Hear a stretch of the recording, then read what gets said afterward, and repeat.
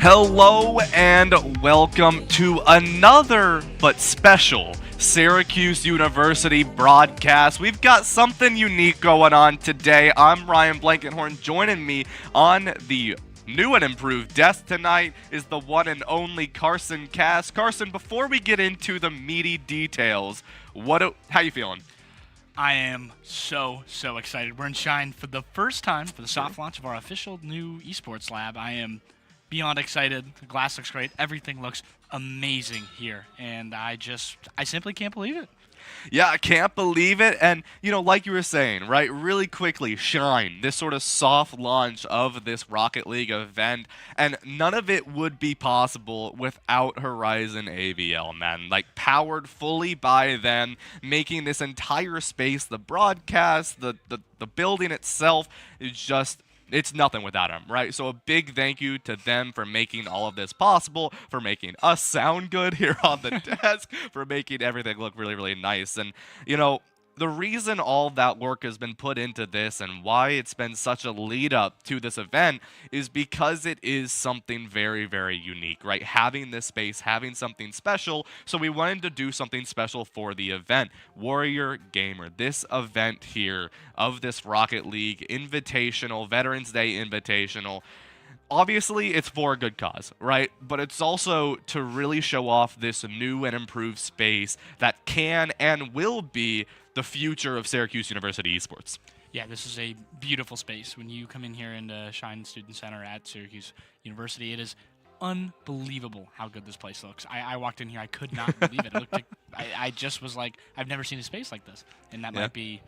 I haven't got enough into esports spaces, but this is by far the best one, and it's the only one I've seen, but I have a hard time imagining any of them will top this based on what I've seen. These are beautiful places for a great cause, and how about we get a little bit into that format of this invitational, huh? Yeah, exactly, right? So right now, we've got two groups. We've got a Group A and we got a Group B, and we've got a lot of teams competing, right? We've got Navy, Army, Air Force, Space Force, and potentially SU ROTC later today in Group A. And then in Group B, we've got Syracuse University, University of Buffalo, Albany, Northeastern, and Utica. So it's kind of like the Veterans Day branch group and the university group. So got some interesting things going on today. For the first match, though, we're focusing up on the branches, right? And a day-old, tale-old, century-old, 1776-old story here. The Army versus the Navy as match number one here, Carson. Yeah, absolutely. And you get into that situation, and we've got Army-Navy Kyogre Ground on if you're a Pokemon fan. This is a telltale rivalry. Week 15 on the college football calendar is exclusively Army-Navy for a reason. Yeah. These groups, on the field, on the computer, hate each other. And obviously, great vibes here. They are very nice and very nice to each other. But once you're playing the game, you want to win so bad. This is a rivalry that goes back literally since the beginning of the country. It has, right? And that's kind of like you were saying. It's always this special sort of rivalry between these teams. And yeah, you have colleges that are rivals, right? You've got the UGAs and the Georgia Techs, but this is just different. The rivalry is just different. It feels more nationalistic in a sense. Yeah. So that's going to be our first match on stream, right? Off stream, however, because today is going to be a little different, and we'll talk about the format of today and tomorrow here in a second. But off stream will be the Air Force and the Space Force, so really taking the flying cars to the skies here. And that'll be off stream, sort of as things get seeded. So Carson, maybe you want to touch a little bit on exactly what this bracket and how this format today is going to look like. Yeah, so today is exclusively round robin, best of 3. We'll be looking at every team will play every team. Then afterwards, later, we'll get the universities in. First will be the armed forces, obviously. We've got that battle, Air Force versus Space Force battle for the skies. Kind of pretty cinema, I'd have to say. Yeah, it's pretty it has good. to be, yeah. And we'll have to see how all that shapes out. But a lot of teams, a lot of games tonight. We'll be on with you for almost the entire day. So even if you are busy, make sure you tune back in, check back in. We've got plenty of games. Plenty of fun, and boy, I am so excited to do this all day. I cannot even. I've never been so excited to wake up at 5 in the morning because I couldn't wait till 6. I was so excited to be here, and all the players are as well. We've got many different people here, and from different places and different backgrounds and different armed forces branches. Absolutely, yeah. And, one thing that I want to quickly mention, right, like you were saying, today we have a lot of these teams competing, and today is for seeding, right? So everything you're going to see today is going to be out of best of 3, which means first to 2 will take the map series. And no one is going out today, right? So out of all the 10 teams, if my math is correct, competing today, all of them will continue to play tomorrow. Nothing is going to change. However, the only difference is out of these teams, they're going to compete today, they're going to go up against each other, all that good jazz. But tomorrow, they are going to be seeded, right? So let's say the Army goes 5-0 today or 4-0 today, right? They're going to be seed number 1 in their group tomorrow, and they will go up against seed number 5 of that later. So a lot of that sort of bracket stuff, tournament organizing stuff that we'll get more information on later, but today is best of 3 for seeding. None of your favorite teams or players are going anywhere. Tomorrow, on the other hand, best of 5 series. So first to 3 will take that map. And for those rosters, that's where things are on the line, right? That is your knockout stages. You lose, you're out, right? But it is double elimination, so they get a couple more chances. We'll talk on that tomorrow. And then your grand finals will be a best of 7. So first to 4 will take that game series and will take the Warrior Gamer title for themselves. Yeah, so got some games going. Got some games going, to say the least, and obviously you saw that player cam right at the beginning. Those are all members of the armed forces and are participating with us tonight. Unbelievable how we got this together. Big shout out to everybody who did get this together, and I'm so floored with it that I can't create more words with it. It's unbelievable to me. It's still like messing around in my head, but the Rocket League Veterans Day Invitational, so cool. Yeah. Well, I don't know what we'd call the champion, actually. I'm kind of thinking. Yeah. The Veterans Day Kings? I don't know. Kings, champions, crowned, champions feels winners, national victors. I don't know. We'll come up with something snazzy tomorrow. But one thing I do want to mention is something we do always like to see in Rocket League is you tend to see controllers, right? It's pretty much dominantly owned by controller players. But that's why this is always I can't speak English today, Carson, and it's going to be a very long day. Interesting is normally you have these controller players, and I'm not even going to try to pretend to understand how that works, but every so often you have a mouse and keyboard player here, Carson, and those players can really mess up this lobby, all right? Because you never really know how they're going to be able to maneuver themselves when going up against these controller players, and we'll potentially see them later, of course, but I do want to bring that up, that it's going to be one of the members on the Air Force team for Group A, so be on the lookout for that. I don't want to tell you who it is yet. Kind of want to leave the suspense there so we can talk more about it when we see the Air Force, but it's always interesting to see, right? And it proves that Rocket League is much more than just a simple go in, play the game type of situation where there's multiple ways to play and multiple peripherals you can use. And as a whole, games to be played. And as I say that, it looks like we got game number 1 here, Carson, going to be the Navy and the Army as we are starting things off in Champions Field. Yeah, we are real quick off the bat, and The other side up top, we have a more central camera. We're flying around the ball here, so I'm not on board with anybody if you are curious about that. Right in front. That's a score for Ioka immediately. And Navy gets it, Navy starts really, really poorly for their side. That's an Army goal. Army in blue, or rather Army in... Yes, Army Army in in orange. orange. Army in Yeah. orange. Yeah. Army in orange, Navy in blue, of course. Water. Nice to think about it like that.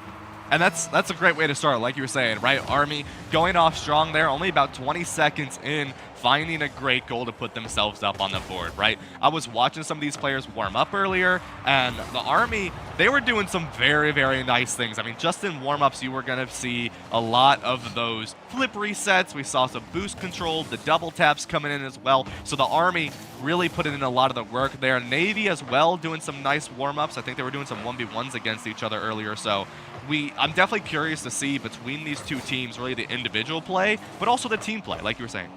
Yeah, so we have to up here, maybe a lot of team play is interesting here. 1v1ing, not really how I would have started it if I'm practicing, but it definitely helps the freestyling end. Army, though, uncontested in Navy's end, and it is already 2-0. 2-0 there. Slick Mike doing a really good job finding that goal, passes it down, and just like that, able to find it in. And I mean, we were seeing a little bit of some struggle there from the Navy. They weren't quite in the right positioning. They weren't in the right rotation to find that defensive angle. And because of that, Army able to capitalize, and they were able to find that goal really, really fast here. And once again, we're going to see Navy goes hard, but Army is there for the rotational defense. Looking for the rebound shot. It's a double commit to try and clear that ball. Army doing the best here. Sparrow tries to, that's a tough one, tries to clear back the other end, but just runs right into an Army player on the other end, off the sidewall. Back towards the front. Nobody there to contest it for Navy's side. Kublu puts in the air. It's a bit of a dribble to his teammate, Slick Mike. Off the right side, Ioka trying to capitalize. Back towards front, Sparrow blocks it in front. That's a great save from Navy. Yeah, but I'm loving the passing and the team play from the Army here, right? We saw some nice passes to each of their members there. Navy trying to find their way through this, though, right? One of the things you got to be aware of if you're the Navy is you can't let the Army find this team play. We're seeing that they're doing a good job here, following different rotates, going to find boosts, and throwing it right off the corner post there, and a nice shot to send the Army up again. 3 in this series. That is 3-0 Ioka already. Or rather, 3-0 Army already. Ioka's second goal. That is a great, great start for them. Oh my goodness. It is a rough start for the Navy. They're going to have to try and get it together. Army, though, just, I've never seen passes in Rocket League. Like true, like bounce passes to your teammates. It's something I've never seen.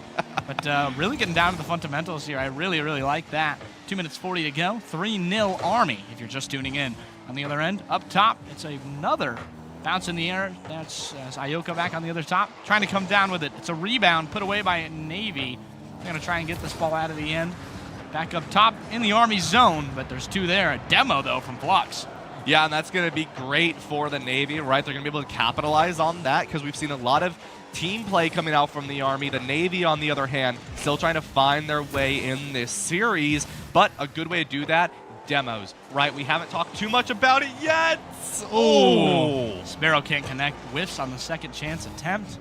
Back up top, though, there's another Navy offender blocked by Ioka. What a save!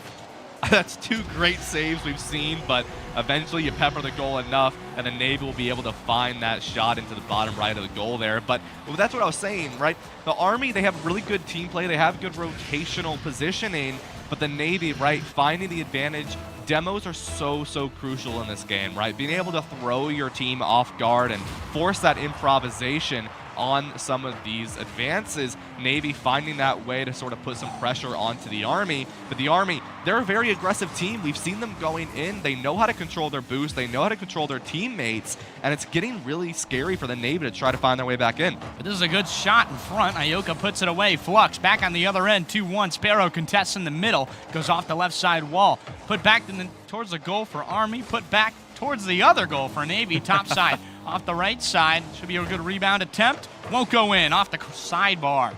And that's another situation we're talking about all with this. That is just excellent team play. But Army has a ball alone in the end. It's a 1v1 on their side. One more towards Army. Up top. Off the glass. Slick Mike rebound. Dribble score. Beautiful little air dribble there, just walks it over, topside throws it, and right barely across the ceiling, bounces off the back, and a nice little tap descended, and beautifully well played coming out from Slick Mike here, and the Army's really starting to roll away with this one here, Carson, and it proves to the play that not only can they play on that team setting, but they know how to play individually. Absolutely. It's, I mean, you talk about 1v1s, that's one way to practice freestyling. Just like Mike, though, puts it back up in front. Sparrow, though, ready there for the Navy. They'll try to keep the Armada barrage on goal. Army will stuff it, go the other way. Ioka centers it. Oh, Slick Mike can't put it through. Back towards the other end, Sparrow throws it towards the Army goal. No contest. Kubler puts it away. This is great saves in front. We've got great defense. But even better offense so far, it seems, from the Army side. Top down, rebound saved by Flux. I mean, right off the ceiling there, looks for the goal, can't quite find it. Navy able to find it in return. Now, Carson, as we approach sub 30 here, the question starts to come in, can you make it back, right? And that really is that scary part of going into this here. The Army now gets to play a little bit more, try some different things. A great shot goes in, and right in return, Slick Mike comes from the midfield and will send it in. That is a teammate and a great situational awareness from Slick Mike. Rebounds off the crossbar. Flux can't hit it. Sparrow can't either. 5-1 Army, and really big tone setter versus their main rival, huh? Yeah, no, absolutely, right? I mean, if you are the side of Army here, you are doing a very, very good job, right? You're finding the value, you're finding the ability to get back into this game, right? And you're starting to get a good idea of how you want to play. And that is one of the big things in Rocket League is sometimes, you know, you start to walk away with the game, but at the end of the day, if you know how you want to play, you're going to be in a very comfortable position. That puts Navy, on the other hand, on the back foot. And the question is, what do you do now? Absolutely. We saw a great play from Slick Mike and Ioka. 3 goals for Slick Mike. A hat trick in the opening game is a great sign for them. Ioka 2 as well with 2 assists. Hot hand, I'd say, for Army. That is a tough team to go up against.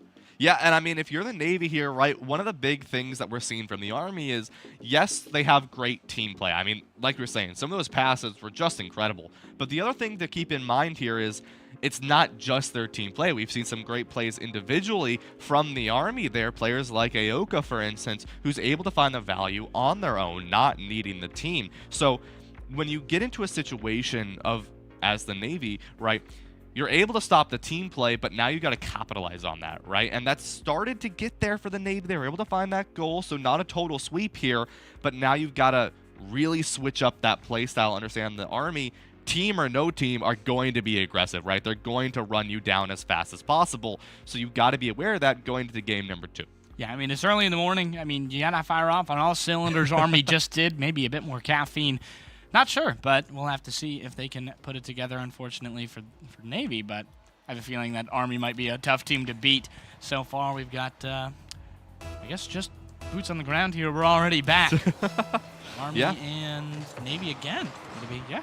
Back in it here with the Army and the Navy, going back at it, and immediately a demo will start off strong for the side of the Army here, looking for it and not going to quite find the goal here, right? Still standing, still alive, but it looks like these rosters are kind of just finding their best way in, finding that foot forward, and for the Navy, finding that opening back in return. Yeah, it's like Mike in front. He's got another opportunity to try and block this. Accidentally puts it on goal, but a great save by Slick Mike keeps it out.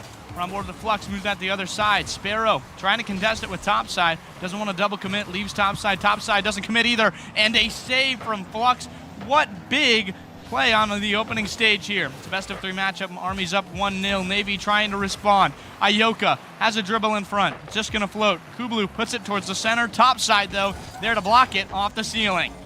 Yeah, still staying strong here, but the Army putting good pressure onto this goal, really making it difficult for the Navy to find any sort of offensive advantage. But as I say that, top side sends it over to Army side of the field. Gonna try to look for any value, but will be pinched out towards Sparrow, who's able to catch it. Ioka, though, wants to find the goal, sends it off, not able to find a double tap, and Navy going to recover from that offensive play. Just sends it too high. That is an unfortunate situation. And a dribble back towards front. Ioka in front, rebound over to Slick Mike. Scores! Oh my goodness! I mean, this is the passing gameplay from the Army. You know, not much boost from Kublu, bounces it off that wall, sends it over to Slick Mike, who's ready for it, sends it in from midfield, and is able to find the goal. This is what you have to try to disrupt if you are the Navy, right? Be aware that these players, they play aggressive because they trust one another. They know that they can find the value, so they send it to each other even at no boost. Yeah, Flux barely keeps that ball away. Army not as big of an advantage as they had initially, but they're keeping the barrage on goal, and it's 2-0 Army already. I say that, shouldn't have jinxed it. Very sorry to any fans of the Navy out there right now, but it's 2-0 Army, and looking like if they don't put it together, 2-0 in the series, and the series win. It's best of 3 today. Yeah, a nice little double tap there from Aoka. I want to mention, and I think that was the player I was watching earlier before going into this matchup, and I think they were practicing some of those double taps and flip resets. But it proves that practice makes perfect here, folks. And the Army doing a very good job bringing this sort of in their favor, putting some bumps in to make the Navy not really find any value. Sends it off the top again, Aoka with another goal, 3-0. We're just approaching 3 minutes here, Carson. Yeah, that was just beautiful. Watch what Aoka does. Sees topside, trying to contest, but it's a different way. Topside's entire just path to the ball entirely ruined in Aoka. That is great. Yeah, I mean, just great stuff. Reading it like a book right now is going to be the Navy. Very well played. I mean, they're just always prepared, right? And they put themselves in a position, not just a singular position, but a team position where no matter where they are, they're going to have the ability to bring it back, right? Their positional advantages of where they're on and rotates are there. They're going in carefully on some of these commits. They play for the team in play. They play for each other. And because of that, they're staying very, very stable and able to find a lot of value. Yeah, absolutely. And Army is just doing a better job having control of the ball, even when Navy has the ball on their side. We're seeing that Kublu getting as much as they can. Sparrow, though, pretty good hit. Navy's going to have to commit to this if they want to score a goal. 3-0, though. Aoka, great in the air so far, has just dominated the skies. It's a ground versus land, or air versus ground versus water battle, but Navy seems to not have much control of the air. Yeah, I mean, the Army is doing a really good job with that, right? Controlling that air pressure, and the Navy just not able to really contest against it, right? You have players like Aoka who are just going in. I mean, look at the discipline from Slick Mike there, not going in with Aoka. Aoka grabs the boost, steals it from the Navy. The pressure is on here, goes up to the top, tries to contest Sparrow, but won't be able to do so. A demo goes in on the tide of topside. Flux now going to try to send it back, but just like that, the rotate is there. If you want to find the value against the Army, you've got to go faster than this. Ball gets tipped to the middle. Kublu with a shot, left side, he scores! That is beautiful stuff. You see Slick Mike on the pinch, goes back up. Ball is just floating away. Slick Mike can do nothing. Kublu sees that, reacts, and scores. What an attentive play. Yeah, and I mean, some of this isn't even a matter of team play, right? Yes, you trust your teammates to go get the ball, but it's that fast thinking, right? Players like Slick Mike who are like, I'm ready, I'm going to go in, and oh! Speaking of ready, and ready to go in, face-off, Aoka, a hat trick. I mean, look at that. Right off the bat, goes in, taps it in from the side, and just goes in for it. I mean, it's not even a matter of the Navy is playing rough here. It's simply because the Navy is just struggling to find any value against this aggression from the Army. They aren't holding back, and the Navy has nothing to respond. Yep, Slick Mike, speaking of which, off the top, put away by topside, who would have had to let that go in if it wasn't. Doesn't concede a goal there. Navy has an offensive chance here. Sparrow loses the ball. Back in the other end, it's Aoka. Last person you want with the ball, topside. Keeps it away from him. Up top once more. Flux back. Kublu towards the goal. Flux. Not enough boost to keep it in the middle. Top down, top side. Can't block it. It's a score from Slick Mike. I mean, I hate to say it this early here, Carson, but this is starting to look like a little bit of a blowout for the Army. I mean, 6-0. Slick Mike going in as Kublu just bounces it off the wall there, and these players are just always ready, right? Like I was saying, the Navy needs to try to find some of these demos and force the Army out of these rotational midfield advantages, but they're not able to find that. And then you have players who have full boost here, keeping control, looks for the reset, doesn't quite find it, but Aoka, I believe, finds a pinch on the goal. Oh my gosh, watch this. Kublu rebound to himself, rebound off the wall, passes to Aoka, knows that's coming, and would have been a goal anyway, even if Sparrow didn't assist it in. That is unbelievable. Aoka's fourth. That is That's disgusting. 6th of the series, 4th, and you only playing 2 games. I'll tell you what that's an equation for a blowout. I mean, that's disgusting to see. The Army is just going ham right now against the Navy. This is just such a good game from them right now, and it's proving to do so, right? This aggression, the team play, the individual play from players like Slick Mike, Aoka, right? They're just always there. They're always prepared to go for anything, and the Navy has no defense against it. Yeah, it's tough. When you have a barrage like that on goal, you double commit one time, and it's just kind of over, and they're not even doing that at a point. It's just a tough situation where you've got 2 Army defenders committing at the right time, making the right play, and there's not much you can do about it, but topside with a great contest to keep it out of the net. 9 seconds, we're sub 10, obviously, looking for what we can do here. Kublu gonna bounce it up top, bounce it down low, and it'll be 2-1, and I think that is where the score will lie at 7-0 Army. Yep, looks like Army try. Nope. 0-second roll here. Ball doesn't touch the ground. Still alive. Navy just wants it to be over. The Army went a little bit more. But at the end of the day, the Army coming out on top. That was 7 goals in one game. 4 from Aoka. I mean, if we had a score leaderboard, Aoka is going to be in your top contenders this weekend. Yeah, that is a it's a great game 1 for Army, and they win it 2-0. Series over.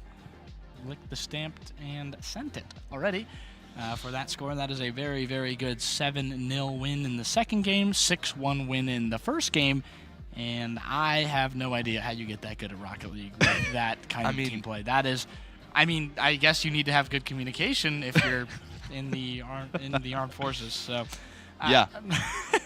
I mean, it proves to that, though, right? It proves the communication of these branches, right? Obviously, you and I, we've worked with Collegiate a lot before, but one of the biggest things you notice in comparison from not just extremely good players, but players who, I mean, for these guys, they don't play Rocket League professionally, right?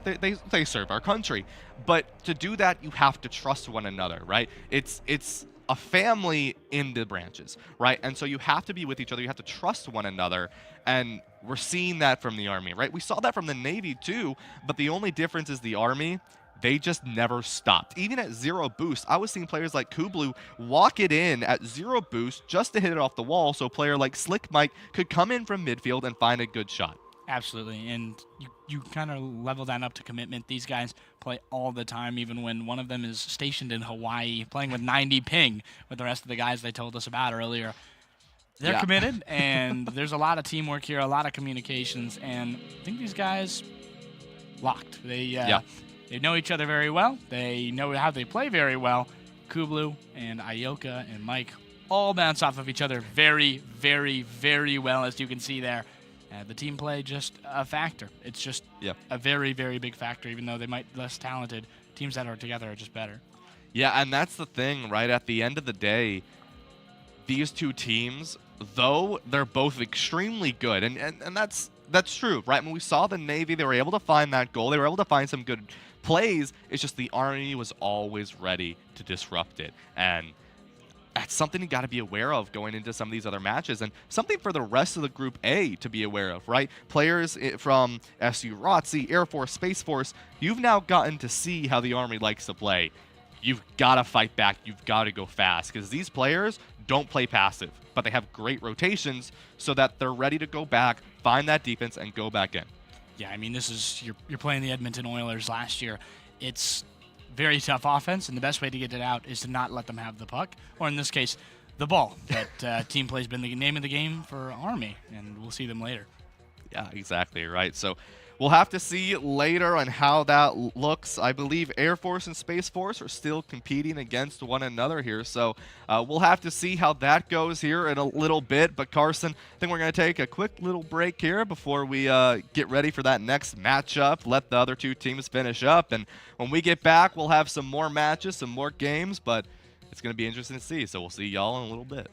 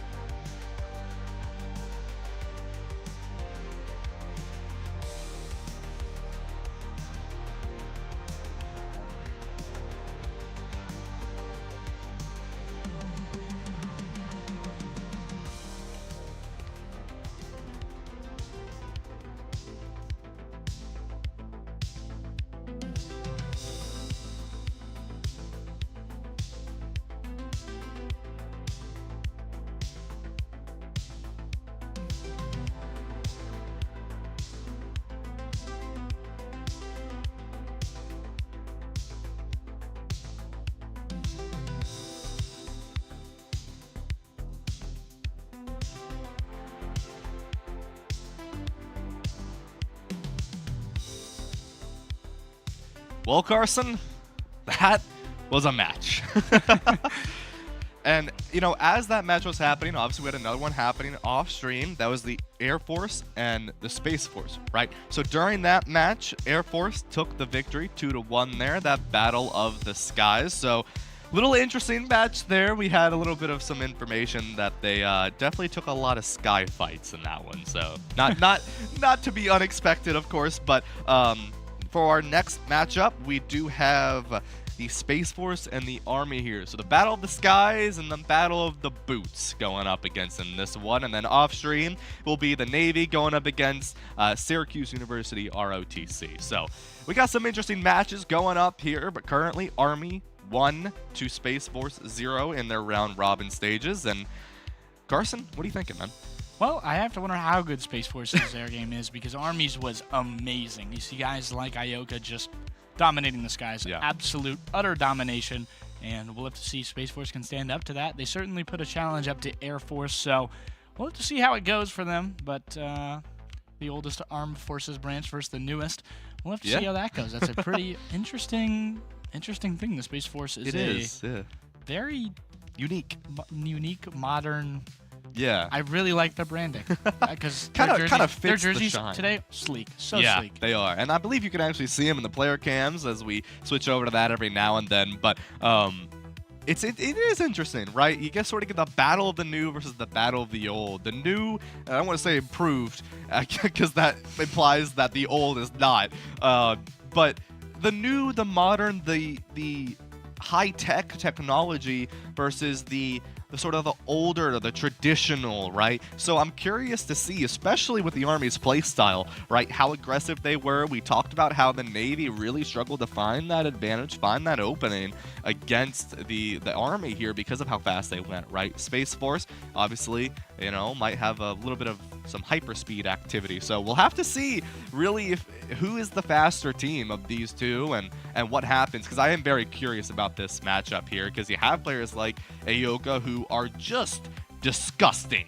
I mean, just absolutely disgusting, right? I believe, 7 goals in 2 games there out of the 13 made by the Army. So just absolutely disgusting. And of course, if you want to keep up to date on all of that, be sure to check out the Instagram and the Twitter at Qs_esports and the Twitch, and then at Syracuse Esports on the YouTube, because we've got matches all day. And of course, you want to see some of those great replays, those great highlights from some of the players like Ioka. So be sure to go check us out there. Hey, and if you're a student on campus, come walk over to Shine. Yeah, we're right where where the tape was up on those windows. They are now down as of yesterday, earlier in the week. I have no idea. I was not been here that long, but it looks amazing from the outside, looks amazing from the in. You can come see us live in action. Come see these teams live in action. Space Force, Army. I am extremely curious. Space Force, the only armed forces branch without a college. Yeah, I mean, that is something to think about, right? Because of how new the Space Force is, it's still kind of like esports. It's solidifying its space in the collegiate scene. I think Rocket League is older than Space Force. Oh, well, interesting. as it's an own independent branch. The Space Force has been around for a while, but it's definitely older.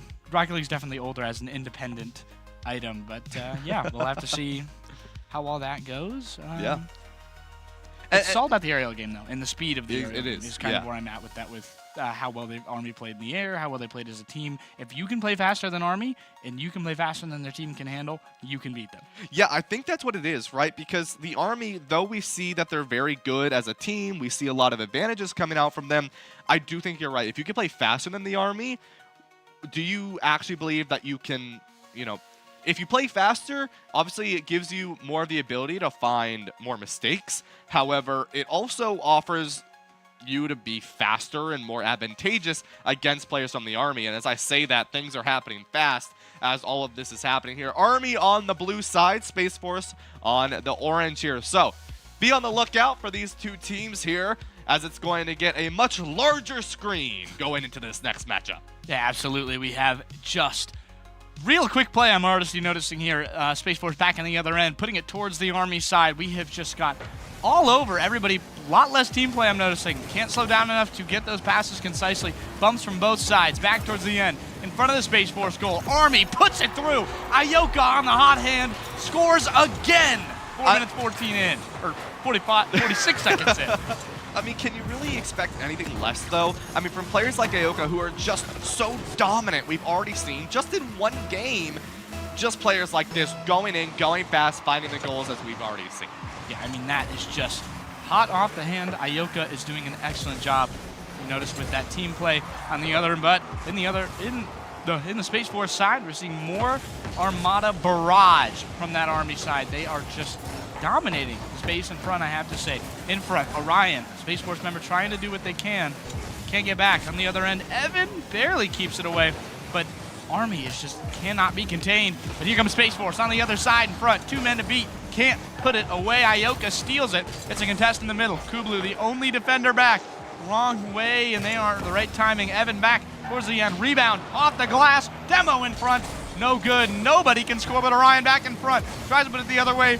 Both people juke themselves out by whipping. Orion back in front. Ball in the air. Kublu, it's loose. Here comes Noosh. No good from anyone. Ball still in front. Still danger zone. Up top. Orion scores.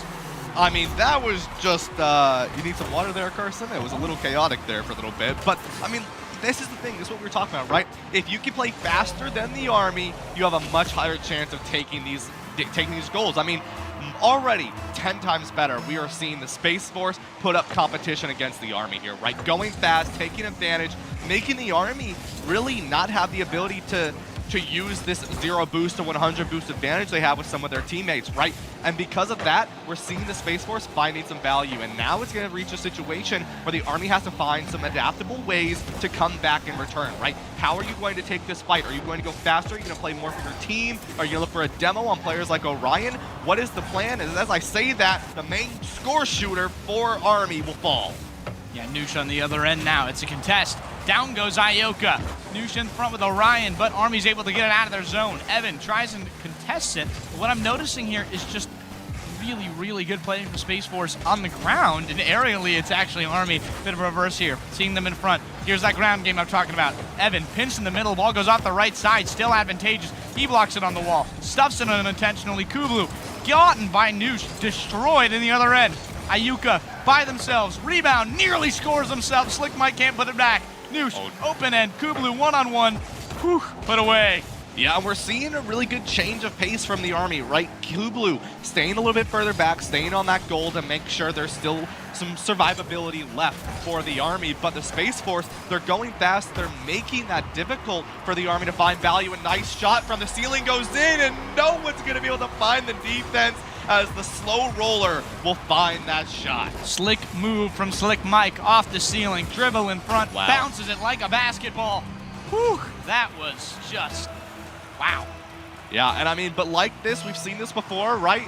If things follow as suit for the next 30 seconds here, Carson, get warmed up because we're going to have a big dogfight in the air. But as I say that, Kublu's going to find a double tap and send me eating my words as the Army is finding their way back in this series. Yeah, Army is dominating the skies right now. Ironically, Evan can do nothing as that ball's put off the side and put right through. And I can't even believe that. This goes against everything I know. Yeah, I mean, the Army, right, changing their playstyle, changing that adaptability, do just a little bit better to go up against the Space Force. And right off the side, Aoka comes in and will find another goal. Aoka wants to hit 20 goals by the end of match 3. Yeah, I don't know how far off they are, but not too far. Definitely 20 goals by the end of tomorrow. I guarantee that, actually. But Space Force has just crumbled. That's what we talk about with momentum. One good goal from Army, and it seems just wraps for Space Force at a point. And 30 seconds ago, it was tied. Yeah, and you know, that's one of the things, right? Obviously, we're seeing some faster plays from the Army, but Space Force was able to match that. But now, the Space Force has matched it. The Army has changed up their play style, changed up their ability in play, and it's a struggle, right? I mean, the Army, this proves that they know how to play different play styles. They know how to go about it in different ways, and it's now putting the Space Force in a relatively scary position. Yeah, they've been a bit more conservative versus Navy going off of their chances, but here, aggressive as ever. Orion in front, puts it to the goal. Kublu, block save. That is great for an Army. Keep that game out of reach with a minute to go. 3 goals, remaining as the deficit. Noosh in front, tries to put it away. Massive clear for him on the pinch, back towards the Army end. Or rather, back towards the Space Force end is Army almost on goal. Ioka, not the man you want to see in your end. Not at all. If Ioka is there and has boost, you must be aware and be a little cautious. I mean, that's just unfortunate. I mean, unfortunate is one way to put it. Watch Ioka here. Spiraling up, carousel down. Slick Mike knows it's coming. 62 miles an hour, rockets to the goal. Yeah, and I mean, Evan there, right, just not able to really find it fast enough there in the Army. A good passing game, something we saw a lot of in the first match against the Navy here. Army going back to this pass, this team-oriented play style, finding the advantage, playing a little bit slower, though, this time. Sort of waiting for the Space Force to make some mistakes, and they've done that very, very well so far, and now the Army looking for it again. Aoka's going to go wide, though. Haven't been playing a lot of goalkeeper with that Spider-Man skin. This is a great shot, though. Noosh off the other end. He scores from deep. It's 13 seconds, three-goal lead. Pretty insurmountable, but that'll certainly help. Yeah, I mean, and you know, that's sort of something to sort of put the brakes a little bit on the Army, right? You had a really good commit, and then you overcommitted, right? You didn't hold that midfield advantage that we saw previously that made you guys so strong, and now you're in a situation where you can't do that, right? You have to play a little bit safe because the Space Force will take advantage of you and they will pull back. They will go forward. Looks like Army, though, doesn't want to end this quite yet. They're trying to find the goal, sends it back, but then there's Evan, who also doesn't want this to end. Space Force and Army both want to go at this. It's a battle of the ego here. Flip reset comes in. Kulu will find it there as it falls off the back wall. Evan finds it in return as well. The boost falls low and the goal goes in! And Slick Mike with the 0-second goal just to add salt to the wound. The Army will go up 6-2 in game one. Yep, Space Force could have dropped that ball there, but unfortunately a great assist from Jack there for the other team. Army wins game one in a handy way, 6-3. That was a lot of goals in a very rapid succession, that win against Space Force that I kind of looking at, and I'm looking at right now. Army is not a fun team to beat, and I'm noticing right now Slick Mike was Aoka was a RLCS 2024 challenger, which I believe means he is the highest ranked in the game. Yeah, it means you definitely played in that pro circuit there for a second, so definitely a little bit scarier, right? I mean, just the Army as a whole, right? Obviously, we saw a lot more signs of life coming out from the Space Force, right? Starting off strong, starting out even, finding 2 goals there, but at the end of the day, yes, you were able to match that aggression. Yes, you were able to match that speed with the Army, but you weren't able to adapt, right? The Army, one of the things that made them so strong and against the Navy was their speed, was their power, right? In the Space Force game, they played a little bit further back, right? And we even saw them get punished on that 1 goal for that triple commit they had, but they played a little bit more passive. They fully changed up their play style, and the Space Force was not able to adapt to that, and it shows that the Army is a lot faster at these adaptations. If you're the Space Force going into this, now you know, all right, Army, they're willing to play fast, but they're also willing to play passive and wait for us to mess up. Excuse me, sorry. Yeah, that was, I mean, you're looking at it as Space Force, and that is just, you don't want to do that on paper. That is textbook how you lose, but Sock Carr back on the ground, boots on the ground already. Evan back in front, really good contest. This could be real bad for Army early. Orion in the air, Space Force off the post. Oh yeah, off the post. Oh no, that was a well-needed goal after last game. Yeah, and you know, not quite gonna find it though, as Space Force gonna look to play aggressive again, waiting for the Army to maybe find some of these overcommits and punish them out. Ooh, right off the corner there, a miss will come in. Slick Mike now going to get bumped out, not gonna be able to find that goal. Good defense coming out from the Space Force, but now they need to find a return on the offense. There's Mike on the other end. That's a good push the other way. Tried to do their best on the other. And unfortunately, Orion up top, off the wall. Slick Mike puts it away. There comes Evan, though. Wrong way. Kublu blocks it. Headed the other way now. No, I am wrong. Here comes in the other end. Oh, Orion. Really close goal there. Evan back on offense, back on defense. What a clear from Ioka. This will be a whiff, unfortunately, and that was a clear goal for Army. Yeah, I mean, the Army just not able to find that value here, which is good for the Space Force, making the changes as needed, right? But now they need to capitalize on some of these changes. You've been able to find the defense. Can you find the offensive pressure now, right? We're seeing that a little bit here. Aoka, though, ready for the ball. Gonna send it over to Slick Mike, who's now gonna send it back over to Aoka. Go in for the shot, but Noosh is gonna say no, and will send it back over to the Space Force. What a pinch in front. Space Force doing a really good job to keep Army out of the offensive end, but this is going to be a big test here in front. Aoka, another whiff on a sure Army goal. Back in front, though, Slick Mike has his own rebound. Blocked in front by Evan on the pinch in front. Back towards the other end. Aoka, air contest, off the wall. Nobody there to get it. Slick Mike can't connect with a bump the wrong way. Evan, Kublu, fighting in the other end. Aoka towards the goal. Noosh puts it away. Now we're on the offensive for Space Force. Back on the defensive, and Slick Mike in the middle field, contests it, scores it. Oh my goodness. Yeah, putting that out at 3-10, so a lot more of a close game, right? I mean, that's one thing you got to give to the Space Force here is they have put in a lot of pressure against the Army. They're not just giving up easy.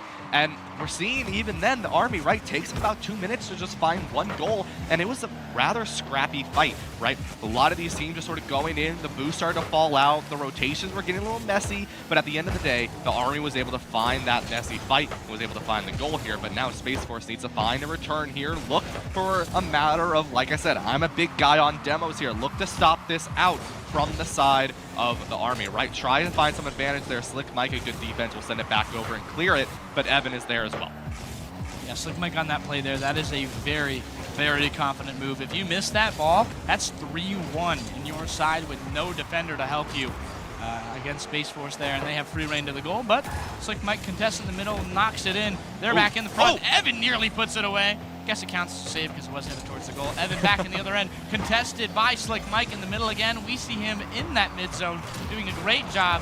Now Space Force can't get it out. And Kublu, it's all here to score as Slick Mike keeps it from getting saved. He pinches that in front. Ball rolls very, very slowly right to the goal. Wow. I mean, you find a good demo, right? But right there, the pinch just not quite in the favor of Orion, and they're not able to find the save. But a good attempt coming out from the Space Force, right? But one thing to just keep in mind is how aggressive these rotates are from the Army, and the Space Force, just like the Navy, can't really find that way through. And Aoka, nice little air dribble, sends it over to Slick Mike, who is just a little wide off the top bar there. And now gonna look for a matter of clearing it out here. Aoka, though, always over 50% boost. I think they just go for one chance, run away, get more boost. Back in front, it's Moosh on the goal. Slick Mike puts it forward. I was expecting an Army member to just kind of fly in because that's what it seemed to be all night. On the other end, Evan back towards the right side. Evan in front, put away by Slick Mike. What a save. I'm not sure why the game didn't count that. Slick Mike back the other end. Ball's just floating in front. Space Force needs to get this out of their end. They're doing the best when they don't have to deal with the ball on their end. Slick Mike puts it away again. Absolutely insane plays by Slick Mike so far. Yeah, I mean, you know, though the Space Force isn't losing goals here, they're not gaining any either. Like I was saying to you earlier here, Carson, they're finding some good value on that defense, and they're doing a good job, right? But the problem is they need to capitalize on the offensive side. But these rotates coming in from the Army are just so powerful that they can't find any opening. That's a tough look from Noosh. That is a surefire goal if you can find that goal in the right spot. But Slick Mike in the air, uncontested from under, though. There is some contest. Aoka dribbles it in front, helps Evan out almost. But Kublu is going to be there to put that ball towards the Space Force side off the edge. Not like ball this. in Not front. Like this. Good pitch. I mean, whenever I see Aoka pass it to a teammate, I'm always like, okay, what's about to happen? And it's because Aoka is just such a good player, but it's not only that, the Army is such a good team player. And it makes life so difficult because these passes are in, the rotates are there, and the Space Force can't find their way through, right? No boost, forcing them back on their side of the goal here. It's already sudden death for this team. They need to find the value, the boost there for Evan. Orion gonna send it through, but already Slick Mike and Kublu back on the goal. Yeah, Army has a big problem with double committing, but what I'm noticing is they don't really have more than one chance. 7 seconds on the other end. It just seems inevitable right now for Army as they head back on goal. Turn it to 3-0. That is Slick Mike hat trick, and I'd call that the MVP of the game. 3 goals, no for the other team, 2 saves. I'd say 3 that saved that lead. Yeah, and, I mean, that's what, nine goals in these 2 games, 13 from the last one. That's, if my math is right, that's 22 goals in 2 games. That's an average of 10 goals a game. I mean, that's just disgusting. I would go with a lot of goals is That's a the lot. general theme. And what I will say is Army does actually have a very big double contest problem in the back end, in the defense. But you don't see it because they typically, that double contest, someone hits it, and it goes the other way. And their best defense has been their offense so far.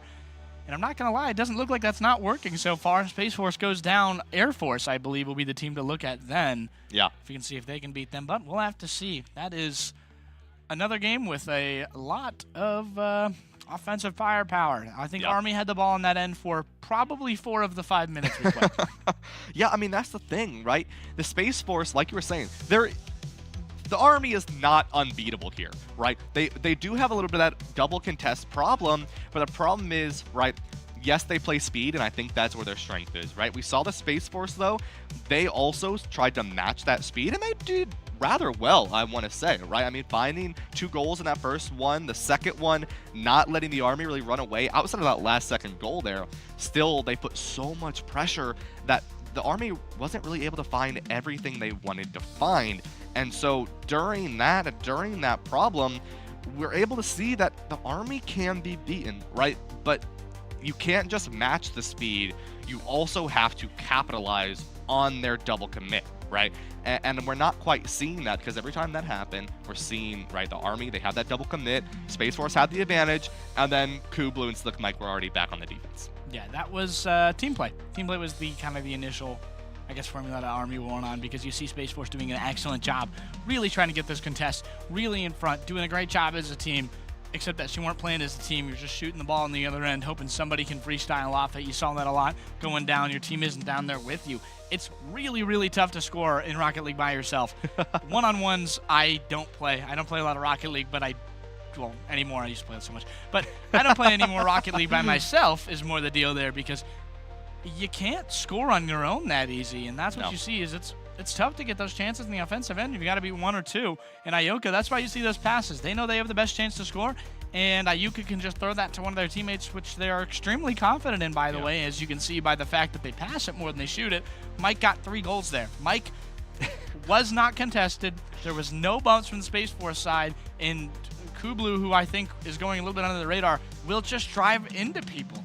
Yeah. I've seen Kublu not been any part of the offensive side and will just like drive right into other people and just not care about anything that's going on in the offense, and it'll result in a win. It's amazing. I mean, that's one of the things that I've noticed as well, right, with Kublu is we'll see them back off, right, find a good pass, maybe with 0 boost, because normally they spend all that boost completely jamming into someone on the other team, looking for a demo, but then they just bounce it off the wall a little bit and give it to their teammate like Ioka or Slick, and nice little goal there in return.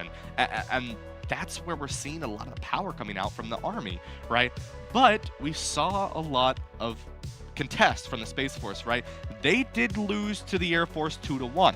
So the question is now, right, against this team, against the Air Force, are they unbeatable, right? Air Force Army, I'm looking, right? The battle of the skies, not the space, but the skies this time. Maybe they'll feel a little bit more in their element with flying cars. So I guess we'll have to see.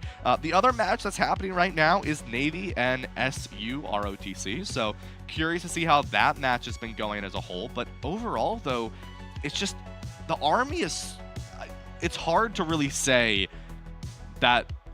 I don't expect them to go 4-0 today. Yeah. I mean, with what we've seen, especially against players from the Navy and the Space Force, both very, very good teams, it's hard for me to say that I really don't see them making it 4-0 today. I mean, I have to see Air Force Army. I have no idea what that's like.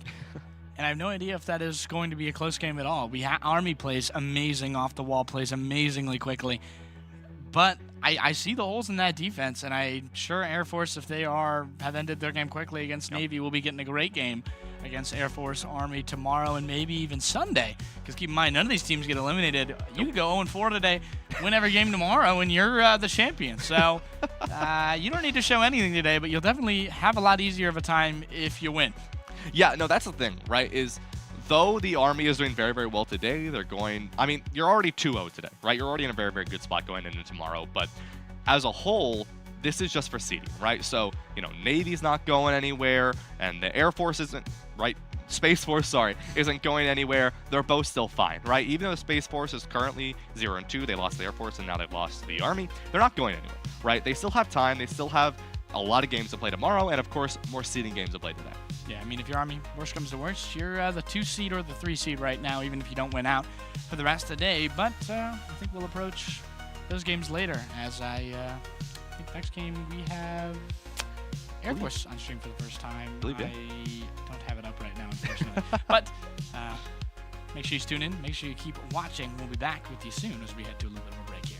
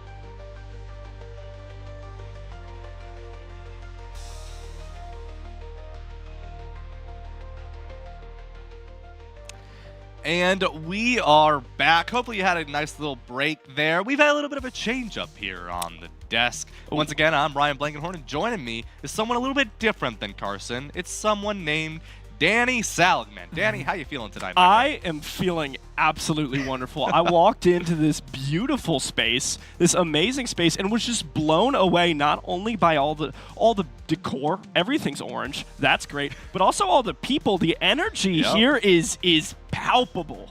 Yeah, and you know, one thing to say about this amazing place is it's been powered by Horizon AVL. These guys have truly been the ones to make all of this possible. I mean, the production to make us look nice and pretty, the graphics, the room itself, everything has been powered by them, and honestly, none of it would be possible without them. So if you like the room that much, go ahead and say thank you to Horizon AVL. Big shouts out to Horizon AVL. They've done an amazing job with everything and this broadcast. I mean, this broadcast, look, I was sitting back, I was getting a little view behind the curtain before I came on here, and this is running like a well-oiled machine for this kind of soft launch of this Shine Esports room. Now, that brings me to another shout-out we have to give to Cuse_esports. That is where you can find us on Instagram, Twitter, X, and Twitch, whereas on YouTube, you got to go to Syracuse Esports. So, again, that is where you can find us. We're very active on social media. Some would say the best social media in the country. That is Cuse_esports.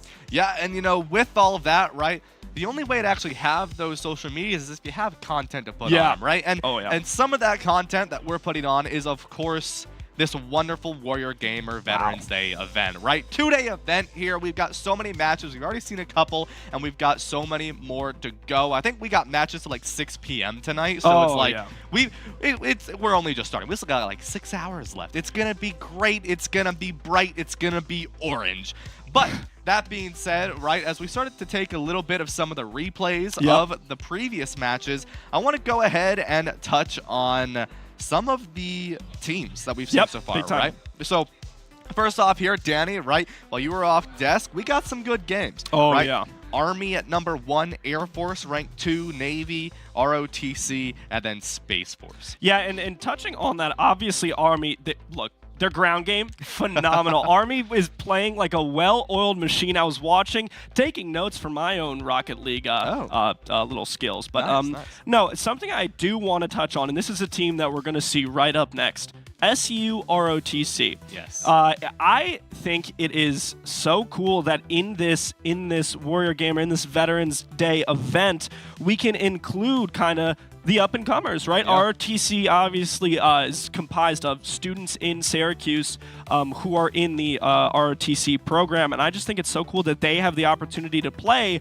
against the other 4 branches of the military. Yeah, no, it's great, really, because to think about it, yes, in Group B, it's more the universities, right? We're going to see Albany, Buffalo, Syracuse. We're going to see some more universities as well. I believe Utica and Northeastern being the other 2. But obviously, that's sort of the university group, right? But for this group, yes, we have Syracuse University players competing, but like you were saying, it's the ROTC group. That ROTC group is just incredible, right? For them to have the ability not only to just play a game like Rocket League in a phenomenal space like this, but to play against sort of to grow that rivalry, but also to have their peers, right? People that they are going to soon go into the service with, for us to continue to thank for serving our country. Yeah, it really is something good to see. I was talking to the SU ROTC before the game, and while they, you know, they're still trying to find their footing, they're still kind of putting their team together. But I mean, they were all phenomenal guys. They were big fans of each other, which I think is big. And I asked them, I said, you know, guys, what's your score prediction for this game? How many goals do you think you're going to score? They looked at me. They said 100 goals. We'll have to see here as the Air Force and Syracuse University ROTC will be in this matchup here. So things started off strong, though, for the Air Force, as Crow will find a nice shot to start things off for them. Only 7 seconds in here as both these rosters going to look to sort of figure out their way as they go into this. Now, one thing I do want to mention so far, right? SU ROTC, currently they are 0, but they only have played 1 game, right? They've only lost 1 game. That's been to the Navy the Air Force, very strong team. We've seen them. They already taken out a game against the Space Force, who we just saw earlier today in the stream. So going to be an interesting matchup here. Air Force, definitely a team to be aware of. They're obviously seeded #2 right now for a reason. And Crow going to find a nice opening there. No defense coming out from Syracuse, and they're going to find a nice goal. Yeah, you know, I was talking to SURTC before the game, and they did mention how they're still trying to get their footing as a team. You know, in Rocket League is such a team game. You have to focus on your rotations. You got to make sure you're covering your teammates back. Right there, we see kind of what happens when you're not all that experienced with playing with each other. A quick goal off the start. No one from SU Rotzi really was there to challenge. An easy tap in for Crow. And I think what we want to see here through this match is let's just have some fun. Yeah, I mean, that's the thing, right? Air Force doing a great job 30 seconds in, and they're finding the goals. SU Rotzi sort of trying to find that defense, trying not to overcommit too much, try to find the value they can, but right now, right, a double commit on that defense, neither one of them able to find it, and Crow currently, not only is Air Force 4-0, but Crow is 4-0. Yeah, Crow working his way towards the elusive double hat-trick. SURTC really just, you know, it's tough when you're playing against these players, because I think, right, SURTC is comprised the flip reset? Of players that maybe have a little less experience in Rocket League as a game when compared to the Navy. But I mean, Krondon getting some good pressure here. Buck able to turn that around. A shot in on goal. Crow comes in with the cleanup. Yeah, and you know, a beautiful sort of setup there from Buck, right? Krondon not able to find the value there, but Buck able to pass it over, and Crow is there for the shot. One thing I do want to mention, Buck right now, something unique. You know, I teased earlier that there is an MNK player in the tournament. There's an MNK player on the Air Force. That's going to be Buck for any of y'all who are MNK players yourselves. I know I am, right? Yup. Buck is going to be that player. And Chowder, what a beautiful little double tap into a nice spiral onto the top left of the goal there. And Air Force kind of walking away with this game. 1-2, right into the goal. Great, I mean, great team. There's only so much you could say. it is good, and it's good. Part of it for Air Force, right, is the ability to take advantage of these miscues, of these people not kind of being in the spots that you might expect. So good job on their part as SURTC regroups, grabs some boosts, look to try and take the ball into the other offensive end. Krondon gonna get demoed by Crow. Chowder now taking the ball up in the air, the Air Force in their natural habitat. Back to the ground. Yep. Chowder now tosses it up, looking to center it. Anybody going to be there triple playing tap for himself? Crow comes in from the air, sticks the landing. I really enjoy counting there. That's 1, that's 2, that's 3. If Chowder just had a little bit more boost, probably could have gone with a quad tap, which just would have been disgusting to see. But just like that, we're going to see 7 goals for the side of Air Force. I'm kind of walking away with this game here. If you're Syracuse University Rotzi, though, Crow finding another one right at this point.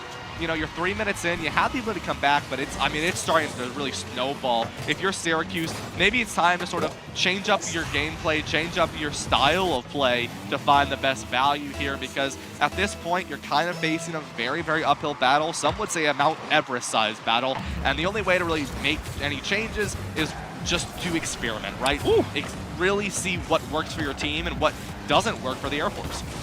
Yeah, we see a good save there from Krondon. He is kind of the name to watch for SU Rotzi. The backflip from Ape Frost there, not able to find the save as, you know, it comes 9-0. Mount Everest is one mountain you could use to describe this. Another, Ryan, Mons Olympus. Are you familiar with this? I believe so, yes. The largest mountain in our solar system. Yeah. Shield volcano on Mars. There's your daily dose of space knowledge. Yeah, I mean, and you know, maybe one day we'll see the Space Force explore it a little bit. But Luther not going to be able to find it, but Krondon is there. The shot goes in, but not able to find it. Very good backup reset, though, right? They stayed up, they stayed alive. A flip reset comes off the ceiling there. No one's for the defense, but Krondon saves it just in time. Krondon coming out to be the MVP for SUROTC. He's kind of the one who's on the ball, getting these good touches, these good saves to try and stave off a few more goals. Now Luther tries to poke it back in, but the Air Force just does what they do well. Take it in the air. Chowder meets his teammate Crow, and they just kind of put it in. Yeah, I mean, Crow sets it up there, ready, and just right. I mean, that's beautiful play. I mean, we've seen some good plays from the Air Force, right? And they're running away with it, but even then, we're seeing them continue to just dominate and really show off their skills as a team.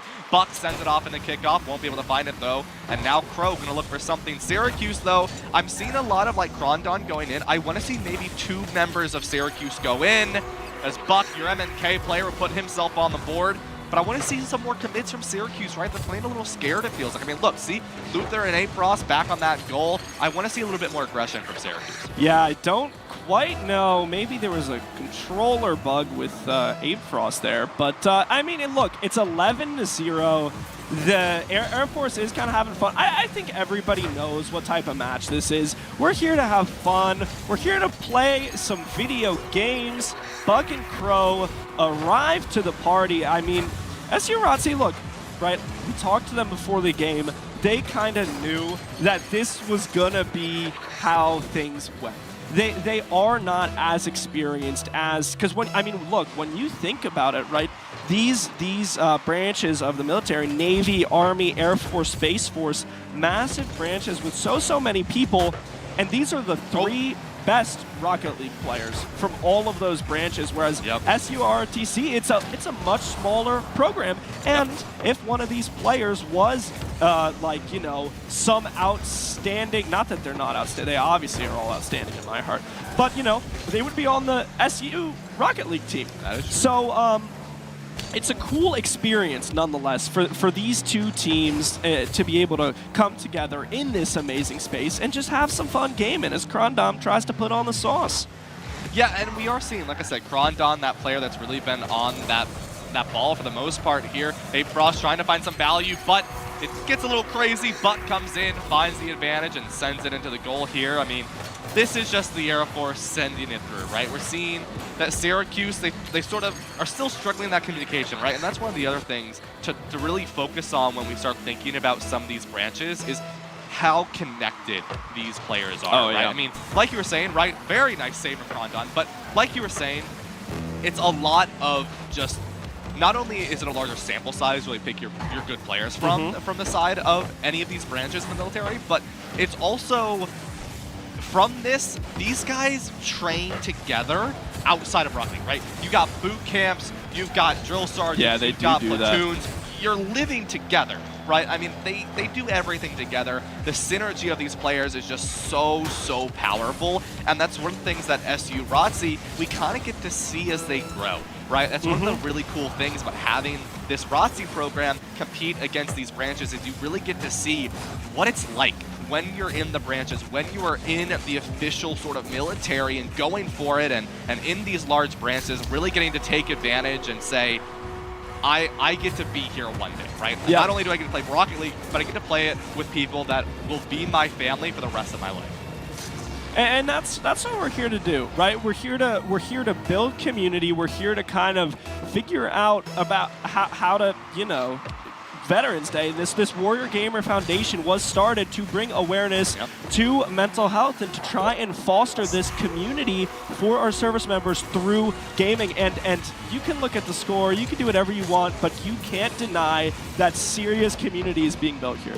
Absolutely, right? And at the end of this, right, if you're SU Rotzi, you want to have fun, right? That is your goal, right? Yeah. You want to have fun, and at the end of this, I guarantee SU Rotzi probably gonna have a good time talking to some of the other branches of that are here today, have a good time, and just be like, look, we may not have played the best we could, but we had a great time doing it. Air Force going to come out on top, 15 goals. I mean, it's a little unfortunate to see that, but 9 goals for Crow there. I mean, at the end of the day, I think you're also kind of looking, if you're a player, to be on top of that score leaderboard. So, not even the elusive double hat trick, but the nigh impossible hat trick of hat tricks. yeah.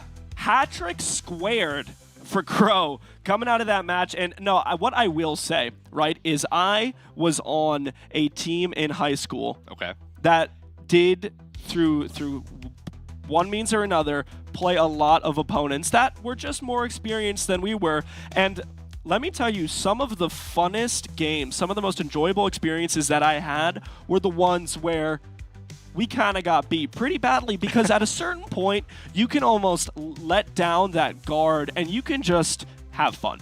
Yeah. You can experiment, you can laugh at each other, and you can build community in a way that, like, you know, if these were like, you know, say 4-0 losses, in a way where you kind of walk away feeling like, oh, we could have played better, we could have done this or that. But no, when you're in a situation like this, both teams can just completely go out there and do what video games are made for. Yeah, and that's another thing, right? We get to see the experimentation from both of these teams, and for the Air Force, they get to show off their team play, right? They get to sort of say, hey, look, you know, first time here on stream, we get to have a good time. Let's show people we're bad. I mean, we saw that nice little team play from Crow there, I think off the back end of, if I remember correctly, Chowder. Yeah. And I mean, a beautiful little play, and then Air Force got to have some fun, and then SU ROTC, right, able to sort of experiment and see what they want to do as a team as well. And as we see that, right, we're already going to see Krondon and the rest of SU ROTC looking to find their way back through this here, as the Air Force is just keeping a lot of pressure onto them. Krondon looks good. Krondon now kind of taking the role of goalie offense extraordinaire, as we see the Space Force get an opportunity to center the ball in on goal. Crow from the sky met by Krondon, getting those nice aerials, saying to Air Force, you're not the only people that can fly a vehicle. Yeah, I mean, exactly, right? You know, you're going to see some contention coming out from the side of SU ROTC, right? But the Air Force looking to find some value of their own, right? Going back in here, obviously the ball kind of just struggling to get out of SU ROTC's side of the field here, but we're going to see a lot more aggressive plays from SU ROTC. Like I was saying earlier, right? Playing a little passive, it punished them a little bit, but now we're seeing them, a lot of these players sort of going in. Luther going to find a nice one, but the demo comes in from the back. Yeah, Krondon kind of just sitting there trying to wait to set up a nice shot on goal. Respawns, flies in, gets the save as Crow gets the double demo on Ape Frost and Luther, leaving Krondon left to defend the cage, which he manages to do successfully. Now, I like the approach from... This is another double demo. But look, honestly, this is respect to Krondon, because the Air Force is saying, we're going to demo you, but every single time, Krondon comes right back up. You know, one thing I think is, like, kind of interesting is, though Crow keeps going for these demos, it's kind of actually, in a sense, helping SU ROTC. Yeah. Because they're getting more aggressive, because, like, okay, we're down a player, let's go fully in. And though they're not finding any really offensive value, the defensive value is actually extremely good for SU ROTC right now, as they're just keeping that pressure on. The defense is in. Buck tries to pass it off, but isn't able to find the value. Crow now going to look for it. Luther sends it to the ground, and we're back onto the Air Force's side of the field here now, Danny.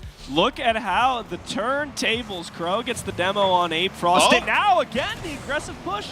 Krondon puts one on cage. Stopped by Buck, the only mouse and keyboard player in the venue. Flies up, meets the ball in the air. Krondon looks to have a word, knocks the car out of the way, and I think an interesting strategy we're seeing here from SU ROTC as everybody just gets exploded in this game of car soccer. Ryan, I should stop talking. I mean, yeah, like just 3 demos, nothing much you can really do about that there. Air Force capitalizing on it and finding a goal, but this is sort of the thing, right? And though the Air Force, you could tell, is sort of taking a little bit of a step back, looking for a different play style, SU ROTC, they're not out, right? I mean, they're looking for value. Ooh, a nice little top save there will come out from Krondon, as they're going to look to bring this back in their favor. A bump goes in as Luther's not going to be able to find anything. Crow going to send it back. I mean, the Air Force, they like to play in the air, and it's kind of difficult because right now you're seeing a lot of ground play coming out from SU ROTC, which has made the Air Force a little bit in, like, kind of weird positions looking for those goals, but they still capitalize. Yeah, and I think something we're seeing coming in here, I'm seeing this a lot from Luther and Ape Frost, is, you know, they must have talked about the strategy over the break, and I've seen them just kind of playing the disruptor role. they are getting in the way. They aren't really demoing the Air Force, but they're bumping cars, they're messing up trajectories, trying to give Krondon the space to maybe do something crazy and get some work in. But I think Crow is just playing the role of Exploder as he notches another 2 demos. Yeah, I mean, the Crow is kind of just walking through. Oh, there's 2. There's 2 for him, and there goes Chowder. I believe that may have even got the flip reset off there and able to find that goal. We get to see it again here for a second here. Chowder goes in, hits it off, does get the flip reset, and sends it in 3-0 here. Air Force doing a very good job. Something we really expected to sort of see as they walked in this matchup is Air Force definitely, there's a reason they're seeded number 2 right now in this group here, Danny. I mean, they're a very powerful team. They are a very powerful team, and I do appreciate how we're just having fun.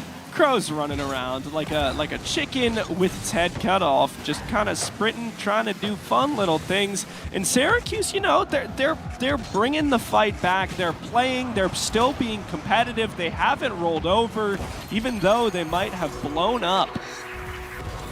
Buck's gonna find that nice goal there, going to 4-0 here as we approach just over a minute. And with this, right, one thing that this actually gives me an ability to sort of talk on a little bit is one thing that I wanted to mention earlier is I'm a big demo guy here. Yeah, You've you casted are with me on Rocket League before. I love demos. Guy. I love it, right? And the reason I do is because it's great for disrupting, like you were mentioning earlier.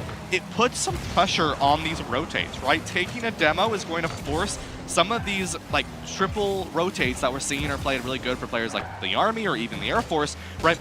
These triple good rotates now turn into a situation where you're kind of double committing sometimes because maybe that third was on your defense and now they're gone, right? So it can get very dangerous, and like you were saying, it doesn't need to be a demo, some of the bumps to force out some of these boost rotations so where you can't get off these snazzy flip resets are very, very dangerous and can make a team really capitalize if you're able to find the value without wasting the boost of your own. Yeah. It is not only about that disruption, as you were talking about, but trying to force people off their timing. I feel like in Rocket League, you can kind of settle into this groove of rotate in and out, you know, yada, yada. But playing that kind of disruptor role really helps put a thorn in that as the 3, 2, 1 counts down. The ball hits the floor. Air Force take it 2-0 over SU ROTC, who did fight their hearts out. They did, yeah, you know, and that's one of the things you gotta respect, right? At the end of the day, this team, they get to come here, they get to play Rocket League, and they get to play it against these branches, right? They get to be in the group where these branches have worked years and years, not really in Rocket League, right? Yeah. It's more of a fun thing for them, but years and years together in their service, right? Serving our country, and they get to just have a good time, right? And you get to talk to them afterwards and say, hey, you know, we're already blessed enough to be able to have a program here at Syracuse for ROTC, right? And now you get to sort of see what is it like to go talk to them, and what is it like when you're graduated, when you're actually in the service. And I think that's the biggest thing that we should touch on here. Yeah, as we kind of see these replays, see the styling that the Air Force was able to do, it is such a good opportunity to just meet people, Absolutely. To just talk to people. I mean, something that people always say that they love from events like this is just being able to talk to everybody. I mean, Look, we have Navy, Army, SURTC, Air Force, Space Force, and then Group B just starting to stream in these universities, as you mentioned, Syracuse, UBuffalo, Albany, Northeastern, Utica. I mean, there is 10 teams here, 3 people on a team. That's 30 players here just getting to talk to each other. That is something special. It really is. And at the end of the day, yes, we're here for a tournament. Yes, we're here to have a good time. But it's also about making those connections, right? People always believe that esports is just, it's on the screen, right? But that's what's great about these LANs. That's what's great about places like Shine, where we get to be here. We get to be here in person and meet the people online that maybe you've played with before, right? And that's one of the most amazing things. I mean, Carson mentioned it earlier. One of the players from the Army, right? Playing in Hawaii at 90+ ping.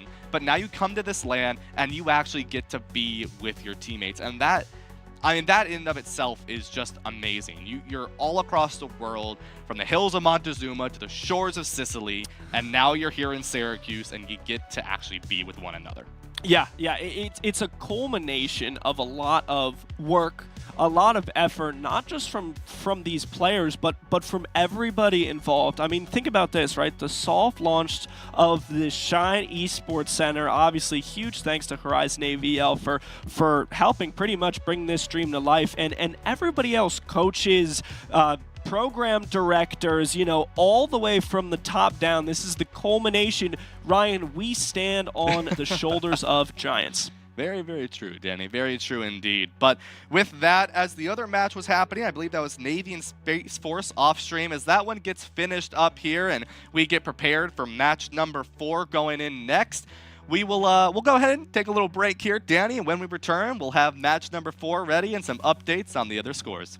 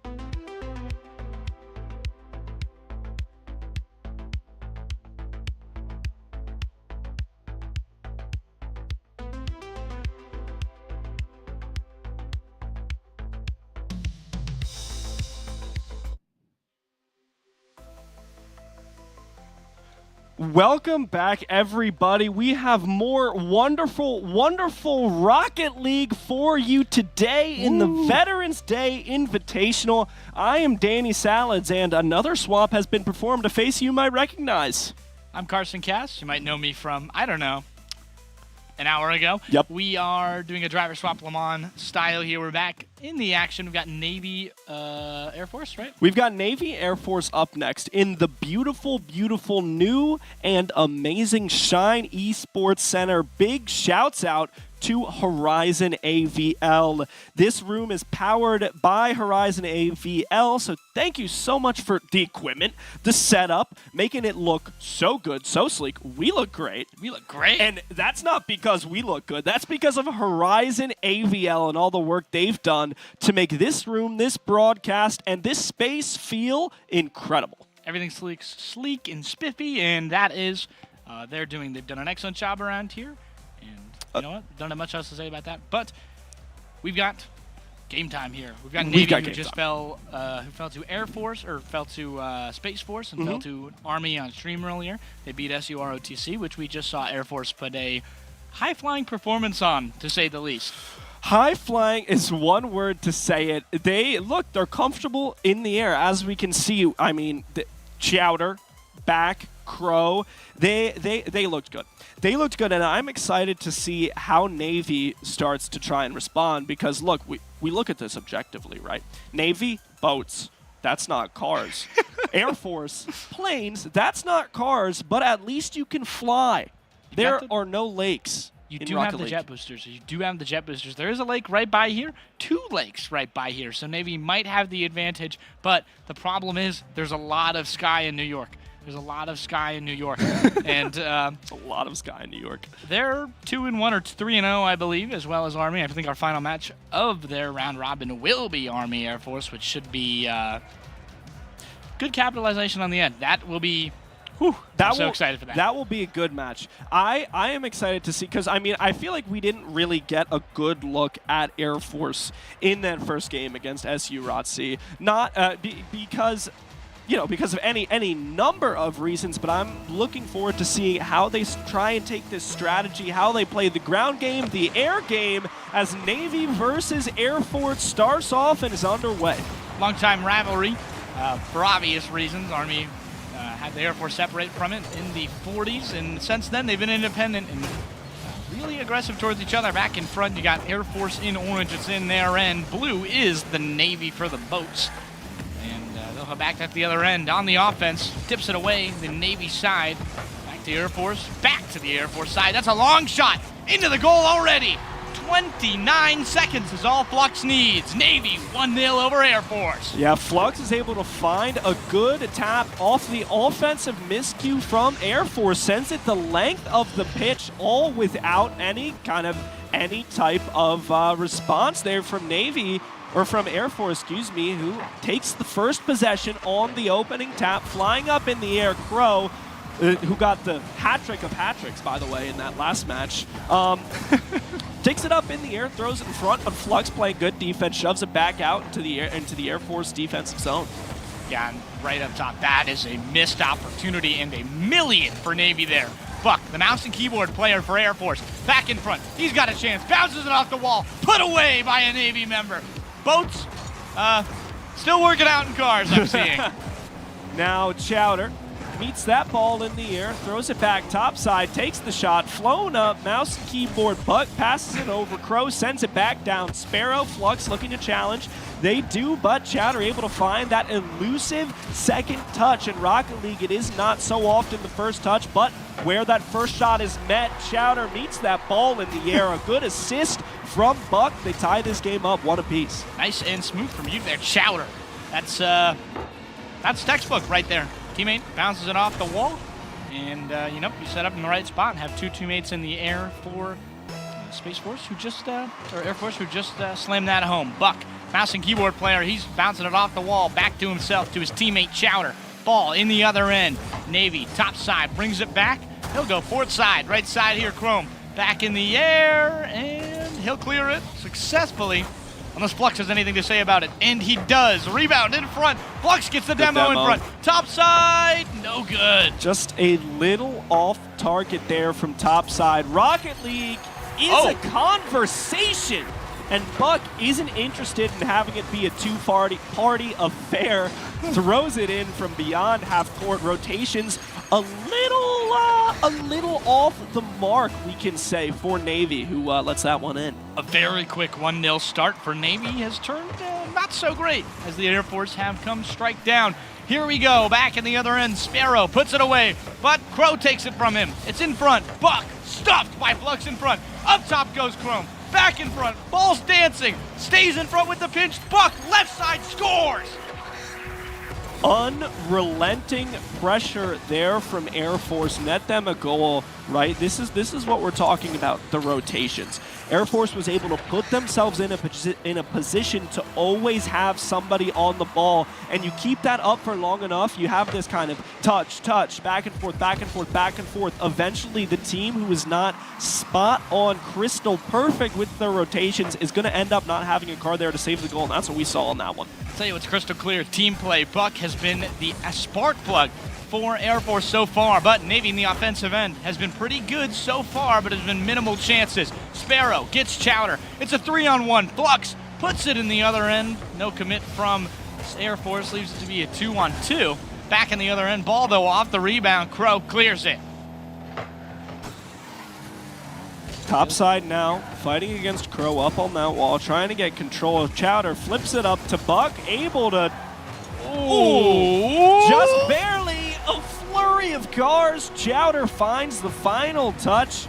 As Rocket League, I really like these interactions where nobody has boost, nobody has anything in the ball, just kind of sits there at the corner, and we're all looking like, is he gonna get it? Is he gonna get that? Air Force, able to put that away. Yeah, that is a really good demo, first off. That could be a great offensive chance, but Sparrow keeps it in the other end, waiting for his teammate to respond. Good bump. Back in front. Navy chance. Top side puts it forward. Chowder in the air, but Buck clears it successfully. Sparrow knocks it to the right way. And as you mentioned, these have just been excellent plays from both these teams. And those moments in front are just high energy like this. Ball, high momentum in front. Clear by Air Force. Back in the other end, Navy can do nothing. Demo in front. Crow leaves the ball. Buck can't get to it. Back in front, though. Chowder puts it right side. Back in front. Goal! Bang. Very, very good team play from what we just saw out of the Air Force. Again, the name of the game is rotation. Sparrow just honestly half a second behind, but when you're playing a game like this, those margins matter. Every miscue can be exploited, and it's up to the offense to do it, and Air Force is really converting on these mistakes here from Navy. Yeah, to say Navy hasn't had chances is wrong, but they just haven't had many. The best offense right now for the Air Force or the best defense for the Air Force is the best offense. Flux in front, bang. Just stolen, bang, from Buck. Yeah, this is just another case of you gotta be aware of where you're sending the ball, where your teammates are. Flux was honestly trying to just clear that ball, get it out of his own defensive zone. But when you do that, you have to be aware that Buck isn't using his mouse and keyboard, Carson, to shoot that goal in. I have no idea what just happened there, yeah, but I can tell you that Chowder and Buck, mouse and keyboard and controller combo there. BB&J, see Buck up here, tops it back off the edge for Chowder, puts their own rebound right in. That's incredible. That's a beautiful goal. That is that was really nice. I mean, Buck like threw it up. It's almost like laid it up in the air for off the glass self alley-oop. Chowder says, Buck, thanks for the help from the time before, but I actually don't need you to score. I can just do it myself. Beautiful air movement there from Chowder. Buck really tried to steal it at the air. You saw him just fling himself at his teammate. But, I mean, I feel like I'm watching, like, Tony Hawk, Pro Skater 3, and that ball is loose in the yak end. Flux barely keeps it away back in front. Top side stuffs him. In the other end, Crow and Chowder looking to defend a chance from Sparrow. Off the wall, he flies, but Air Force flying faster. Ball back in the other end. Chowder in the air, freestyling again, put away by top side. Top side now looking to take more control of that ball. Air Force does not want to let that happen. Take it back into their own zone to try and regroup, but Flux able to find the touch. Don't worry though, because Crow and Chowder are there on the rotation. Gets that ball back out of their own defensive end. Sparrow gets that demo, looking to try to flip the tides of possession in this last 15 seconds. Maybe notch a goal there on the board. Yeah, those are opportunities you have to have in front for Navy, who will get a bit of a makeup goal there, 8-2. Insurmountable if I do say so myself. I've been wrong before. Navy fans hope I'm right on that. But really, really excellent stuff from Air Force here. Dominated the skies, dominated the ground. Didn't really keep the ball too much on the ground. A lot of freestyling, a lot of teamwork. 8 seconds to go. They have 8 goals. I cannot believe they've scored this much. Yeah, Crow now, again, keep it in the air. The ball's going to touch the floor. That is going to mark the end of game 1, 8-2 for the Air Force. Carson, I really think it's funny how the Air Force is so much in the air. Like, it's poetic. Do you think they do it on purpose? I think it's built into them. I feel like they have it ingrained into them, and they know exactly what they're going to do, and that's my prediction. Army Air Force is my prediction for the final tomorrow after seeing just about everything I've seen today. But Space Force made some noise. They took a game off Air Force. They nearly took a game off Army. We've got a tough matchup tomorrow for everybody, and I'm very, very excited to see. That was a really great game 1, and guess what? Best of 3, you get a game 2 at the very least.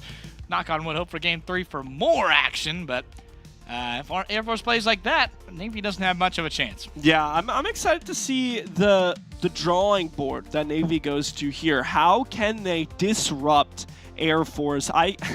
Because look, right, Air Force obviously has the upper hand when it comes to like technical in-air ability. It seems like their teamwork is on they're more cohesive as a unit, but that doesn't mean that all hope is lost for Navy. This is what I was talking about with Ryan. You got to disrupt them, because when Air Force finds themselves in a groove like what we saw in game 1, the only way to get them out of that is to literally hit their car with your own car. Got to crash your boat into the plane. As the 2 biggest air forces in the world, the Navy and the Air Force. That's true. I mean, we forget about the aircraft carriers. They do. They are on the water, but then they go into the sky. And they're still on the water. So you could say it's a multifaceted offense here from Navy. They'll need to put it together, though. Need some more synchronous between the team. Need some more synchronous in the defensive end specifically, because that was not good. A player I want to draw our attention to from Navy is Flux. I want to see Flux take after his namesake, right? Flux means put things in chaos, right? Bring things into the realm of the unknown. Take things out of the assumed and bring them into the unassumed, the unknown, the unpredictable. That's what Navy has to do going into this game, to play unpredictable and hope you get the touches, hope you find the things that will allow you to get some chances, because that's all we're really looking for. Look, Air Force did this, or rather Army did this against Navy earlier with Kabula. Just right in front, not engaged with the offense at all. Navy knows they have a strong enough Navy to put it together, but we'll have to see if they can. Flux trying to put in chaos like you mentioned. Ball in the offensive zone for Navy. Quickly on the defensive. Chowder in front. Crossbar. Rebound. Goal from Crow.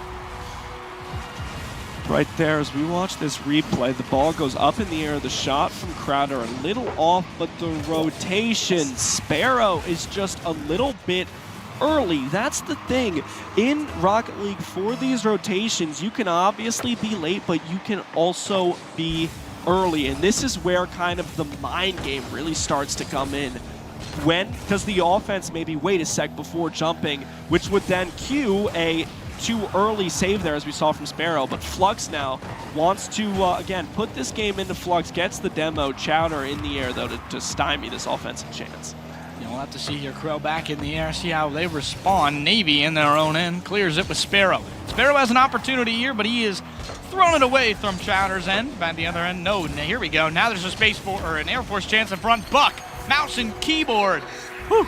That guy is very hot. And I think you want to get the ball in his hands just a little bit more.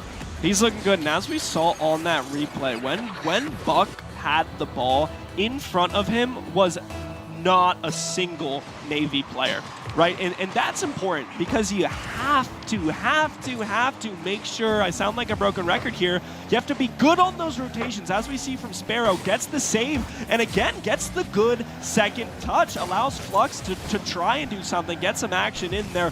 Do you see that disruption there from Sparrow? That's what I like to see.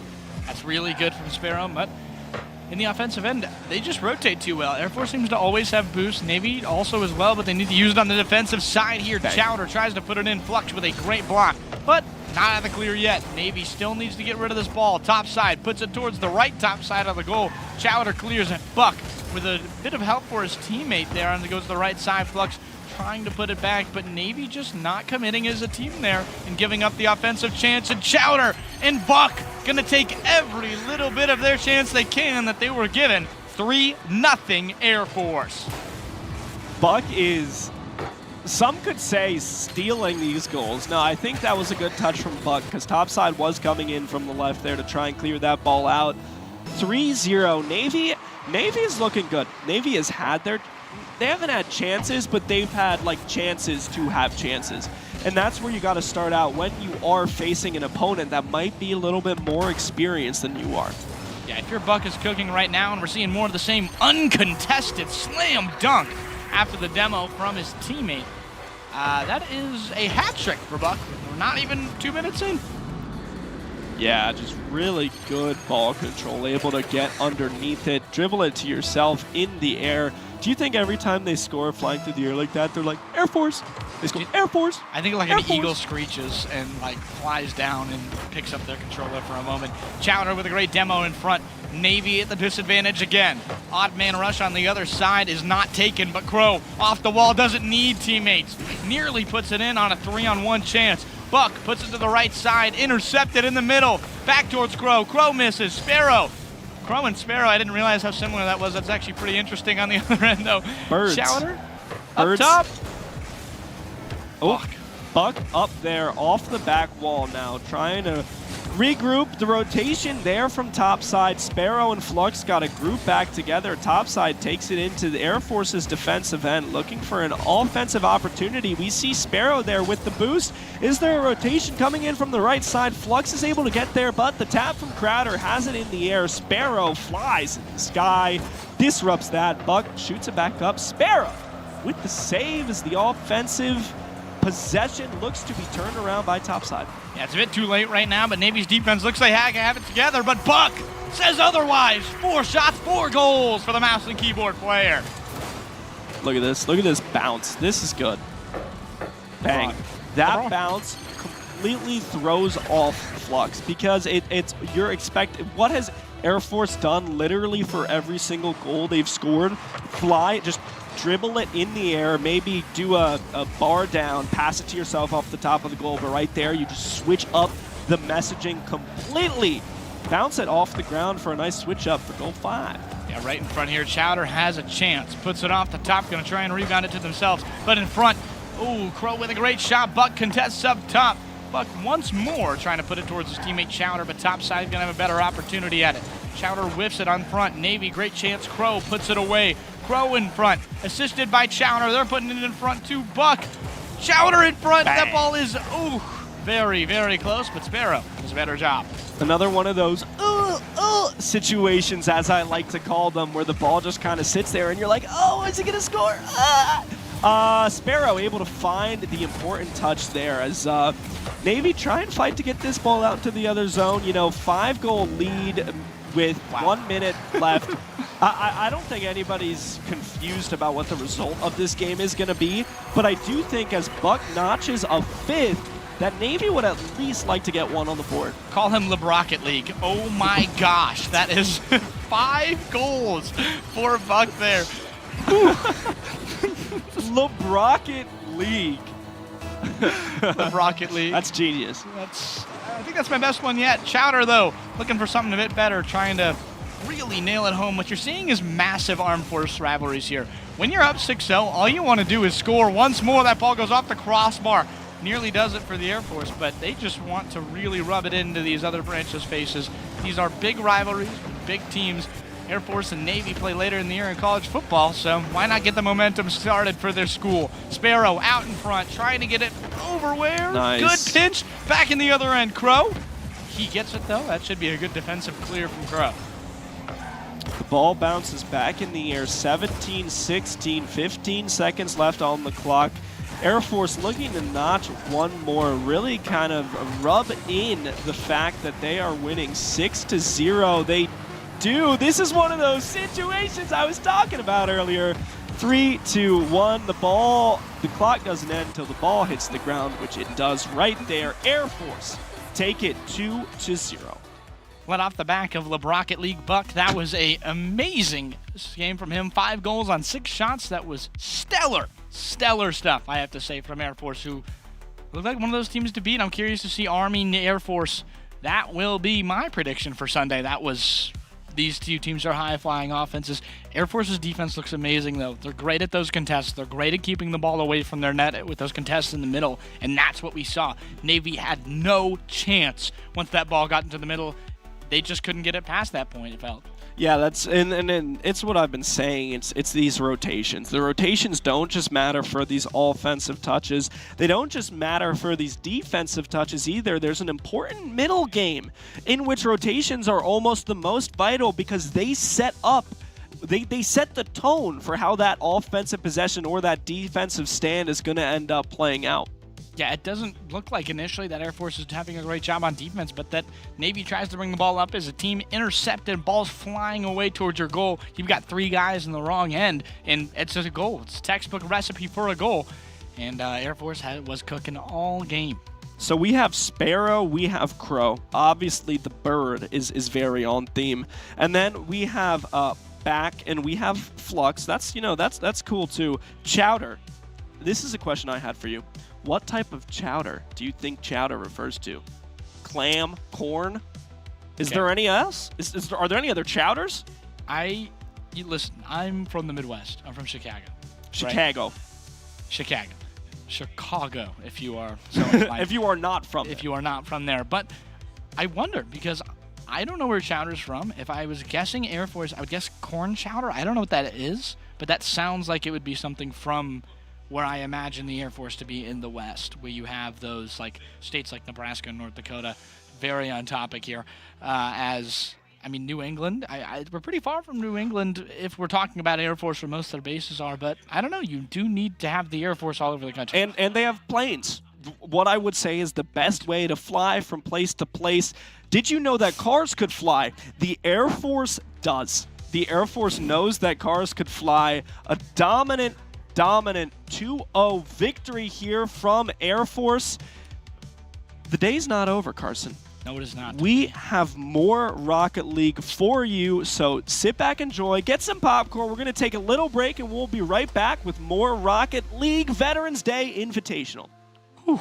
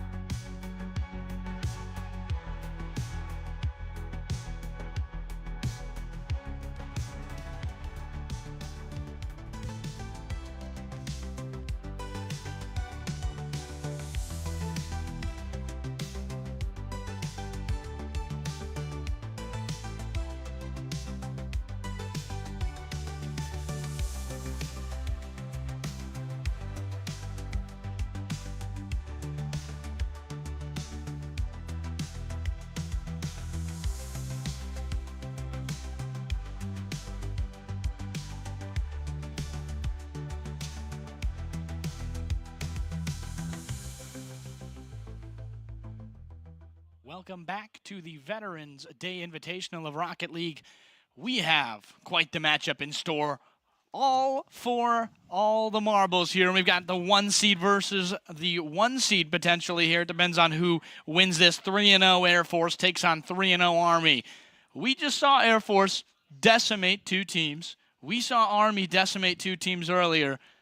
This is going to be really interesting. This is the culmination of all the Rocket League that we've played this morning. Again on Army, you have Kublin, we forget because this happened a while ago, but Slick Mike and Aoka, remember their names because they are balling in car soccer. I'm excited to see how Crow, how Chowder, and Buck take on this 3 trio from Army. That has just been, both of these teams have been dicing up their opponents. Yeah, we'll have to see how LeBrocket League goes against them, as I called Buck earlier. The mouse and keyboard player, if you were on the player camera, he's the bottom right. He's the first carrier right there. And we are just, I'm so excited for this matchup. This is the matchup of the day. This is the one to watch for Group A. And obviously, after this, there's still more in store afterwards. We've got the Group B session later, but more on this matchup.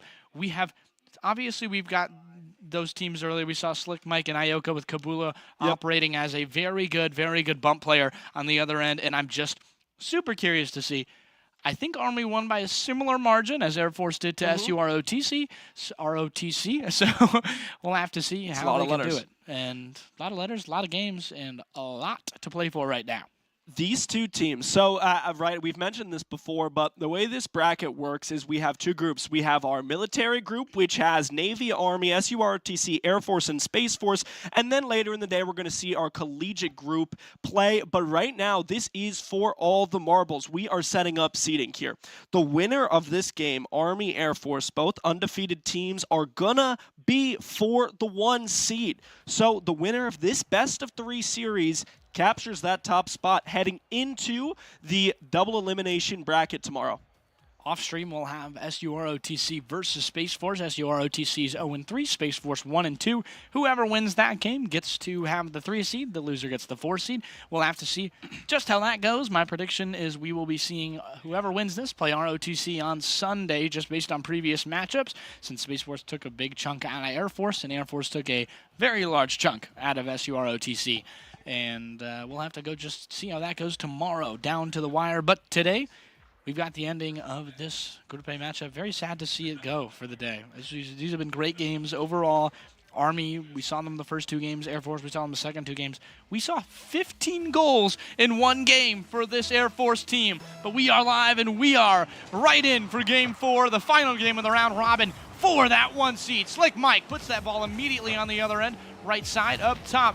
Whew, big contest right in the middle. I'm curious to see if we're going to get high-flying offense or great defense here.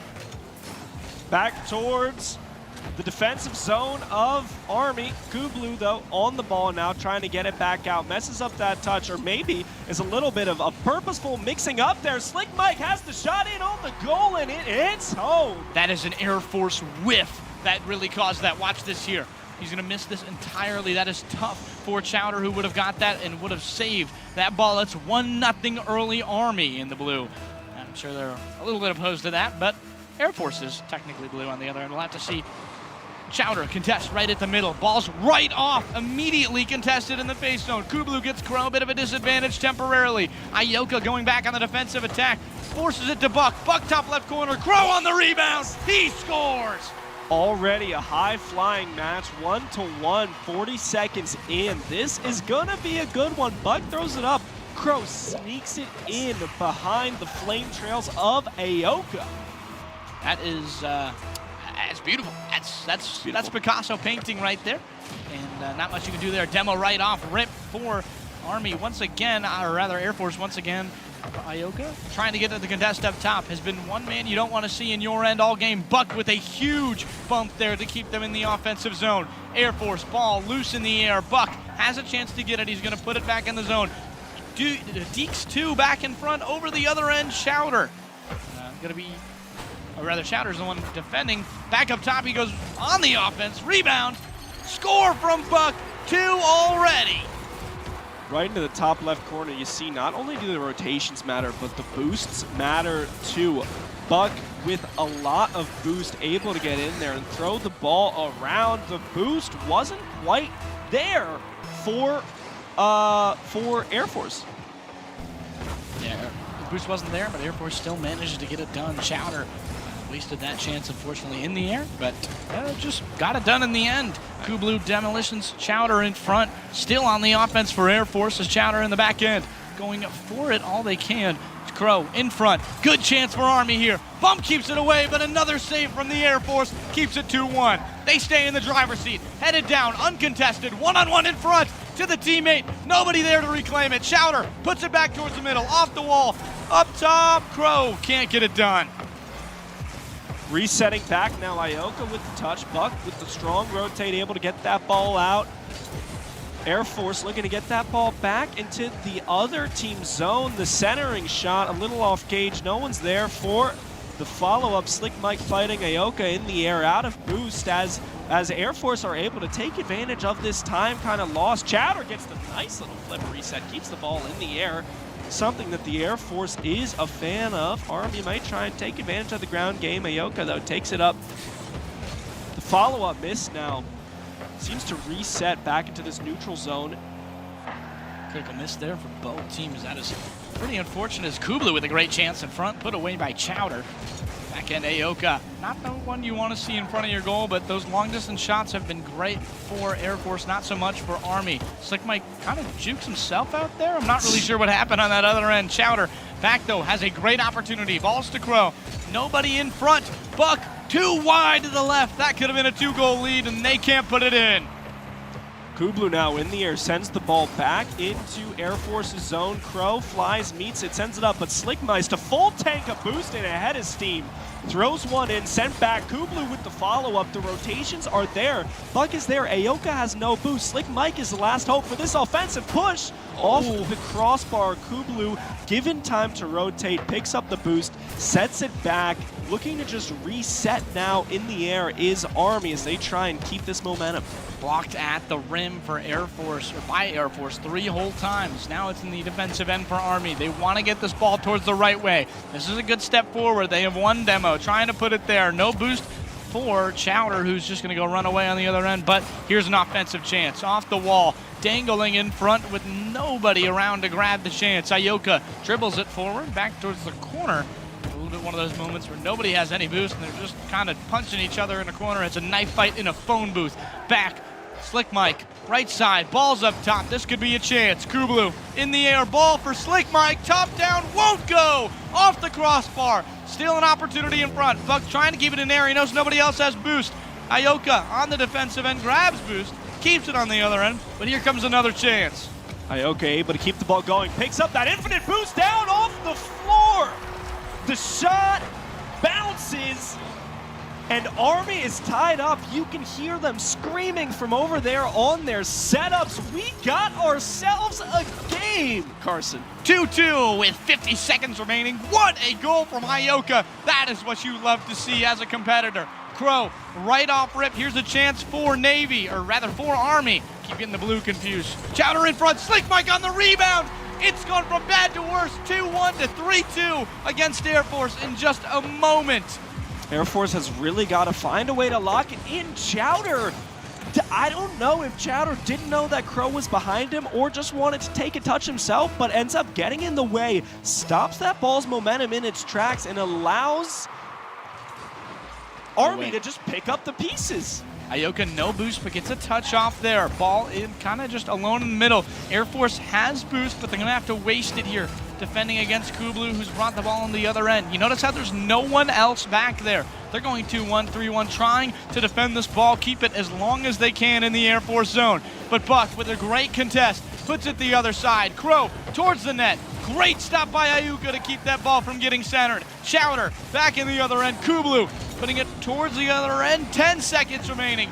This is for the 1 seed. They want this bad. 5 seconds. Air Force has to pull a miracle out here. The ball touches the ground though, and that is an Army swing from now 2-1 in 5 seconds. Gets the lead back with 3-2.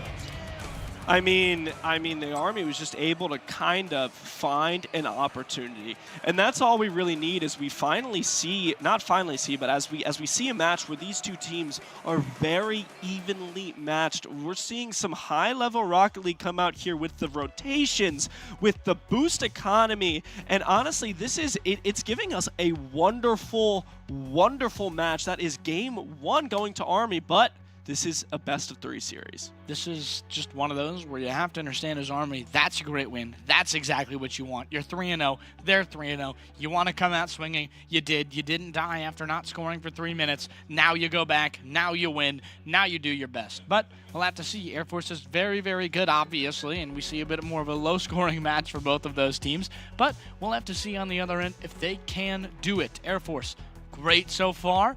Has to get a little bit better against Army here, who played some superb defense in the air. Yeah, I'd say if we're looking at kind of who felt like they controlled that game for the longest amount of time, it was Air Force. Air Force did feel like they came out to a strong start. Obviously, we saw 2 goals back. The teams were tied 1-1 after the first 40 seconds of gameplay, and then it was kind of one more goal and then silence for a long time. Air Force has got to find what kept them in control for those 3 minutes and expand it to a full 5-minute game. Yeah, Ioka had full boost there and a clean line to the goal. Doesn't matter, just got demoed in front. One man who does have boost and a line to the goal, blocked by Ioka. Crow did what they can, blocked at the rim. Oh no, Air Force is going to be a little bit reeling after that. That is a tough blow. But Crow again back on the other end. He scores on the help of Buck. That is just an excellent rebound after having no boost on the end of the Air Force. Get all the boost back, prevent Army from scoring in a millimeter or a millisecond, and get it the other way. Teamwork there from Buck, really good. Knows that Crow is coming in, sits there, lies and waits. Buck had faith that Crow was going to put the ball in a spot where he could capitalize off of it. Aoka now on top of the cage. The ball centers back in. Air Force looks to get it together, get it back out of their own defensive end. The boost economy's looking not great. Army does have the advantage in that regard, but Chowder flies in the air, able to take it. Touch. Returning from Kublu, keeps the ball in the zone, but Buck gets the second touch there, takes control of the ball back into Army's defensive zone. Yeah, so that's just a demo in front. You saw that, and Buck grabbed the ball and ran it into the end zone, I guess is the best way to describe that. Nobody there to beat, and Buck, second goal of the game. Wow, that was textbook. I don't even know what to say. That was a textbook demo right in front of the goal. And that's why as Army, you can't leave just one guy out there with an offense like Air Force's. Through the first minute, Air Force is kind of doing what I wanted to. Find what gave you the advantage in Game 1 and rock with it to Game 2. What is helping Air Force is being on top of these rotates, being on top of your boost, being able to meet Army where they are and come out of every interaction. Right there, though, Slick Mike decides to take matter into his own hands. Some good playing near the goal in the air. Look at that beauty. Stuffed it at the rim, but grabbed it and put it right back for the putback dunk, I would say. 2-1, Air Force still up, but now reeling a little bit. You need to make sure you don't let that happen like last time. We get another quick goal. Ioka, as I say that, they prevent it. Kublu back in front, though. This chance isn't over. Okay, it's over. Oh, wait, no, it's not. It's not over. Slick Mike with a rebound. I wasn't expecting to commit. That's another commit from Slick Mike. That is extremely dangerous and works out again. Watch this. Nobody behind him. Klubu running away, has no boost, and you've got 3 Air Force members primed and ready to go. Mike doesn't care. Mike puts it in for the tie, and like you said earlier, we have ourselves a game. Through 90 seconds of Game 2, we almost saw a microcosm of what happened in Game 1. Air Force is in control, but then just a small stretch of time, 10 seconds, and Army's able to equalize it. Air Force is playing good, but if they can't find their consistency, this might be a 2-0 game for Army. Mental momentum is a real thing, and we're seeing it here. Once Army scores, it seems that they're unstoppable. And we'll have to see if they can get it in the other end there, though, for Air Force. Air Force with another chance. Ball is just kind of lofting away in front. You have to understand with these chances, there's so many that you can't just let Army have that many, and that's what's been going on in the other zone. Speak of the devil, we have an opportunity up here. Nobody's got any boost, it seems, other than Slick Mike, who puts that ball on goal. Great block from Crow, but Crow needs to retreat back in the other end. Buck puts it away. I think it'll be a short prevention because Chowder's out of boost. But in front, Chowder, oh my geometry! Look at this, off the wall, perfect angle. They get the goal. Yeah, Chowder just, that is some brilliant card flying coming out of the Air Force there from Chowder. Oh my geometry. Score 2-3. Air Force retakes the lead, and they have to keep on the gas pedal. You can't let Army respond quickly. That is a gas pedal. That is what I like to see. Army maybe thinking in their heads, look, all right, let's get a quick goal. Let's re-equalize this. Buck, I mean, do I have to say it again? The mouse and keyboard player, the only one in the venue, gives Air Force a 2-goal lead. Look, you got to look at it in a certain way, and right now I'm looking at it. Like you said, they put the foot on the gas, they put a brick on the gas pedal and cut the brakes. That's what it feels like off of those. But Kublu has an opportunity in front. It's one-on-one in front. Buck goes for the pinch, works very well. That's like a little bit of a poke check out in front. Buck, though, has an opportunity, gets it to Chowder off the sidebar. Ioka, right place, right time, keeps that out in front, out of the net. Ioka tries to get it, he can save it. Kublu rather. Chowder down. Not much they can do. Peppering of the goal. Air Force has a barrage, but they keep it out for just long enough. Army down 2. This is not what they want to see. Stuck in their own end. Buck can't put it away. Chance after chance. It's still 4-2. Kublu with the ball in the air looks to try and get a good counter track, a goal in transition. Amazing defense there from Army, able to just deny. The rotations, the boost, Army always put themselves in the right spot to take advantage of the kind of, the good pressure, but again, comes out on top for Army on that defensive stand. Yeah, Buck there, bouncing it to the teammate. I think they've gone and retreated. They know they don't have any boost to go on the offense here, so they retrieve it. Give it to Chowder, back on the other end. I think he was expecting Buck to have more of an opportunity. Buck rebounds it to themselves. Buck, that ball's just standing there menacingly on the other end. Chowder's going for it, trying to get the defense there, leans back and barely keeps it out. That was on the barrier. Oh my goodness, a game of millimeters. A game of millimeters, 45 seconds left. Army might be realizing that they got to score. They got to start doing things. Air Force, the best defense is a good offense. Slick Mike sends one in, tries to look for the rebound, but up there in the air, Chowder's able to disrupt the trajectory. The demo comes out onto Crow. The man advantage here for Army for the last few seconds. 20 seconds left, 2-goal lead. Buck has control of the ball. Air Force look to be setting themselves up in a prime position to take game 2. Yeah, that's, I mean, they're running a kind of an opportunity right here where they want to keep the ball in the other end. 8 seconds, 5, 4. Pretty sure that it's going to be. We're going to have ourselves game 3. Game 3. 1. As the ball, there we go. As the ball finally touches the ground, Air Force able to take game 2, send us to what I'm pretty sure is our first game 3 of the morning of this Group A military bracket. On stream, yeah, we had game 3 earlier, but on stream, this is our first game 3 of the night. This is going to be great. I'm so excited. We got LeBrocket League playing against the Army right now. What a game from Buck. You have to understand how much of a contribution they had in the offensive end, keeping that ball alive, keeping that ball on the offensive end. I love what Buck does for this team, but for Army, they're well-rounded. They are the better team together. They play better as a team. We'll have to see how this goes. It's team play versus, I guess, kind of a group of freestylers that's been handing it off and just feels like Skate 3 is what I'm watching out there from Air Force. It's looking good. I think something to keep in note of how these teams are finding their goals. Army has found their goals in these quick spurts of action, right? In back-to-back games, they've scored back-to-back goals within like 10 seconds of each other. Air Force is keeping the pressure on, but it's in those lapses, in those mistakes where Army is able to take advantage. Going into this game 3, Army has to try and lock in and play more consistent, aware Rocket League, because if you rely on these one-off chances, look, the statistics aren't going to go your way. Yeah, and you have to just kind of deal with it if you're Army at this point. You have to have more of a offense going instead of a fringe random chance offense. And this is what they're going to go for here.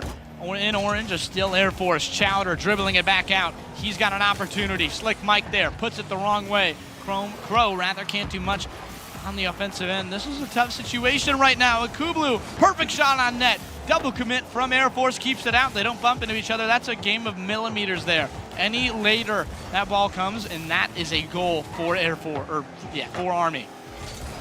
Crow sends it back in. Slick Mike in front of the net, pops that one out, up in the air, flying in the air, forces Buck. Crow meets it, but Kublu doesn't want to quite let that air-to-ground missile land. Slick Mike now flies in. There's no one on the goal. Buck is speeding in. Isn't able to get there in time. Slick Mike.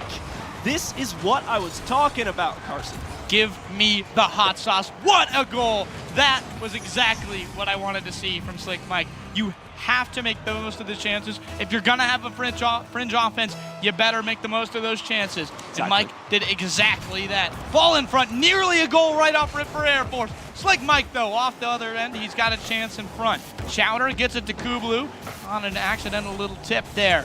Back towards Slick Mike, who whiffs. That's almost a goal right there.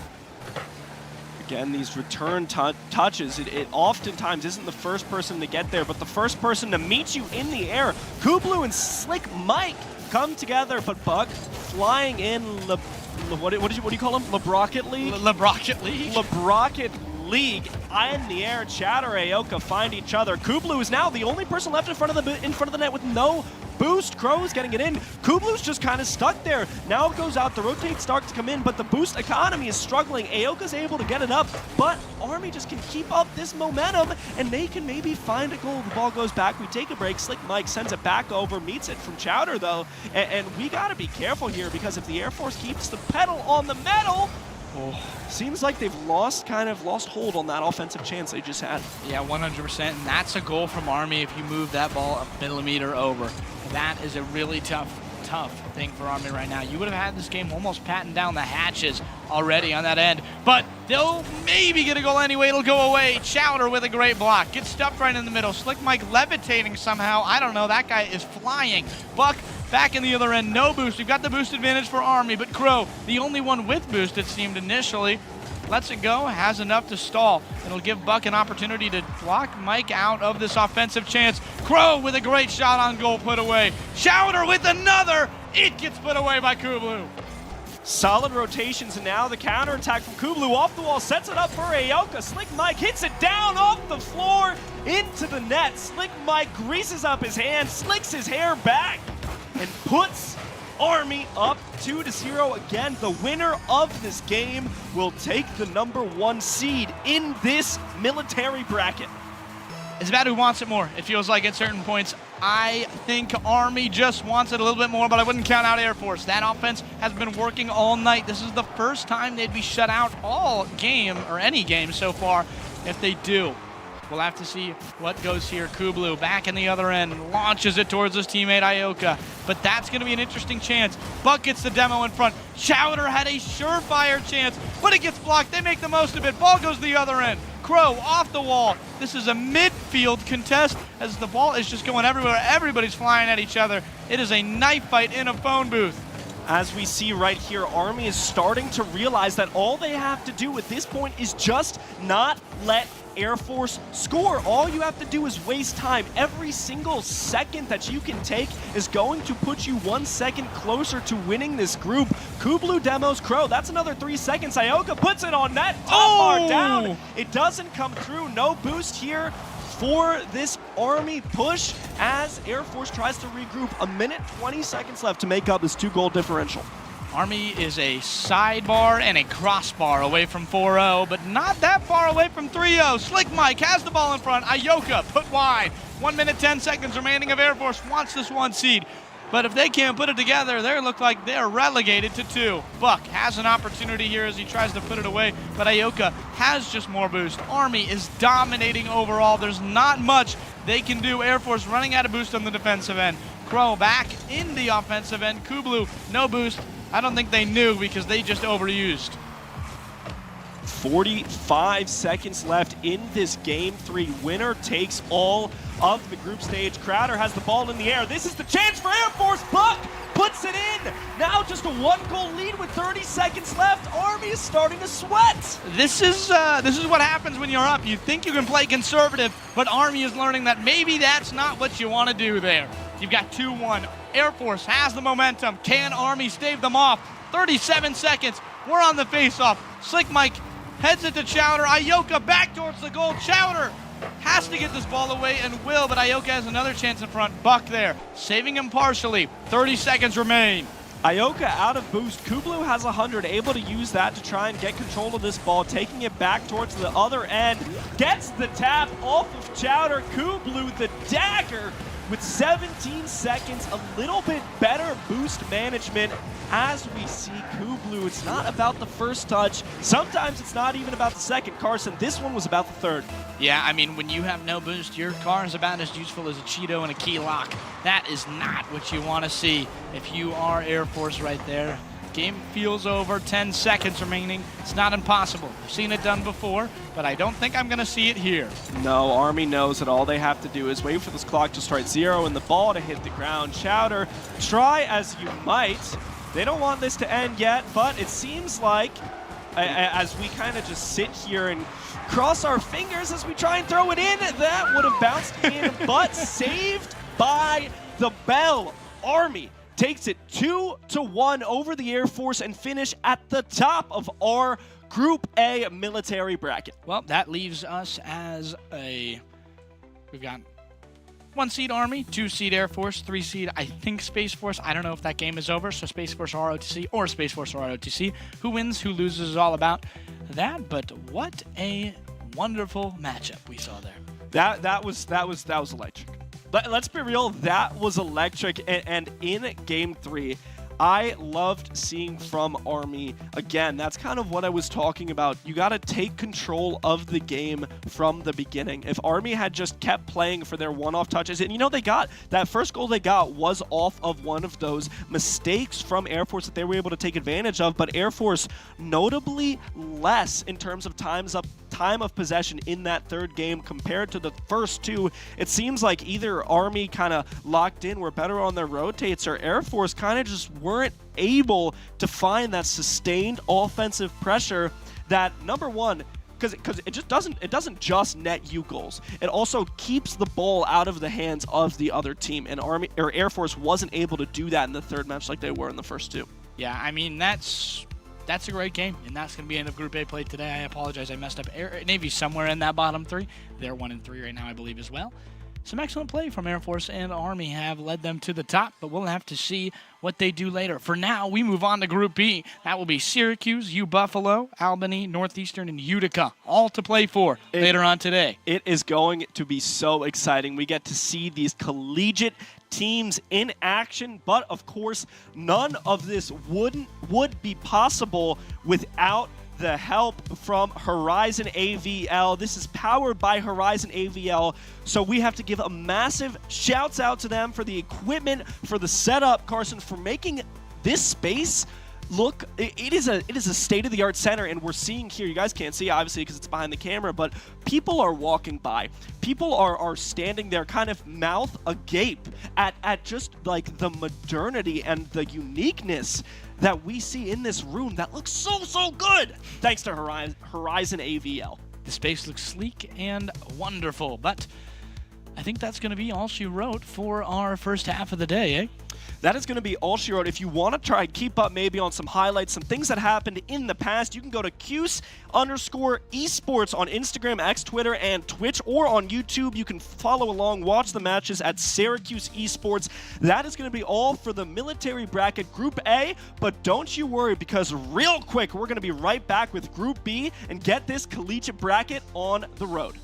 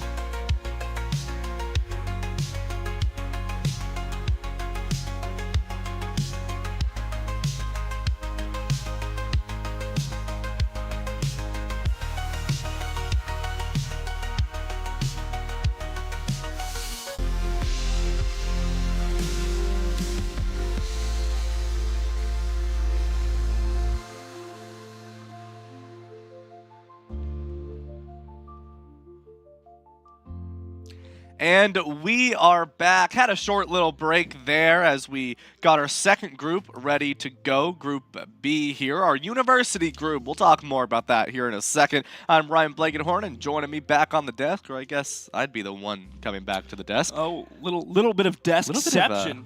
Ooh. Danny Saligman. You can see it on the screen. and Ryan, let me tell you, I'm excited because we ended off Group A with a banger match that Army was able to take the W. So Army won that Group A, won that military bracket, but now the collegiate bracket. Let me run through some of these schools. We have Syracuse, of course, Orange. I mean, what would we be doing here if we didn't have us? And then we have U Buffalo, and that will be the first matchup. Syracuse versus U Buffalo. We got 3 more teams. We have Albany, we have Northeastern, and then we have Utica. So a great slate here coming up ahead of us. Yeah, and while we are focused on the Syracuse-Buffalo game on stream, the Utica-Northeastern game will be happening off stream. So we'll, of course, keep y'all updated as that continues to play forward, as we have all day so far. But you know what, Danny? The only reason we can update people, the only reason we can do what we do here in Shine is because of the wonderful people over at Horizon AVL. Those guys are just amazing, really helping us to make an S-tier broadcast with an S-tier facility and an S-tier competition. I mean, that is just snaking S's. That was bad. It is snaking S's. Syracuse is an S, and if you want to keep up to date on all things Syracuse, you can check us out on social media. Cuse_esports on Instagram, on Twitch, on X/Twitter, and then if you want to watch us too, you can go to Syracuse Esports on YouTube to watch the matches. I mean, I guess if you're watching us right now, if you're hearing me say that, you know what Syracuse. You know where to find us. Yeah, probably. And, you know, now that we've done our wonderfulness of the intro on all this, I do want to talk, do a little bit of a reminder. We had a little break. I'm sure people went out, got some lunch, refilled their popcorn, got some water. Yeah. Stay hydrated, folks. It's very important, right? For this matchup, right, same deal, only difference, we've got collegiate rosters instead of military branches, right? So for this, same deal, best of 3 matches. First of 2 will take the series. We've got 5 teams, so at the end of this, 1 team will go 4-0. So all of that still going to be the same as a whole, right? So with this first matchup here, obviously the first showcase to see what we're going to be looking at for 2 of these rosters, going to be Syracuse and U Buffalo, and going to see exactly what we're actually going to end up working with for this bracket that will be made tomorrow. Yeah, tomorrow, so today is, as Ryan just said, is the group stage. Yep. And then tomorrow is where we get into our knockout bracket. So the bracket, the Group A, the military bracket will be its own thing. That will happen first. And then following that will be the collegiate bracket, which will use the seeding that is to be determined based on the result of these 5 teams all playing each other round robin. What is that, 25 matches of Rocket League? No, my math is not right. That is why I'm behind the desk in not providing statistics or doing anything of importance, because get it wrong. Yeah, and of course, let's go ahead and take a beautiful look of the Rocket League Champions Stadium. Of course, where we've been the past few matches here, and we're going to continue to look at them here on this matchup here. Champions Field, a beautiful little field here. And as I say that, I actually can look at the screen now. It's Utopia, not Champions Field. And I mean, that is evident because look at the beautiful archways, right? The archways. You have the land in the background. You just have everything that reminds you of OMG. If I wanted to play car soccer in my dream society, it would look like that. Be a utopia. It would be a utopia. But honestly, Ryan, this kind of what we're doing right now kind of feels like our own type of utopia in this beautiful space. I don't want to belabor the point, but this new Shine Esports Center is absolutely amazing. This is the Rocket League Veterans Day Invitational, put on by Warrior Gamers, an organization designed to get veterans gaming together to build community, to talk about mental health. And as I say this, Ryan, our collegiate bracket off to a hot start. off on the rip here, and on the rip, we're going to see a demo very early on. Going to start off strong here for the side of Syracuse, I believe. Syracuse in orange, U Buffalo going to be in blue here, and just to tease it, because I did last match as well, not only do we have a little bit of a special player here today on one of our teams, not an MNK player, but a keyboard-only player. You'll have to stick around and stay tuned into the stream the whole way through so that you know who that player is, and I'll be sure to mention that, but you got to stick around now. You're not going to want to miss that, but right now, Gababy taking a shot, throws it up. Mr. Lindell finds the spot in front of the net to kick it out. This Syracuse Rocket League team, a very young squad. Last year we saw the culmination of 4 seniors all together in their last year, but now it's time for the young guns as Buff Big Khabib. What a name gets the demo on a Mr. Lindell. Yep, just going to find a nice demo there as they go in for another shot. It is just chaos going into this first matchup here as both these collegiate teams sort of looking to find their way, find that play style the whole way through. Right now, we're just seeing a little bit of a dogfight. Both these teams figuring out what's going to work for them, what's not working for them, whether these rotations should be tighter, should be more aggressive, more passive. A pinch goes off the wall, but won't be able to find the connect. Yeah, the pinch, looking for the teammate to be there, but those balls come across so fast, it can be hard to get your team in proper position. Mr. Lindell now looking to get the touch, take it back into Buffalo's defensive zone, does get the tap. Gababy flying up off the top, maybe looking to get a top in. The angle was just a little off as now Syracuse hope to restabilize and get an offensive possession going. Yeah, we saw there, just unfortunately not able to find the double tap, but immediately goes back on that rotation, right? Make sure that they're not going to triple commit there, stays very, very safe, and we see Gababy was there ready for the defense, just as he is once more here, looking to find some more value again. Isn't going to be able to find that corner boost, so may not be able to do everything he wants to do, but as I say that, Tasty Toes runs it down and finds the goal. Yeah, I think what we're seeing here, if we watch the replay, Agent AJ goes up, is hit off of his spot by Gababy, and then Tasty Toes is just too far to get there. So a great job from the freshman recruit Gababy to fly up there and disrupt the defense, allowing for an easy put away. Yeah, that's one thing we talked about a little bit in Group A, right, is the disruption play style, is really putting that wrench into the wheels of the other team, finding the most value you can by stopping that rotation. We're going to see that here as it starts, but right now we're just seeing U Buffalo is just throwing spaghetti at the wall, seeing what's going to stick, but they can't quite find that play yet. Yeah, the boost is a struggle city for U Buffalo right now. You maybe think if they were a little bit better on their rotations with their boost economy, they could have tried to do something off of that offensive position. You see Hitman Horsey, that circle next to their name is the amount of boost they have in the tank. Again, for those people who might not be as familiar with Rocket League, the boost is what makes cargo fast. You make cargo fast, you hit ball hard into the net, Ryan. Yes, indeed, Danny, you know. More boost, more power. That's basically what it comes down to here in this utopian society of Rocket League. As we see, you know, U Buffalo still sort of struggling to find this value, right? To actually find it, go in, and they're just not able to really capitalize on this boost. Yeah, and Agent AJ, 0 boost, trying to get it through the net, but that shot is just an absolute non-factor when you have no boost, and Syracuse has all the boost in the world. Tasty Toads using said boost to try and fly, meet that ball in the air. It's thrown up, Buff Big Khabib. Yeah, I mean, with the demos coming in as well, we can see that Syracuse sort of starts to fall back a little bit, not able to really find that offensive pressure, but just immediately afterwards, right? Controlling their boost, controlling what's needed to do so. Lindell goes in, but Agent AJ able to throw it back with a pinch. Still doing good. A minute here. Only 1 goal advantage for the side of Syracuse. Doing a very good job. But right now, it's just U Buffalo trying to find this way in. Gababy's there, though, but can't quite find the defense. As Hitman Horsey will find a hit onto the goal. And this is what happens when you keep track of your boost. Hitman Horsey has 100 boost at the start of this interaction. And Gababy can have all the boost he wants, but when you're in the air with that much boost, you dictate the flow of the game, and you can use these jumps, use those micro adjustments midair to put the ball in a spot where Gababy can't contest.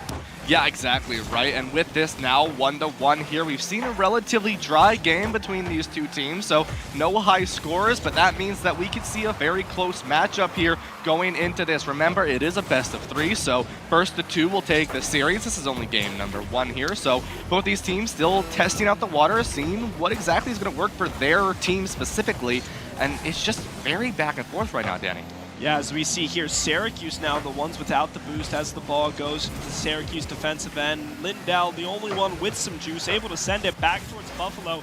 Buff Big Khabib right there. Gababy meets it. Agent AJ, Hitman Horsey. The clock's ticking down, 8-7-6. We might be seeing an overtime here as Syracuse try to get one more touch. The ball sent back towards their own end. 1 second left. The ball touches the ground. Ryan, how does overtime work? Yeah, so our first golden goal situation of all day, actually, of the entire tournament here. Group B will be the lucky winners of Golden Goal, and what this means is time is infinite, but 1 goal is all it takes. The first team to make this goal will be the champions of the game, or of the round, I should say here, but this timer can go on endlessly.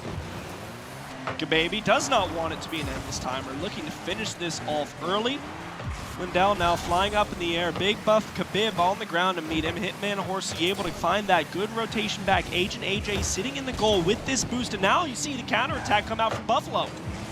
Yeah, Buffalo looking to bring something back. A nice pinch off the roof here, but not going to be able to find the goal as Gababy falls low on that boost. Now, Tasty going to try to find something, but once again, the boost advantage not in their favor. Gababy falls back, finds the corner, is able to go back in, but rest of Syracuse not quite able to capitalize on this offense.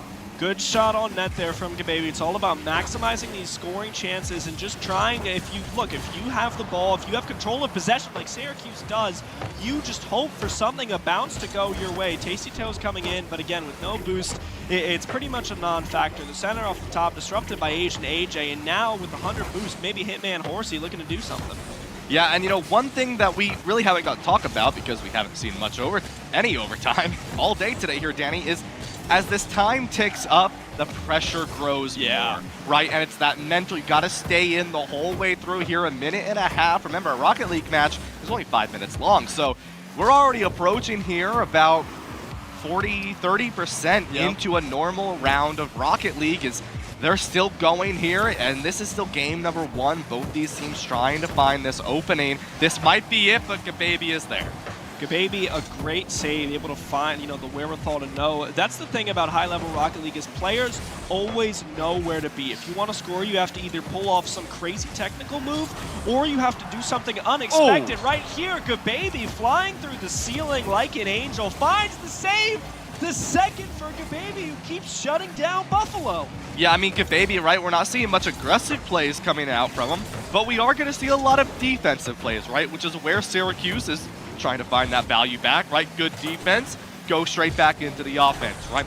But with this, Syracuse is trying to get back on that offensive foot here. A great demo will go out onto Agent AJ, a great disruption, but Syracuse has no boost to capitalize. Hitman Horsey back up to Buff Big Khabib. Gababy. How many B's am I going to say? Agent AJ, Hitman Horsey. The alliteration from Buffalo is real. Agent AJ there with that boost. Finds the demo on a Tasty Toast. And now the 3-on-2 looking to capitalize. Hitman Horsey a little too far back without the boost to be able to convert. Back through the center, though. Looking for the follow-up is AJ. Stopped by Mr. Lindell. Yeah, Lindell is going to find a nice demo. This could be the opening that Syracuse needs, but the pinch off the top of the car will send it to the back corner. Hitman Horsey, no boost, can't contest this. Buff Big Khabib going to try as well, but no boost once again. Both these teams are playing very aggressive, and because of this, they have no boost on that final engage to actually find the goal onto that net. And that's really what we're seeing from both these teams here as, Danny, we're approaching 3.5 minutes. I'm starting to sweat, and I'm not playing, so I can't imagine what these players are feeling. Gababy up there disrupts that one push, and now, I mean, Syracuse, the Legion comes through with the boost. We see completely bereft. That can't be the word I was looking for. From boost from Buffalo, Syracuse there with an opportunity. Weren't able to find the taps to really stick it home as AJ throws it back to the other end. Yeah, and right across the goal there, a bump into their own teammate, it looks like. May have been to stop a little bit on the brakes a little bit there, and Tasty gonna go in. Lindell Gonna stay in a good spot to look for that defense. Agent AJ has to fall back. Lindell, no boost to contest, but nice touch will come out from Gababy as they're gonna look to try to capitalize on this offense here. Tasty Toes gets another hit, tries to center it. Big Buff Khabib is in there to center, but again, these rotations, Mr. Lindell comes, tries to read that throw to the right over from AJ and doesn't get it. Tasty Towns now beating in the air, misses! Khabib with the demo, but it doesn't matter! AJ was able to throw it in with the momentum. Take a look at this replay. So AJ is coming in. Gababy tries to hit the ball, but last second, that push from AJ.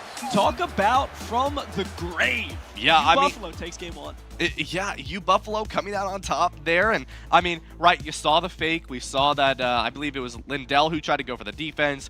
Buffalo faked it out and dodged, but that's okay, right? You still had Gababy in the back line there, but a great demo comes out and you just have to walk it into the goal there, and just like that, Buffalo 4.5 minutes into golden goal, by the way, able to find that. These players have now played about 10 minutes of Rocket League in one game. Yeah, and 10 minutes should be 2 games, especially in this best of 3 series where you expect to play for 15 minutes. You've already played 10, and now this is where we have to start asking questions about the mentality, right?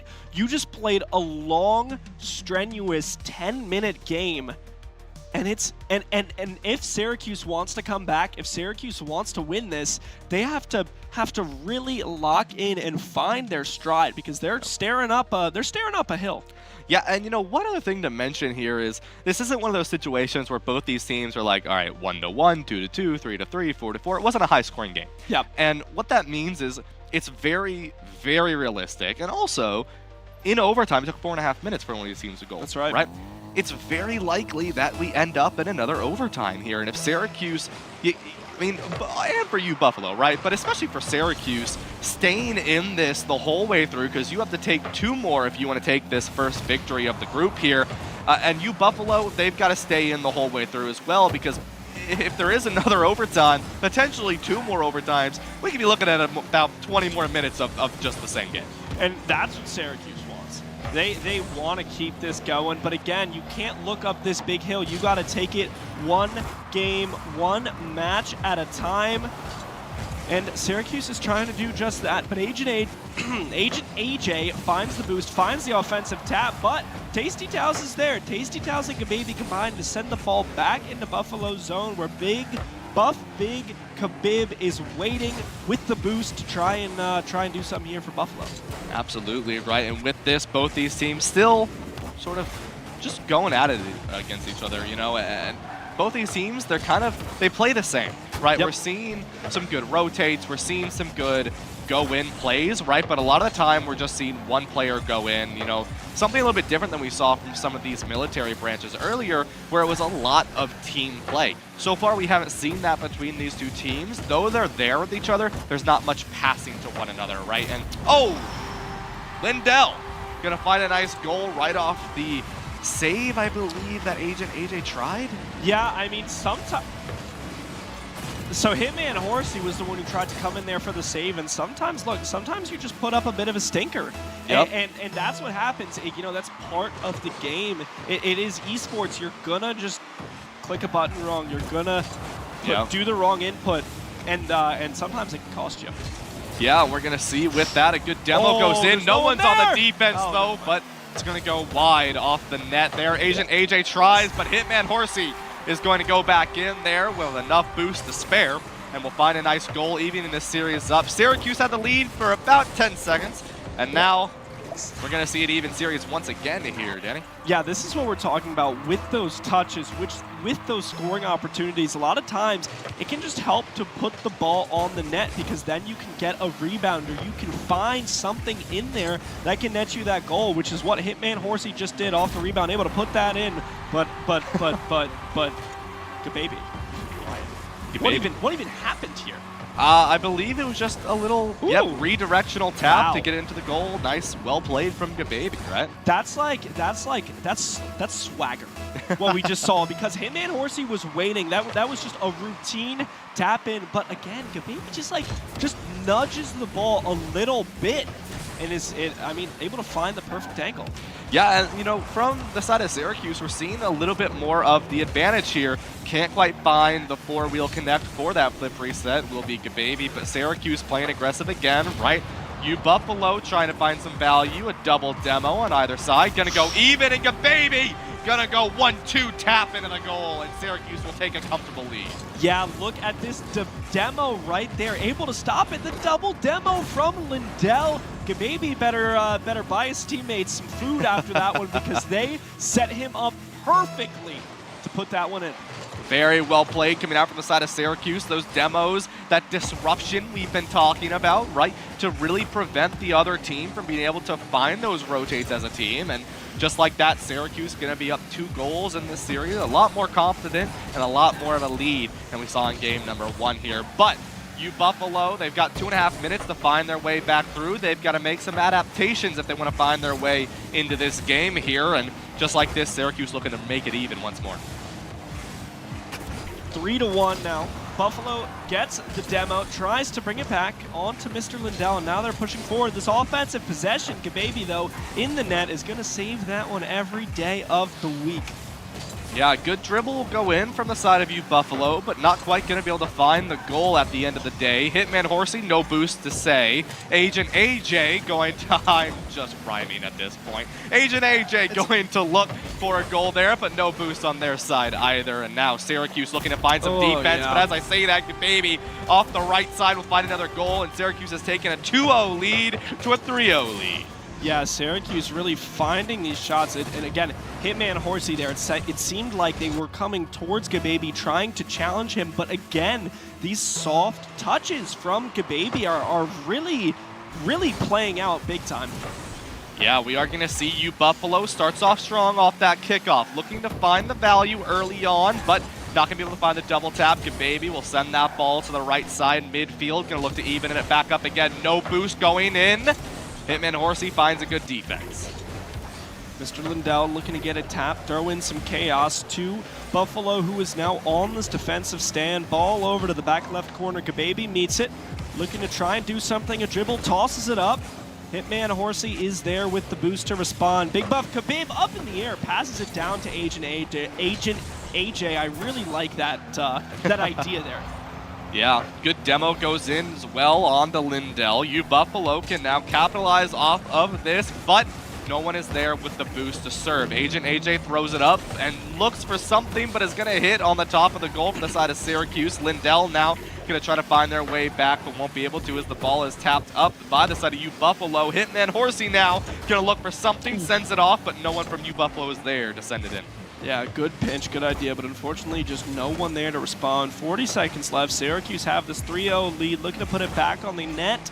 Hitman Horsey flies up, meets Gababy. The ball now sitting there. Big Buff Khabib has to turn this around.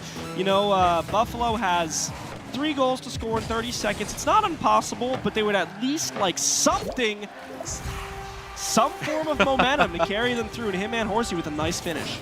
Yeah, and 24 seconds here. I mean, these teams have been relatively competitive against one another, not giving away goals too easily. But 24 seconds, Danny, very, very possible for Buffalo to bring themselves back into this series here. All they really need to do is find another goal before the 1 second mark, and they can play on the 0 second rule. And we're going to see immediately Buffalo is going to get a lot more aggressive. Syracuse, all they have to do is just reply to the offensive push with a firm no. That demo is going to go a long way as the clock hits 5. They're just getting back now. Gababy meets it in the air, trying to just keep it out of dangerous waters. All this ball has to do is touch the ground, and Syracuse will take game 2 and force it to a game 3, Ryan. Yeah, and just like that, Syracuse going to look to bring this one up to game number 3, like you just said there, Danny. And we got a competitive series on our hands starting for game number 1. A game. and honestly, what else could it have been the first time Syracuse varsity esports steps foot in the brand new Shine Arena. Brought to you by Horizon AVL. This is just phenomenal, Ryan. Yeah, absolutely, right? And they're really taking that, right? And it's also, I believe it's their first LAN. I could be wrong. Maybe second LAN together. Maybe second. I think second. But as a whole, first one in here, right? Going up against some of these other collegiate rosters that maybe they haven't played yet in their own division, right? In that PEC. And so seeing some of these new rosters, right? Seeing how they play, and Syracuse putting up their own right now, right? Really finding that value, and we're seeing Gababy especially, right? No hesitation, likes to play off those back corners and really sends it in really well with those bullet shots. I mean, Ryan, is this the first LAN at Syracuse in general? I think it might be going back. I don't think we've ever hosted in the Barnes Center, and now we're hosting here, and what better time to do it. What a better match to have than Syracuse, the young squad, all freshmen, claw back in game 2 in pretty dominant fashion, lead us to this game 3. Yeah, no, absolutely, right? And that's the thing, is very dominantly they're going to come back in, and we go into game number 3 here in match number 1. I mean, both these teams, not just Syracuse, but also UBuffalo, really making their goal and making their statements, right, to show that they're not teams to mess with this in this tournament here for today and tomorrow. And I mean, once again, right, you're playing for seeding. You're not playing for knockout yet, but you want to prove that you're not a team to be messed with, right? You want to go into tomorrow's matches seeded in that bracket. You want to be seeded as high as you can and prove you're a very, very good team. And right now we're seeing that from both these rosters, neither one of them wanting to give up. Gababy now finds a ball, throws it up. Hitman Horsey on the response. Lindell, though, there with boost, sends it back towards the defensive end of Buffalo. AJ finds the ball and meets it. Tasty Town's run through. Now Gababy with 100 boost, looking to put the moves on. Is able to find something. Lindell throws it back in the air. No boost from Buffalo as someone just flies over. This is a real chance from Tasty Town's off the top. Gababy with the reset. Taps it in. Beautiful teamwork to put Syracuse up 1-0. Yeah, I mean, just like that, right off the crossbar, and then Gababy is ready for it. And even though you have one defender, you needed 2 to stop that one, right? A good double commit, not too aggressive, but also not too passive either. And Syracuse going to go 1-up in this series, just under a minute into this game here. And Syracuse starting off very strong, right? Starting off stronger than the past couple of games here, really finding that adaptability to find the maximum amount of value against UBuffalo. Agent AJ tries to throw one in. Lindell with the save. Ball's back, bouncing teams fighting for possession. Buff, big, Khabib, net up in the sky by Gababy. The alliteration on this Buffalo team is something special as Tasty Towels, speak of the devil, comes back in, but the ball's sent back towards the way. Tasty Towels the only one there with boost. Gonna have to meet this ball, and he does. Yeah, and it goes a little wide there, so Buffalo's not able to capitalize on any sort of evening of the score. Gababy finds a good directional down to the bottom of the field as they have no boost to continue forward. Still no boost. Someone takes the corner from them there. Lindell goes down, but Buffalo still can't find that opening to get the goal. Agent AJ gonna try now, but it goes up and tall across the backboard there, and now Syracuse. Lindell's not gonna be able to match that. Buffalo going to look in return. Once again, falling low on boost, though, and this is where Syracuse can start to capitalize. Hitman Horsey now trying to bring this back in. Gababy has the tap, sends it back. Agent AJ meets it in the air. Big buff Khabib off the side. The touch, no good. Just like that. I mean, just these tiny shots that are just slightly wide, right? By not even an inch and just barely not making it in. And Buffalo just can't find those goals to even up this series, right? I mean, the Syracuse defense, they're not really able to stop it either, but they're always just a slight bit wide. And it's making UBuffalo not able to bring themselves back into this series. Only a 1-goal lead. Lindell blows up Agent AJ, and now Buffalo really has to start thinking, how do we bring this back into our favor? How can we twist the momentum and take control of the ball? Have time of possession as we're 3 minutes in to game 3. Yeah, we see this now. Syracuse doing a great job just keeping their lead, but they want to make it more comfortable here, Danny, right? They want to get another goal or two just to keep themselves comfortable and happy going into this matchup, right? Because right now you're still facing a very, very losable game against UBuffalo here, right? They can make 1 goal, even the series up, and we go back into another 4.5-minute overtime. So we'll have to see here as Buffalo playing on the defensive side again. No boost for Hitman Horsey, but Buff Big Khabib will have it. and is now going to look to try to find something, but no corner boost will be given to them. And now once again, Syracuse can play aggressive. Yeah, Agent AJ spending their boost to try and do something, but Syracuse throws it back towards the end of Buffalo. That's going to take some time to bring this ball back into Syracuse's end. Good to give Syracuse time to re-up on this boost, to re-up on these crucial resources. Hitman Horsey does get the demo, and now Gababy, the last line of defense, able to get that first stop. Now the rotations come around for Syracuse. Buff Big Khabib unable to keep that in the zone. Gababy, a nice counterattack, going to be stopped by Hitman Horsey, but still Syracuse stalled some good time. Yeah, and with this, now Syracuse going to look to maybe pepper the goal a little bit, try to see if they can find some value off the top. Gababy's not able to find one of those miracle taps, though, and now good switch up here. Tasty going to look for something off the back, but going to go wide. Now it's Lindell, sends it down. Tasty can't quite find the connect, though. Gababy, now it's your turn off the corner of the wall, but U Buffalo is keeping up a great defense. But as I say this, these players are rotating back, finding the boost. Stealing them will be Gababy from Hitman Horsey, and now this could be Syracuse's time to shine, keeping this ball on U Buffalo's side of the field. Yeah, 15 seconds. Syracuse in a full prevent defense right here as Buffalo tries to scrape something together. Mr. Lindell, though, flies. It's met by Buff Big Khabib. Throws it up. 6 seconds, 5. Buffalo needs to find a goal if they want to keep this game going. 1 second at the buzzer. Buff Big Khabib. Ryan, oh my Lord. Last second goal there, just through the mix of the Syracuse defenders. And just like that, I mean, it's possible here. Danny, let's give it a second for the kickoff. And the ball's still in the air. Wait, it's still possible. Oh, okay. We're going in overtime. Ryan, you said it. I don't think you thought it was going to happen. What a way to start off the collegiate bracket with a demo in overtime of Game 3. 2 overtimes here, Game 1 and Game 2, and now we're going to see once again these teams battle it out for the victory here. By the way, this is just game number 1, and this is just for seeding, right? This isn't even for really anything dangerous like a double elim bracket here. We're just fighting it out. Lindell will send that rotation away by U Buffalo with a good demo. The ball is sent away, looking for the corner boost. I don't believe Lindell was able to take that, but Gababy has control of the ball. Agent AJ gonna send it over to the middle of the field here, where Hitman Horsey will send it up. Tasty Toes gonna look for some value. The boost is on the favor of Syracuse here, Danny.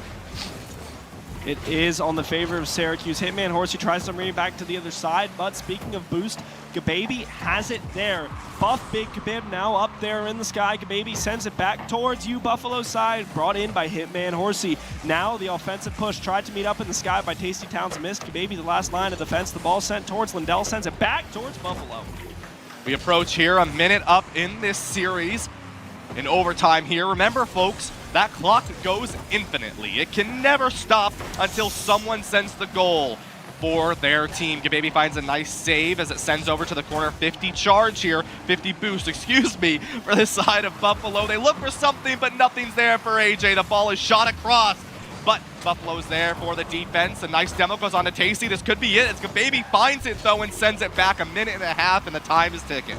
Mr. Lindell now in the net with the boost, trying to recover after this stand, but Hitman Horsey sends it back in the middle on the net. Gababy is there. He's going to pay for it with his life. Now Buffalo has to find this shot in the goal. Mr. Lindell comes through the rotations, the ball in front of the net. Hitman Horsey stopped by Gababy. 2 minutes into overtime. Ryan, what is happening? The demos are out. These players are aggressive. They want to end this game here, but neither one of them wants to give it up. They're going hard, they're going fast, and they want to see who can be the one to send that goal straight in, but neither one can find it right now as we approach halfway into another potential game of overtime here, 2.5 minutes, and Syracuse, Gababy is there. Great defense, but no one's there for the defense! Yes, and Hitman Horsey will find it and will take that game from Syracuse as they go 2-1 for just game number 1 of Group B's collegiate brackets. Wow! What? What? What? Holy. Oh my, Ryan. We are in the last second goal. Wow. I hope everybody watching this feels the weight of what just happened. That might have been the craziest game of Rocket League I've seen. Oh, easily. I mean, it was last second after last second, minute into minute of overtime, and Buffalo comes out on top, but not easily, I do want to say, right? And at that point, I mean, that's going to mean Syracuse is going to be 0-1 so far in their bracket, but not easily. Oh no, not easily. There was nothing easy about anything that just happened on the pitch. I almost don't know what to say. I mean, big buff big Khabib. It might be the MVP of that series. Finding the touches, finding those crucial goals to put really to keep Buffalo in the game. And Syracuse, I mean, you have to point out Gababy. He was always there on those rotations, on those defensive opportunities. But at the end of the day, look, Syracuse might not, you know, they're not guaranteed the 1 seed anymore, especially because they just got that thing. But tomorrow, this is a matchup to watch. Oh, absolutely, right? I mean, yes, Syracuse and Buffalo won't play each other again today. However, you should be excited for a rematch tomorrow. Syracuse is already going to be hungry for it, and it's only game number 1, right? So a lot more games for both of these teams to play, right? 3 more before the seeding will be established for tomorrow's matches. But, I mean, just like that, right? I mean, that was just crazy, you know? I mean, taking a look at some of these replays even, some of these shots coming in, especially like Hitman Horsey, I believe, both goals in OT was made by them. I believe. Yeah. Hitman Horsey able to you know, after the namesake, Hitman assassinate, one might say, Syracuse's hopes of winning that game. And I think that tells a telling story that the games that Syracuse was able the game that Syracuse was able to win was a game that didn't go into overtime.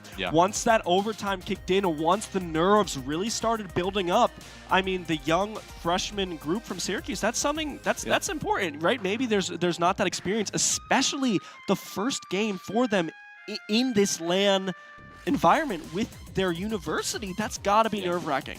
Yeah, it is, right? And it shows that they know how, though, right? They can keep it calm under pressure. And, you know, you may be like, oh, well, they still lost, you know, 2-1. It's like, yeah, okay. But in overtime, I mean, not even 30 seconds into overtime. No. We're talking 4.5-minute games and 3-minute games into overtime. You've played almost a game and a half of Rocket League just in your overtime matches, right? I mean, for them to hold it that far and that long, it shows that Syracuse has the capabilities to play at a high level and the capabilities to play at a high level for a long time. Yeah, and that's something that is good to see, especially not just as we work through this Veterans Day Invitational, but as Syracuse Rocket League takes a look forward at the next 4 years. Yeah, exactly, right? And I believe the Northeastern Utica game was finished as well. I believe Northeastern took that one. So that's going to be those records so far. Obviously, we've got a lot more games to play for Group B here. We've got to see so many more rosters. We've got to see Utica play, Northeastern play, Albany. We've got to see a bunch of more teams to get played tonight. But at the end of the day here, Danny, I think that's going to be a little bit of a breather. Look, we need to take a breather, and we're going to do that. We are going to take a short break, but do not worry because we will be right back. If that first game was anything to go off of, we are in for an amazing day, so don't go anywhere.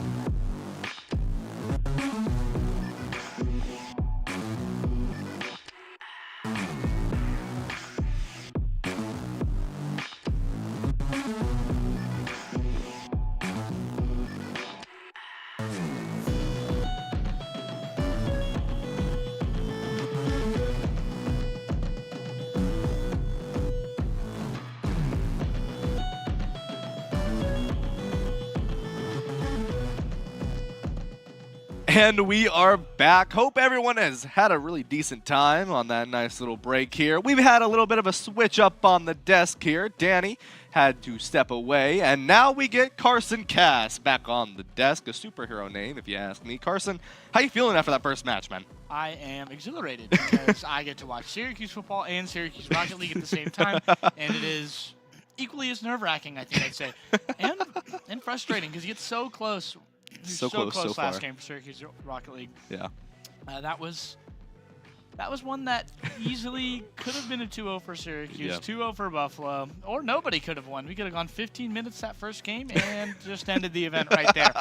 But it was really, really good. I'm really, really happy with that. And I'm sure Buffalo is. Syracuse, a lot to build on, but they'll be off-stream for this matchup. On-stream, we've got Utica, and we'll check out Buffalo again versus the Pioneers.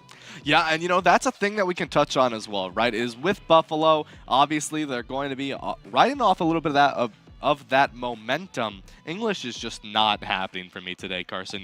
Maybe we'll switch it up later. But as I was saying, Buffalo, right? We get to see them again. They get to ride off that momentum, and some of that you really want to think about is players like Hitman Horsey. Right? Finding really good value in that overtime, staying alive, staying well, staying vigilant the whole way through, right? And it's plays like that you sort of forget kind of happen in a game like Rocket League, right? It takes so long, and then eventually out of nowhere, bang, 4.5 minutes into overtime, someone gets a goal, right? And it's just, those are the players you have to be aware of. Yeah, it felt like round 10 slugfest, just punching each other, and nothing was just really going well for either of them. Yeah. But in the end, we got there, and we got to a score finally at the end. That was a 4-minute overtime, 9-minute game one. Can't imagine that was the best experience for you guys, but I'm sure it was exhilarating. I'm sure it was fun. Buffalo will be riding off that momentum, but you have to imagine with a 5-minute break, that's not enough to get yourself fully back. Utica had a quick 2-0 loss, so they got to sit out and recuperate a little bit faster than them. They lost to the Northeastern Huskies, who now sit 1-0 and will sit this next one out.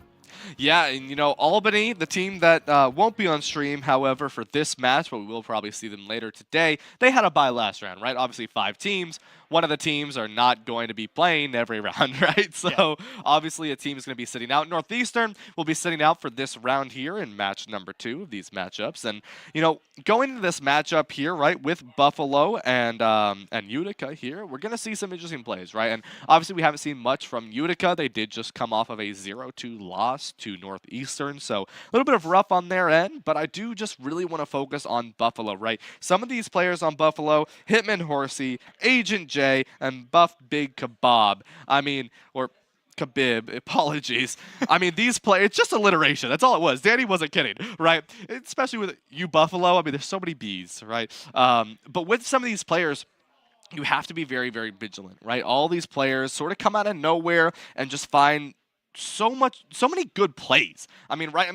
We got to watch some of those replays back. We got to see so many different plays there, and it shows what this team is capable of, right? Yeah, and you have to understand at that level, playing a different team, entirely different ballgame. Syracuse, a very defensive team, runs on the conservative side a lot of the time. Gababy is doing a lot of the work for that team, as we saw last time. I don't think we had more than one goal for anybody else other than Gababy last game. I believe so, yeah. It's a tough guy to beat, and they have an entirely different setup here because Tasty Toes, typically more offensive. You have that Syracuse defense, which honestly consists of Gababy most of the time, and the offense consists going through Gababy. It's like Allen Iverson. You have to account for Allen Iverson, or Gababy in this case. But now Buffalo is playing a team that might be a little bit more team-centered. The Pioneers are coming off an 0-2 loss, but you learn from those. Nicky Lauda said that once the he dedicated his final speech to the losers because you learn the most when you lose. And that's going to be really, really important for this. Utica needs to respond to what they did wrong against Northeastern and needs to get it together against Buffalo, who's seen a fork with one prong against Syracuse. Yeah, very true, right? And I mean, and like you were saying, right, Gababy, a player that just goes crazy with it. But at the end of the day, we get into this matchup here between these two rosters. And now, with this, we're going to see Buffalo and Utica as the teams. And right off the bat, clip it and ship it, Qs_esports, go check it out. Agent AJ will send a goal 7 seconds in. Yeah, that is... that's setting the tone for sure. 1-0 Bison, or Bulls.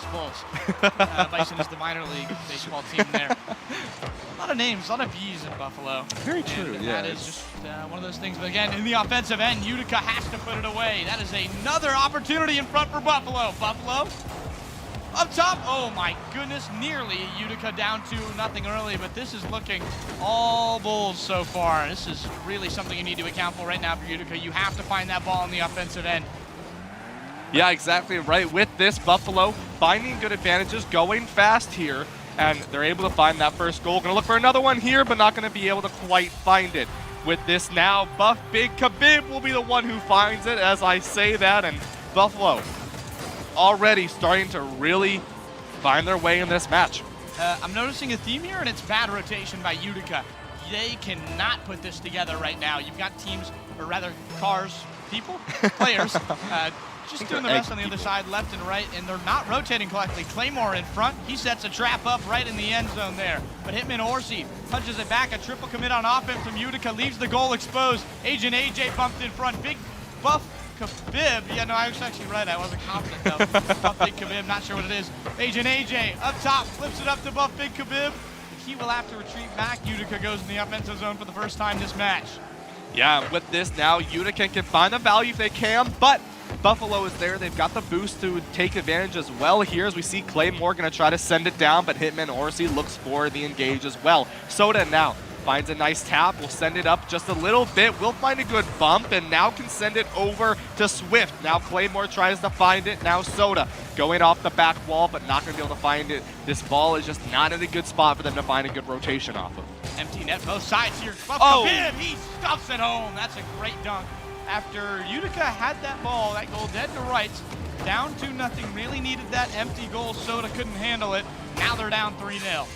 Yeah, I mean, that's a great way to start for Buffalo, right? Like we were saying, sort of playing off of that momentum from the last match here. Utica, however, falling a little bit against Northeastern. Now you got to go up against Buffalo here. So a little bit of an interesting matchup between these two teams here. One riding off the momentum. A good save will come in, but just barely from Soda. Now Utica needs to find this early rotation here. Claymore going to bump it up to midfield. Hitman Horsey going to have it. Grab the middle boost as well. Going to look for some value, but not going to be able to find it into goal. Notice how when Horsey was coming over, nobody contested him, but Claymore sets a trap right in front. Can't get the goal. Swift back in front. Going towards it, he's got nobody to help him. It's like they're just taking turns trying to shoot the ball, and it's not going to go well there. Claymore misses the bump. 4-0 Bulls. Agent AJ able to find that there. Just sends it right over Claymore, who's not able to have the speed and the power to find a defense just like that. Buffalo going to find themselves 4-0 in this series so far here. And with this, Buffalo's feeling confident with this lead. Yeah, that was almost 5-0, but here's another chance in front. Hitman Horsey looking the wrong way. Ball goes in the Utica offensive zone. Soda looking for a sweet pop here. Back out in front. Claymore down. Doesn't get it. Agent AJ will have control of the ball as he moves it towards the middle. Whip from Utica. Ball back the other way. Soda scores. Soda able to find it there right through midfield. A nice pass will go in. And just like we see right straight to the middle, Buff Big not going to be able to find it, and Soda sends it in. Beautifully well done coming out from Utica here as we approach just under halfway through this matchup in game number 1 here. Utica trying to find this ability to get back in the favor of their own game. Look to maybe make this more of a 50-50 game, but still struggling to find that advantage against Buffalo. Little wide will go the shot, but Agent AJ now going to send it up, but once again a little short, and now Utica, you have the boost, you have the advantage, take control, but no one is there on the left side of the field. Yeah, just despite Swift's best efforts there, the goal does go in actually millimeters away from accidentally punting their team's goal away. So that was an interesting situation here. Swift just doesn't seem like they're on the same page as Claymore and Soda. So that maybe a bit of a sub situation here, one that hasn't played too long for the team while the other two are upperclassmen. They need to come together. They need to communicate. They are good enough, but sometimes you just make those wrong plays in front. Swift down low. Claymore, good save. Yeah, with this now, Utica has the ability to go in. Claymore finds it, but no boost as Agent AJ can match that. Steals the corner, but Swift isn't able to find a swift reset on that ball. And now with this, the demo goes in for the side of Utica, but the ball is in their favor as well, but not the boost. And once again, a good offensive pressure coming in from Utica, but the capitalization is just not there. Yeah, I really thought they were going to score on that opportunity there, but Swift just too far down and went the wrong way. Soda and Swift have been a little bit more on page, honestly, on the offensive end. Seeing it there, puts it the wrong way. Big Buff Khabib can't get to it yet. Soda, no boost to deal with it. Grabs him on the way back. Agent AJ stuffed in front. He gets that ball tipped back in the air. Swift, no boost, can't put it there. He's going to have it have to Claymore. Swift misses the bump, back in front. 5-1 Bison. Bulls. Bulls. 5-1 Bulls. No worries there, Carson. But like you were saying, right, with that 5 up here, a great little redirectional will send it into the goal. And because of that, that dogfight up in the air, Utica was not able to keep that defense there. And with this, I mean, if you're Utica, you're not likely going to see yourselves coming back in this matchup. Now, granted, I was thinking about that a little bit in the last game, and Buffalo was able to find a last-second goal. So I'm not going to quite say that. No need to start a cast or cursing counter. But Utica, they still want to play this, right? They still want to experiment, see what's going to work for them. So we might see some different play styles. That's the thing as you approach sub 30, you're a few goals behind. You can start to change your play style ups, right? See what's going to work for you. Not sure why Claymore committed up there, because it's just going to be a Bulls goal. Agent AJ in front. Right place, right time. Claymore commits to one that maybe should have been committed down low. Utica really close. I think 6-1 doesn't do respect for this Pioneers team. They have talent, but they just need to put it together. Yeah, I think the biggest thing is, you know, Buffalo, they're capitalizing on the messier fights up in the air, right? I mean, we're seeing a lot of, you know, Utica, they're doing a good job. They're finding the value when they on that defense, but that offense, they just struggle to actually just finish, right? They can get right there, but then they just can't quite finish and get that goal started. And that's what we're seeing is coming from the value of Buffalo, right? So really, really well played coming out from them. Utica needs to make some changes, right? And I think the biggest thing is they just need to go in harder on that offense, right? Because we're seeing they're not doing bad on the defense, and they get it going on the offense, but they're not all there. They're not all ready to take that final goal, and that's one of the biggest things. Yeah, it really just seems like they're not on the same page. I mean, you talk to your team, it feels like I have 3 freestylers all playing by themselves, doing their own little tricks with their skateboard, and you can't put that together for a goal all the time, and that's kind of where it's proving. Soda had one excellent strike down 4-1, but it just got worse from there. 2 hat tricks from Buff Big Khabib, as well as Agent AJ there. Going to be a very good set start for the Bulls, who now I'm wondering how tough Syracuse is, because now you're looking at that and you're like, hey, Syracuse's defense was great. That Buffalo team has great offense, is amazing in the air. Syracuse did a great job defending that, and a much more conservative team I'm noticing than maybe Utica. Yep. They play smart. They play where you want to be. Buffalo does the same, but they're a bit more aggressive. And by a bit more, I mean probably like, you know, exponentially by 7. Yeah, that's a good way to put it there, Carson, as they are much more aggressive, right? Obviously, Rocket League, we've talked about this before on another collegiate broadcast, you and I, Carson, and it's a snowball game, right? Things can change in a matter of seconds here, and Game 2 can be very different, right? Game 2, you could have Utica going 6-1, so things are very much capable of changing here, and as I say that, a couple double taps go in. I'll start 6-1.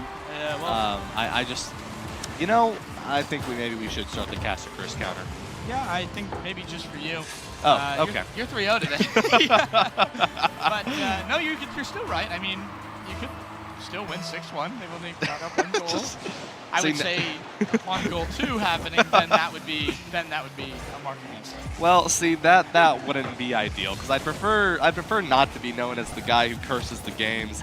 I think considering that it's been you, me, and Danny basically all day, I don't really want to be known as one of the casters. It's like, hey, don't put him on. He's going to curse our team. Yeah, So we'll have to see. But Utica, not doing too bad right now, right? Finding some value. They haven't cursed really any team just yet. I actually think it was just twice in 1 second there.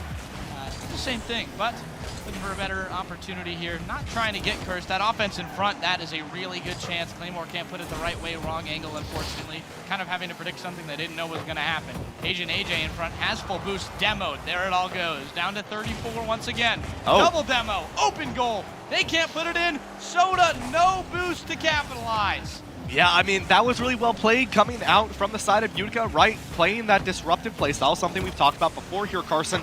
But no boost to capitalize, just a little wide on the top end of that goal there. And now, you know, you have Utica sort of struggling to find their way back in. But this is the playstyle that I was talking about, right? This is what I want to see from Utica. I want to see them be more aggressive. I want to see them be more on top of this Buffalo team. And this is already looking much, much better than Game 1 for Utica. Yeah, you really, oh my gosh, that is a chance that has to go in for Utica first off, and then there's another one right there in the front. Buff Big Khabib has an open goal. What a move! Crosses over and slams it home. Watch this. Agent AJ gives it to Buff Big Khabib, who has even less boost than him. Goes up top, bumps it the right way, punches the defender the wrong way, and the Peppermint Powerhouse will do an excellent job there to put it 2-0. Yeah, now with Buffalo up 2 in this series here, it is still possible for Utica here, right? I mean, we're just approaching 3 minutes, so a lot of time to bring this back. And I think the biggest thing here, right, is you're playing aggressive, just don't overcommit this, right? Don't look for those triple commits, or if you do, make sure your rotations are on point, right? We saw that with the Army earlier today, right? They went with some aggressive double commits, but they were always there on that rotation. So, you know, obviously Utica here, you have the aggression, watch your rotations. You don't want to be caught lacking against this Buffalo team. Absolutely, and if you're gonna do something wrong, you better do what you were trying to do intentionally. Claymore off the right side, ball is kind of freelance in the air. Claymore has no boost, but Soda comes here to do the same thing essentially in a different spot. But a miss by Swift, this ball will go the right way. Claymore can capitalize on that mistake there. And Horsey going to rotate the other way with the team. Soda has some boost in front, gives it almost to AJ in front, puts it the right way for Soda.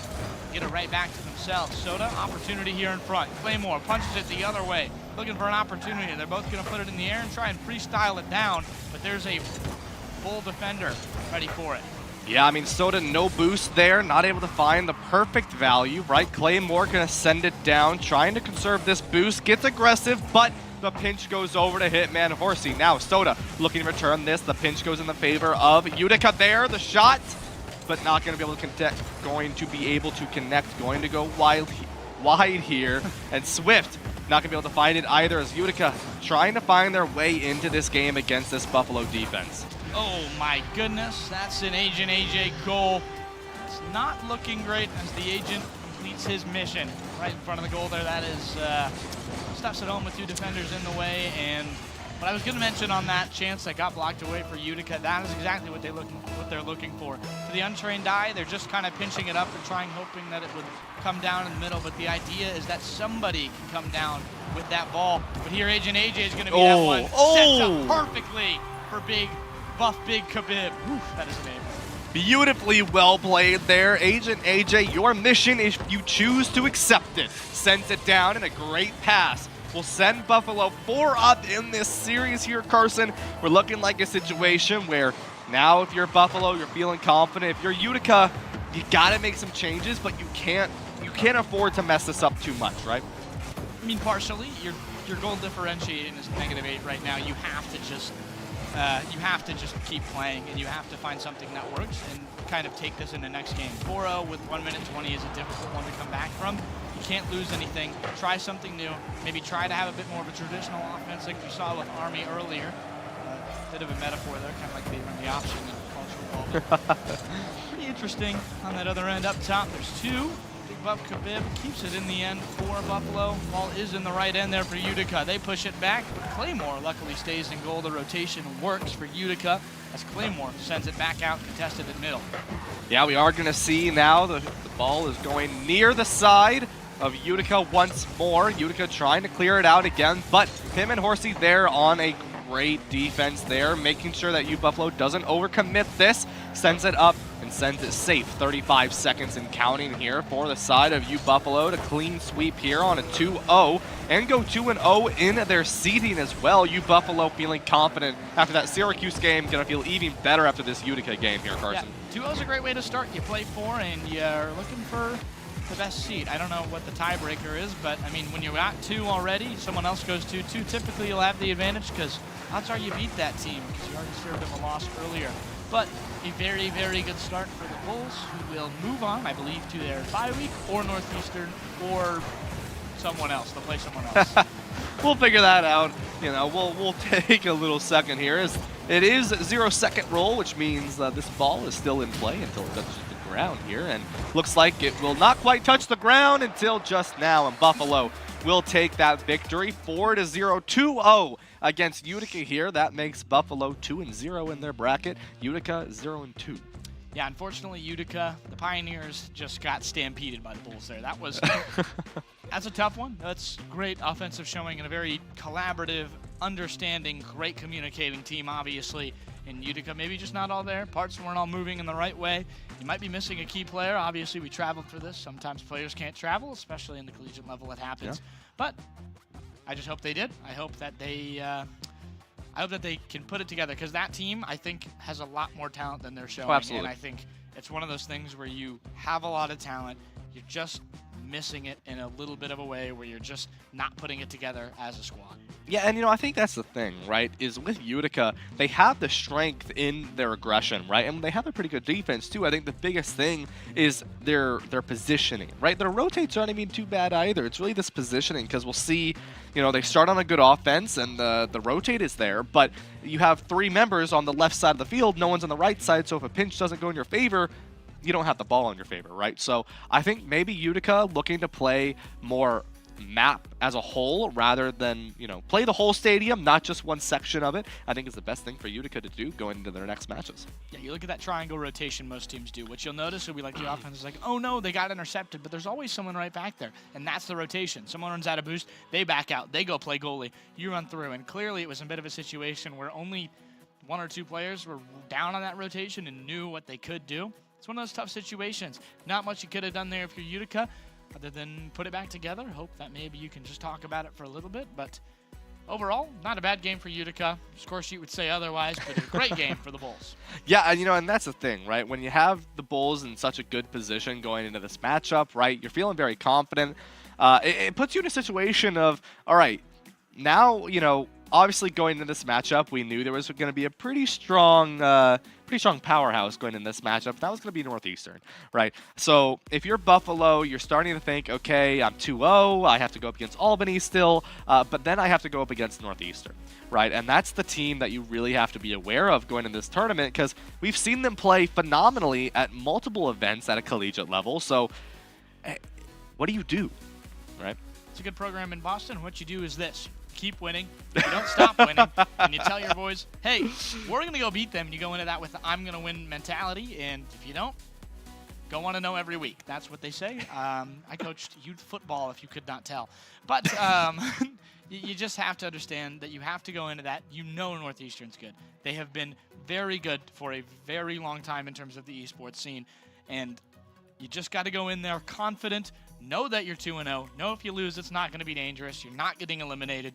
Sunday is when you get nervous into that game. But for this one, take a breath. Just try and win. Same for Utica. You're 0-2. It doesn't matter today. You're going to get a chance to play tomorrow. Yep. And if it's against Northeastern, it's against Northeastern. It might suck, but you might have an upside out of it. Yeah. It is collegiate esports. Anything can happen, and I will say anything has happened before. Yeah, very true, right? And at the end of the day, right, today is not any sort of punishment, I guess, is maybe a lack of better terms there, but you're not going anywhere today, right? You still got more games to play tomorrow. Today is just for the seeding, right? So just a reminder, tomorrow, these teams, all of them will come back. Group A and Group B will come back, and they will continue to play in a double elimination bracket in a best-of-5 series. But like you're saying, Buffalo, right? You got to go up against Northeastern eventually today, and, there's a phrase that's been thrown around in collegiate esports for a while now, Carson. It's called a Lanimal. Do you know what a Lanimal is? I have an idea. It has something to do with Hannibal and Lanham. So yes, the animals of LAN events, right? Animals. Players and teams that can just, when they show up to a LAN, they absolutely demolish, right? They may have a terrible season in the regular season, but when they show up at a LAN, they just run it down, and they destroy every team, and you don't see it coming, right? Buffalo could be a LANable team. You never know, right? So we'll have to see.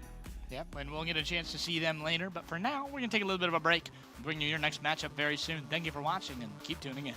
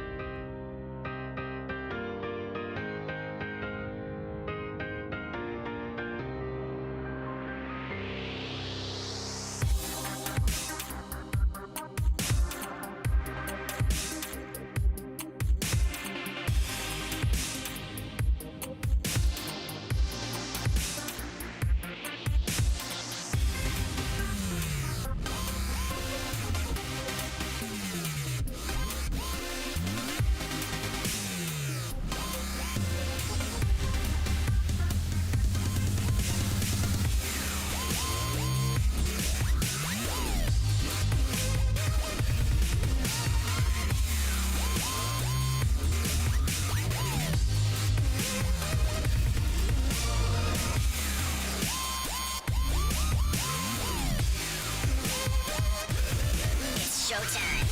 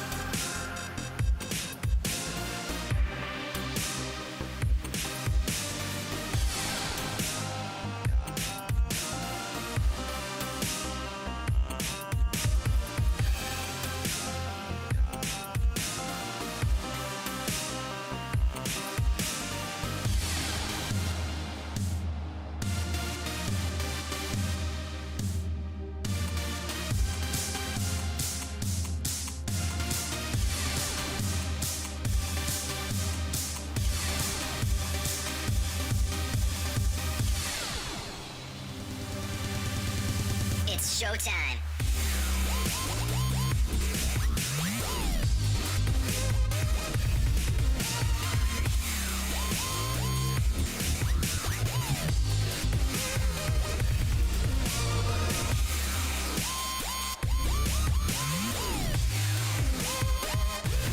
It's showtime.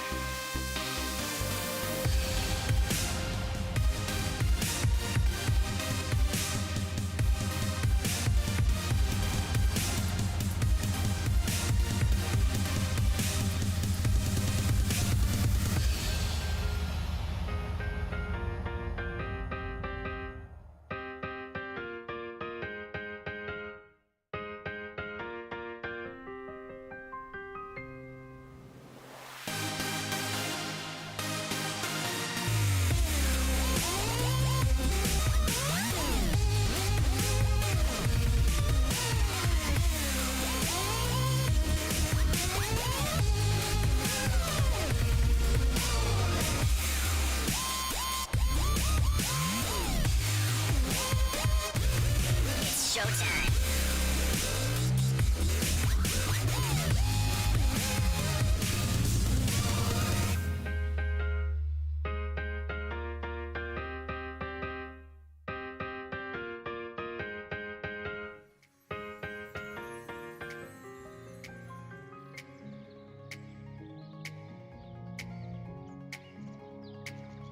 Welcome back, folks. Hope you had a nice little tiny, minuscule break there as we return for more Rocket League here in the Warrior Gamer Veterans Day event. No change-ups on the desk this time. Still myself and Carson. So, Carson, how you feeling after that first match?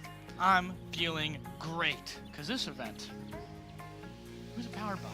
I'm sensing something. Well, Carson, we're powered by some amazing people at Horizon ABL, right? And, you know, one of the great things about them is not just that we're powered by them, but that all of this is possible because of them, right? You know, Danny was mentioning on broadcast earlier, they make us look good, right? They make us look pretty. And that's not because we are, but it's because of Horizon ABL. I'm sorry. Horizon ABL, though, in all seriousness, is the reason that this entire place is possible, right? Shine, the broadcast, the tournament, all of it is because of them.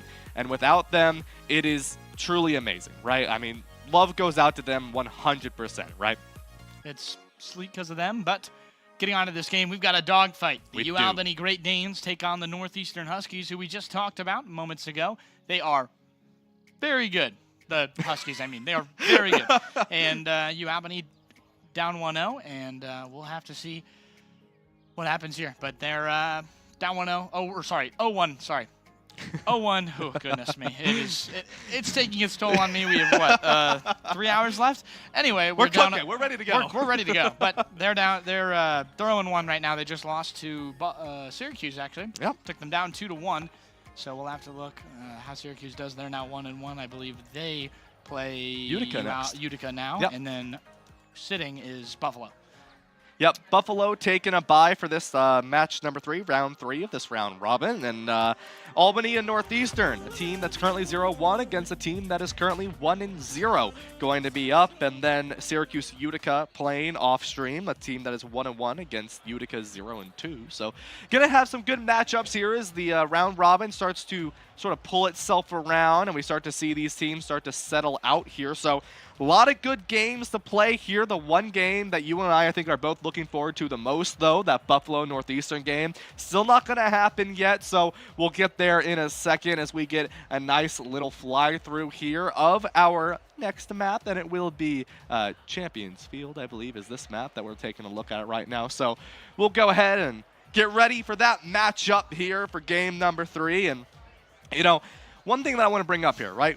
Between these two teams, we haven't seen Albany on stream yet, obviously, and we haven't seen Northeastern yet. Both these teams are brand new to our eyes here on the stream. And Carson, I'm curious. What do you think we're going to see between these two teams? Northeastern, the big dogs here, the Huskies themselves, or are we going to see the Great Danes take their big dog power against Northeastern? What do you think about you, Albany? I think the Great Danes are going to be very calm, very collected. I'm sure they know about Northeastern and their successes in recent memory. And I'm sure you have to take an approach like that where when you're an underdog, pun intended, you have two things. You can either go ahead and you're like, I'm going to go all out. We're going to go hyper aggressive. We're going to take this team by storm and hope that they're surprised by it and can't handle us being hyper aggressive.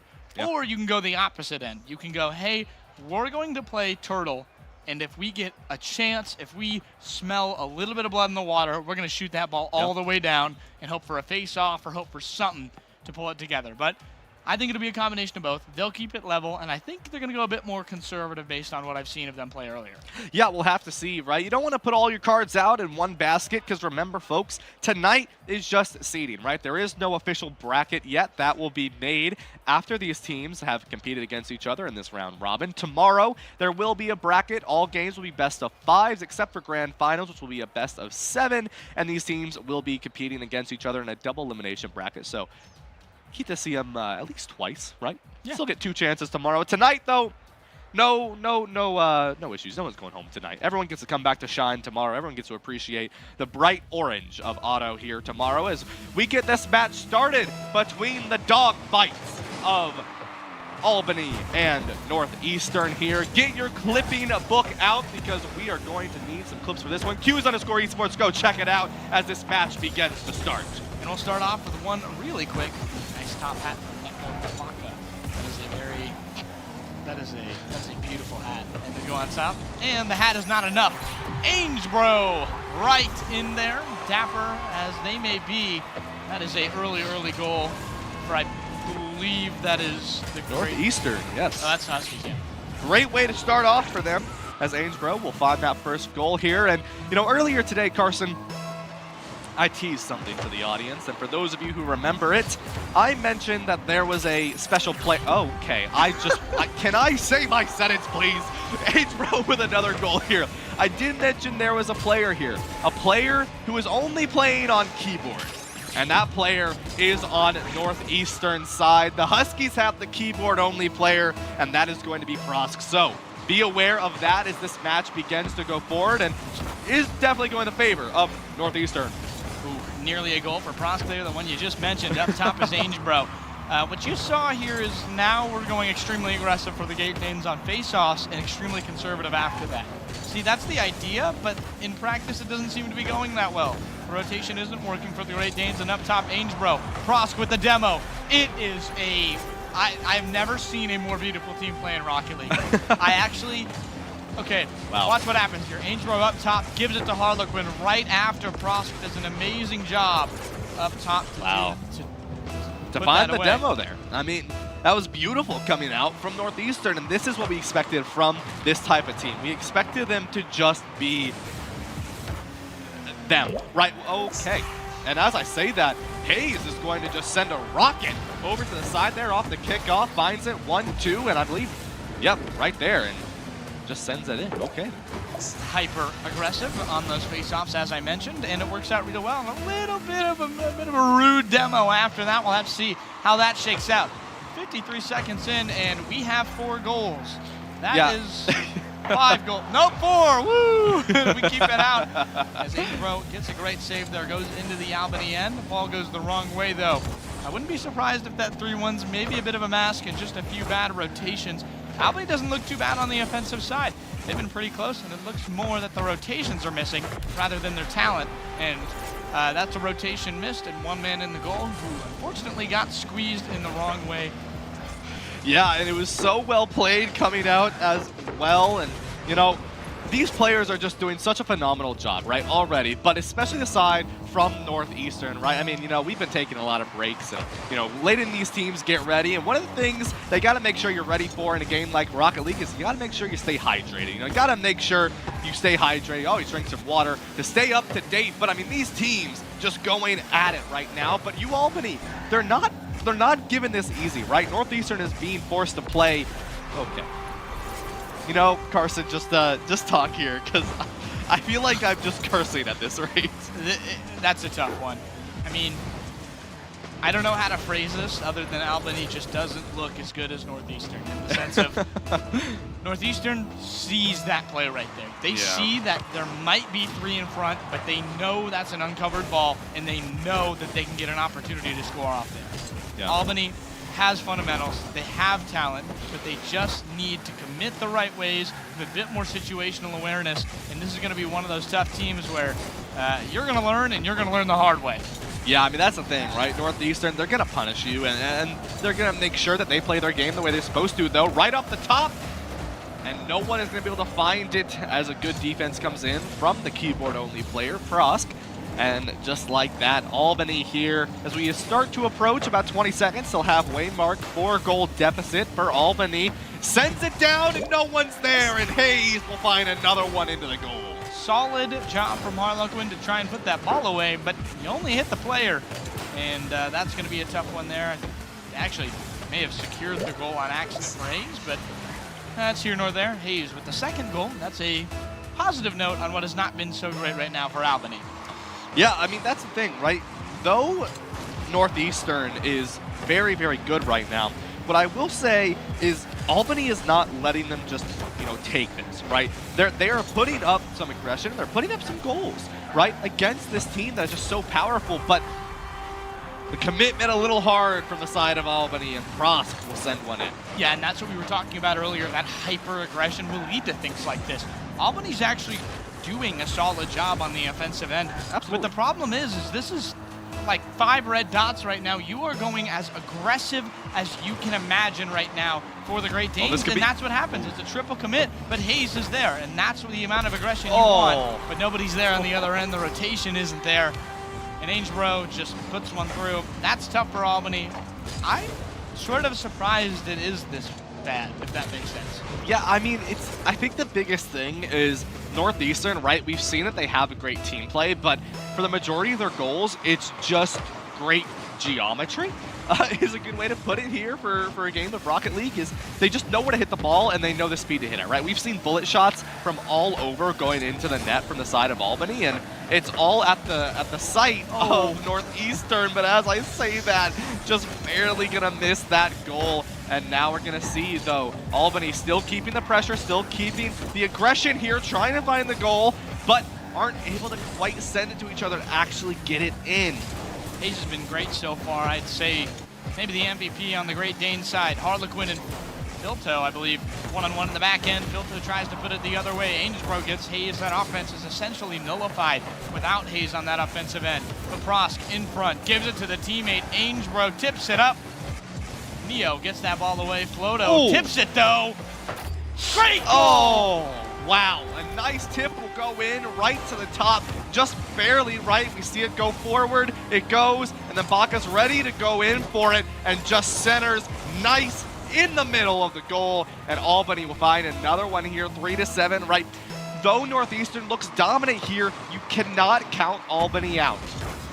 Yeah, I mean, it's one of those tough situations where you're looking at it, hey, we're down 7-2, but I mean, you got to keep fighting. It's Northeastern, who is a proven very good team. I'm not sure where Albany stands on this stage, to be fully honest with you. I'm new to collegiate esports, but what I'm seeing right here is a team that's not giving in. Harlequin back at the middle field, gets full boost, has an opportunity to slam it down here. Only one man to beat, no boost, but Hayes gets it done. He can keep that ball out of the way. Baca back in the other end, and that's just, slightly too wide for Northeastern. That ball is a goal 7 out of 10 times. Yeah, and just like that, now we're going to see Northeastern gets aggressive again, and in the goal will be Quinn. A nice dunk onto that goal, and now 3-8 here. I mean, that's just beautiful. Right off the top. And No boost. Couple. I don't know if I count that as a double tap or not there, Carson. I think that was a bit more, actually. You get 1, 2, 4, 5, 6, 7, and just keep counting. Eventually you'll get there, right? You just keep counting until the goal goes in. As that nearly just goes right in for Northeastern. And what you're seeing is there's talent here for that Northeastern center, and you can see that. That goal right there, you can see the top right was what they were going for. Not often, most of the time when you get a situation like that, a lot of players are going to drive at that as fast as they can. Speaking of driving at things as fast as they can, Neobaka misses that ball. I do think that was intentional, trying to give it to a teammate, but not enough of an opportunity there.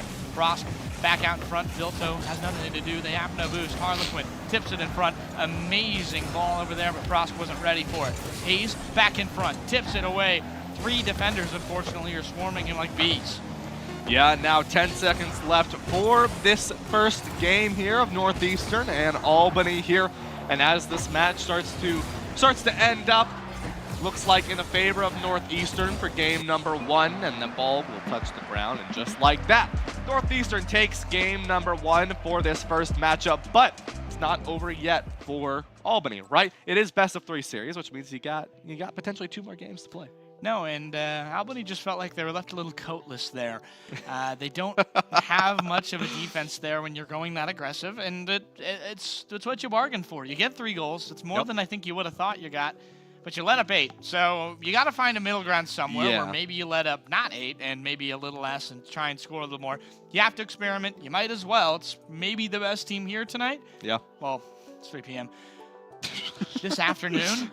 So, I mean, you got to do something and you got to choose something. And I think that was a good experiment for them. Yeah, I mean, especially with players like Harley Quinn on that team. 5 goals, right? 6 shots.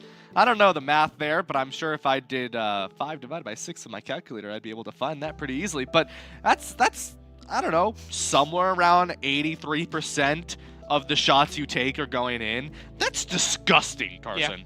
I mean, that is disgusting to think that you go for 6 shots, and out of those 6, 5 of them are going in. That is incredible to think about, right? And at the end of the day, those are the players you have to be aware of, right? Like, yes, all the team of Northeastern are working together, but even on the individual level, these players are doing an incredible job to actually get in, find that goal, find the value, and in some cases, find 8 goals total.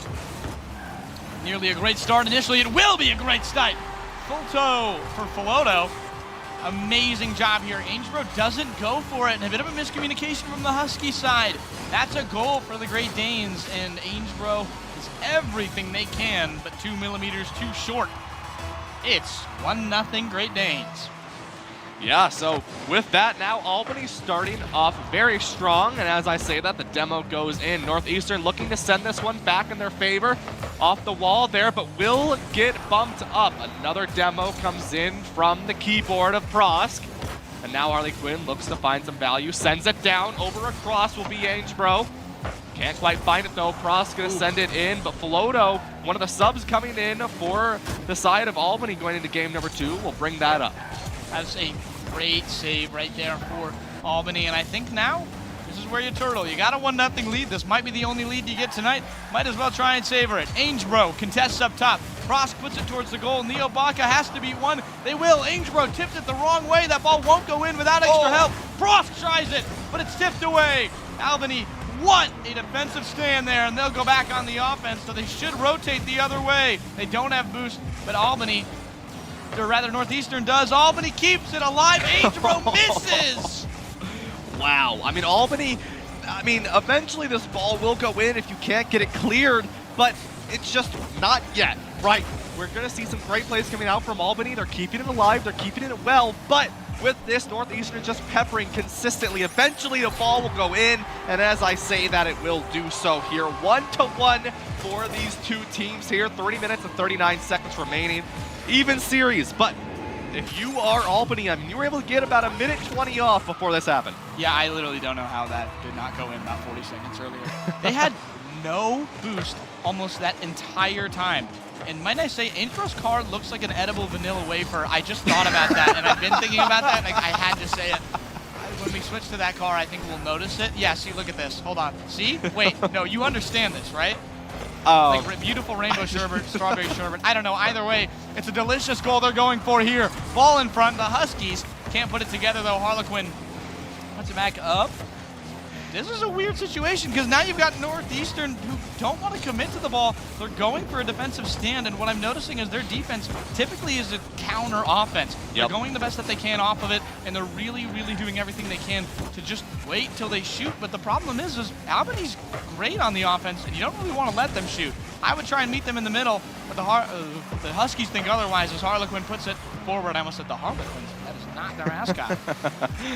Yeah, I mean, with this, though, I mean, this series is a lot more even than the previous one, right? I mean, both these teams 1-1, a great save comes in, so I'm not caster cursing here, and that's all I really care about right now, Carson. And right now, with this, as we approach halfway into this 5-minute game here, Albany needs to find a little bit of value here. They haven't really had field control as they're still kind of playing this defense, like you were saying. But Northeastern has that good offense through their defense here. A good pinch will go forward, trying to find the value, but Angebro going to send it back over here, grabs the boost, and now Albany tries to find this back off the midfield. Hayes needs to send it. This could be it, but in the air is ready to go for the side of Northeastern. Still ready off the top. Could be a goal, but Harlequin will not allow it. That's a good job to keep it in the zone at least. Hayes, they really are just doing everything they can to keep that ball away from their net. Hayes with a stuff. He'll stuff him once more. He's got more boost than him. He'll put it the other way. Bumps Harlequin. Demo out in front. Neobaka puts it in the offensive end. Hayes misses it trying to get boost, but Angebro gets it back. This could be another counter-offensive chance, but looks like we're loaded up on boost for the Northeastern side. That ball goes wide right. Harlequin trying to clear it, struggling with the Great Danes in front. That seemed like an easy win after last game, but it's not going that way. Angebro trying to get it. That's Neko on the other end doing the best they can. Oh my goodness, Harlequin stuck with it up there. Neo puts it in the front end. Cross blocked by Floto. Yeah, I mean, and this is just a dogfight. We knew it was going to be, but especially in this match here, 1 minute, 7 seconds remaining for these two rosters here. One of them just trying to find the value. The boost going to be in the favor of Northeastern. Stealing will get the flip reset, sends it off the back, tries to go for the double tap, but can't quite find it. Now, Albany gets a good pinch, but Harley Quinn is there, ready to go. Prost tries to send it down, and another boost will go in the favor of Northeastern. Now, right in the middle, the 50-50 is there, but in the favor of Albany here as the ball is on their side of the field. This could be Albany's chance. 40 seconds left to bring this series back in their favor, but it's not gonna find it. Yeah, that's more defensive play from Albany. They're not sure they can get the goal there, so they're not going to try it. Floto with the most aggressive chance they've taken. Neko up top. Hayes finishes! 2-1 Albany! Northeastern may be the mitochondria of the cell, but at the end of the day, Albany's not ready to give this one up yet. They want to show that they do not deserve to be this team. They do not deserve to be the 0-1 roster that they are. They want to make it even, and the best way to do it, you want to know the best way to prove that you are a team that deserves to be here, Carson? Take out the big guy, and that is going to be Northeastern, and they are doing so. They have to play this defense for the next 20 seconds, though, here, Carson. It's possible. They've done it for 4.5 minutes, or rather 4 minutes, 45 seconds before. They've got 13 to go. Contested up top. They're just trying to waste time. 10 seconds, though. Up to Harlequin. Hayes blocks it up top. They're doing everything they can. Still in front. 3 seconds. Perfect chance. Missed by Northeastern. Not enough boost. Can't hit the ground here. Over to the front. Miscue. Albany wins.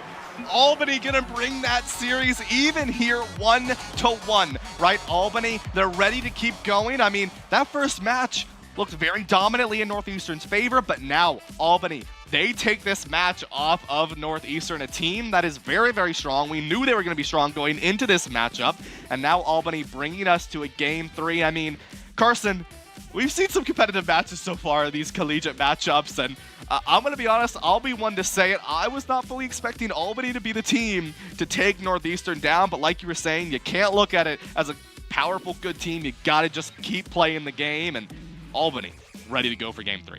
Yeah, I really thought Buffalo was going to do it, but might happen too early, like you mentioned, and you got to go into this right now if you're Albany. You won one, that's not it. I mean, taking one is an accomplishment. I'm not sure where Albany stands. I'm not sure they know where they stand. I think they're still trying to find their, I guess, piece in it. Obviously, Northeastern is a very accomplished, high-level team that's been around the block and been kind of the kings of the block of this area for a very long time. And there's a bunch of hungry teams here looking to dethrone them. And we've got some contenders. We have got some contenders because you look at Syracuse, they held Buffalo to 2 or 1 goal. You look at the Bison last time, they annihilated Utica. We'll have to see where that goes. But as of now, we've got a game 3, a beautiful 1-1 game. Now we're on the 3rd dogfight. Great Danes Huskies live already. I mean, do you really expect this to go anywhere else? I mean, you have some of the best collegiate Rocket League teams competing, and I mean, you're going to see matches like these, right? You're going to see matches that are going to be close. You're going to see dogfights between teams, and we've already seen it from a couple of these matches. It only makes sense that we see more, right? I mean, Albany, you found your playstyle. You found the way to take advantage of this Northeastern playstyle, and now you just got to keep going. A good fake comes in, but Frosk is there. That was 2, almost had the 3rd. Frosk slams it down. Can't go the right way, though. Hayes has that ball in control. Oh my gosh, Jukes it one way, Jukes it the other, hands it to Floto, who looks for the finish. He has got it. What a goal, look at this. I mean, this was beautiful. You see Hayes send it out, Floto holding in midfield, sends it in just right off the top, and it goes in just like that. I mean, if you're Albany, not only did you sort of maybe you weren't feeling great after that first round, game 2, you start to feel a little bit more confident. Now you're in your element. Why do I ever stop talking? I every time you talk, I expect Albany to concede a goal.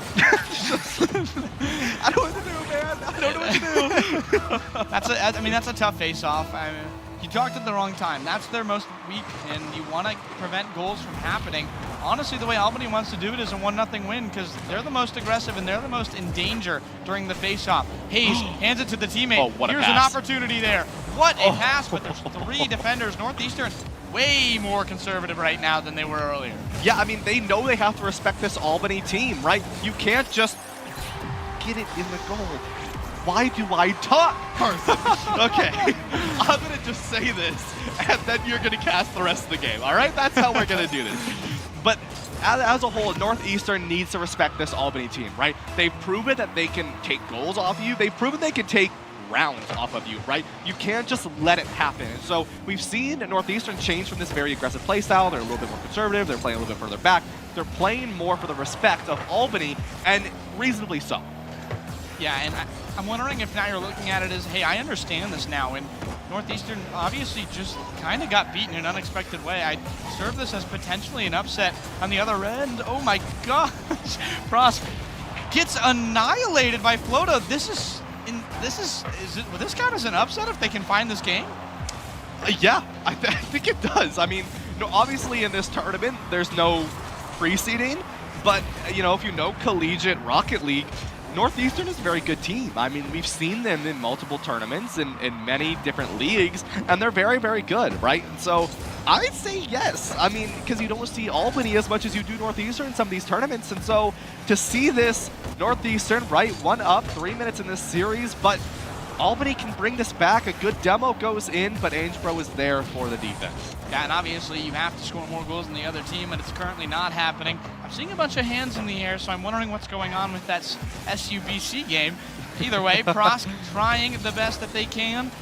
Oh my goodness, that is another opportunity that they're going to get. Albany doesn't get there the right time. That was almost disaster. The Great Danes off the crossbar, but they can capitalize. Hayes doesn't have the boost, unfortunately, but he's going to put it back towards the middle. He'll get blocked up in front by, I'm not sure who that was, a player on Albany.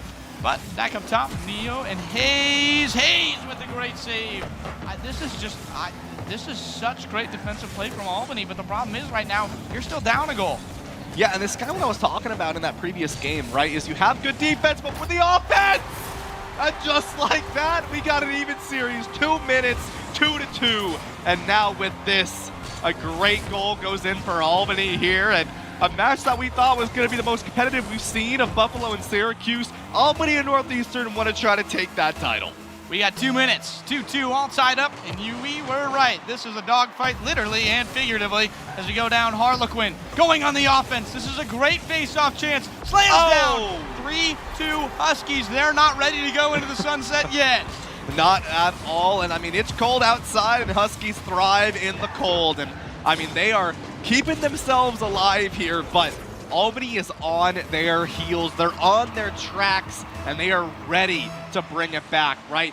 Just under 2 minutes here, and the kickoff will go in the favor of Albany. We're already seeing some aggressive plays go in on the top. A nice air dribble sends it off the back, but it will be pinched into the left corner. Yeah, that's it's an interesting thing here as we're going and just kind of taking slugs back and forth like a boxer in front. Ooh, no, that's not the best thing for Albany. They get pinched up low. I'm not really sure what happened, so I just kind of had a reaction, but we'll see what's going on here. Nobody touching it. It's a game of hot potato off the crossbar. Somehow that doesn't go in. Harlequin just missed. I don't have anything more to say than that. Harlequin just missed in front and can't do it. Ainsborough has no teammate to support them. They're playing way more conservatively, and you can tell it's more than they're used to. Harlequin taps it, but teammate helps it go back. Hayes put it to the other way. Harlequin gets more boost. It's a game of volleyball. Brosk back in front. Squeeze. Oh, no good. Gets put away. 1 minute remaining. Albany down 1. Albany's down 1, but we've seen it happen before with last-second goals. 50 seconds, more than enough time for a team to bring themselves up a goal, even 2 goals. We are going to see a nice save comes in. Ainsborough not going to have the ability to go in. It's just Prosk on the defense, but is able to find it right now. Going to look for a couple hits here. Will do so. Hayes now wants to send it back for the favor of Albany. Only 18 boost, doesn't have much to work with here. And now Albany in the midfield. It's going to be a dogfight here as the goal gets close. Sent away by Harley Quinn. 20 seconds remaining in this matchup. It is 1-1 here. Both these teams want to take this victory. Yeah, this is a matter of who wants it more. We'll have to see. Open goal, Prosk, the only one there. Back the other end, Floto can't stuff it. Hayes puts it towards the net. It's in front with 5 to go. Ainsborough centers it, keeps it out. On the other end, 3, 2 in front. Hayes taps it. Floto, squeezed once more, and the Huskies win it in spectacular fashion. Squeeze it against the wall and get it down. Oh my goodness. I mean, you're looking at the screen here, Carson, and I'm waiting. Seeing that ball just keep tapping, it literally just dribbling on the ground right there next to the goal, but not quite able to get it in. But if this is anything to say about this Albany team, it's that they are not out of this yet. I mean, I believe that puts them at 0-2, unfortunately, but I mean, that's not what an 0-2 team looks like here, Carson. I mean, that was incredible coming out from Albany, putting Northeastern on their heels not once, but twice. Yeah, they had the Huskies on the ropes there, and that's one where you play a little better in Game 1, and you might have a bit more fortune in Game 3. But I don't even know how to approach that other than look at them, despite maybe a low seeding. Look at them on Sunday. Look at them on Sunday, because they've played some tough teams. I mean, they played Northeastern, obviously, Syracuse already. Those are their 2 games, and those look like teams that might be good. So I'm wondering how close this collegiate level is, because we saw Buffalo take Syracuse to, I don't know, 55 minutes about in overtime. And now we got Northeastern looking like maybe a little bit of a team on the ropes here. They've obviously been very good, but I believe they have lost a senior. I did do the most I could look into in the collegiate Rocket League, but I'm obviously very new to the scene. I'm still a freshman. Yeah, but you're a wonderful freshman here on the desk to have, Carson. But I mean, yeah, obviously, I mean, just looking at some of these replays of this matchup, I mean, like you're saying, we've got some competitive teams here, right? We've got Buffalo, we've got Northeastern, we've got Syracuse, Albany showing up a little bit as well here. So it's going to be interesting to see in Utica as well, right? I mean, yes, they haven't had the greatest sort of seeding so far, but as a team, like you and I were talking about it, couple changes up, right? We've seen the good aggression. Just take more, just field positioning, right? Control more of it, and you have a better chance to take on some of these teams. And I mean, tomorrow is a double elim bracket, right? Tomorrow is where stakes are on the line. Today, you're not going anywhere, right? I mean, seeding is a big thing, but I mean, if these are the matches that these players have when they know they're going to show up tomorrow, what's going to happen when they know that they may not have a second game? Yeah, I mean, if you're Utica, that's one thing to look at. I mean, that team has got the potential to upset. We saw that they have talent. We saw what they were looking for. It's unconventional. It might work against someone. They've yet to play Northeastern so far, so we'll have to see where that goes for them. But in the meantime, I believe we have a little break to attend to. I believe so. Yeah, I believe our next matchups, we will confirm those for you later, but I believe we still have to see Buffalo and Northeastern play. Syracuse and Albany, I believe, still need, or excuse me, not Syracuse and Albany. Oh no, I think Syracuse has a bye next round. But we do have to see Buffalo and Northeastern still, so don't go anywhere, of course, because we will be back potentially with that matchup for more Rocket League here in Group B of the collegiate side of our Veterans Day Invitational Warrior Gamer. Don't go anywhere. We'll be right back.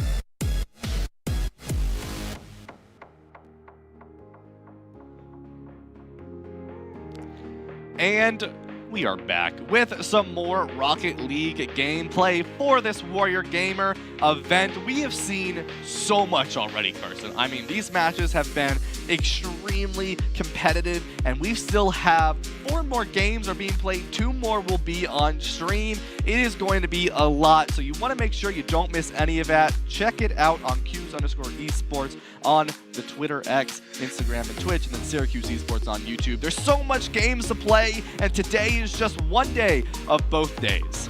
Well, we've got This one we've got Northeastern and Syracuse. Next one will be Utica. Oh my God.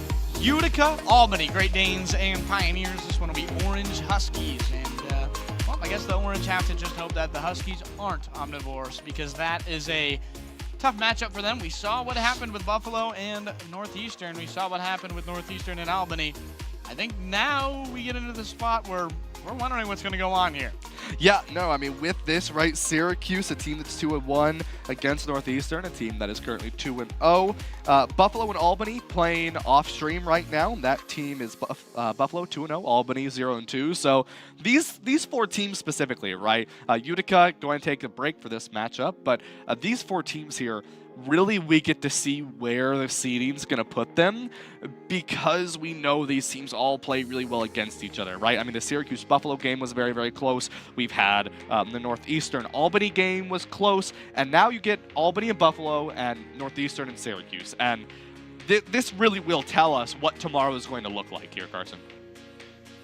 We kind of have to understand where these teams know each other from. It's from Boost, Ryan, I believe, is where that is for there too. Boost. They know each other. Boost on the Beach. Boost on the Beach. A tournament that was competed both last year and the year prior down in Myrtle Beach. A nice little collegiate invitational. And Syracuse and Northeastern, they played each other last year. And so they kind of get to go back at it again. Obviously a little bit of a different roster here.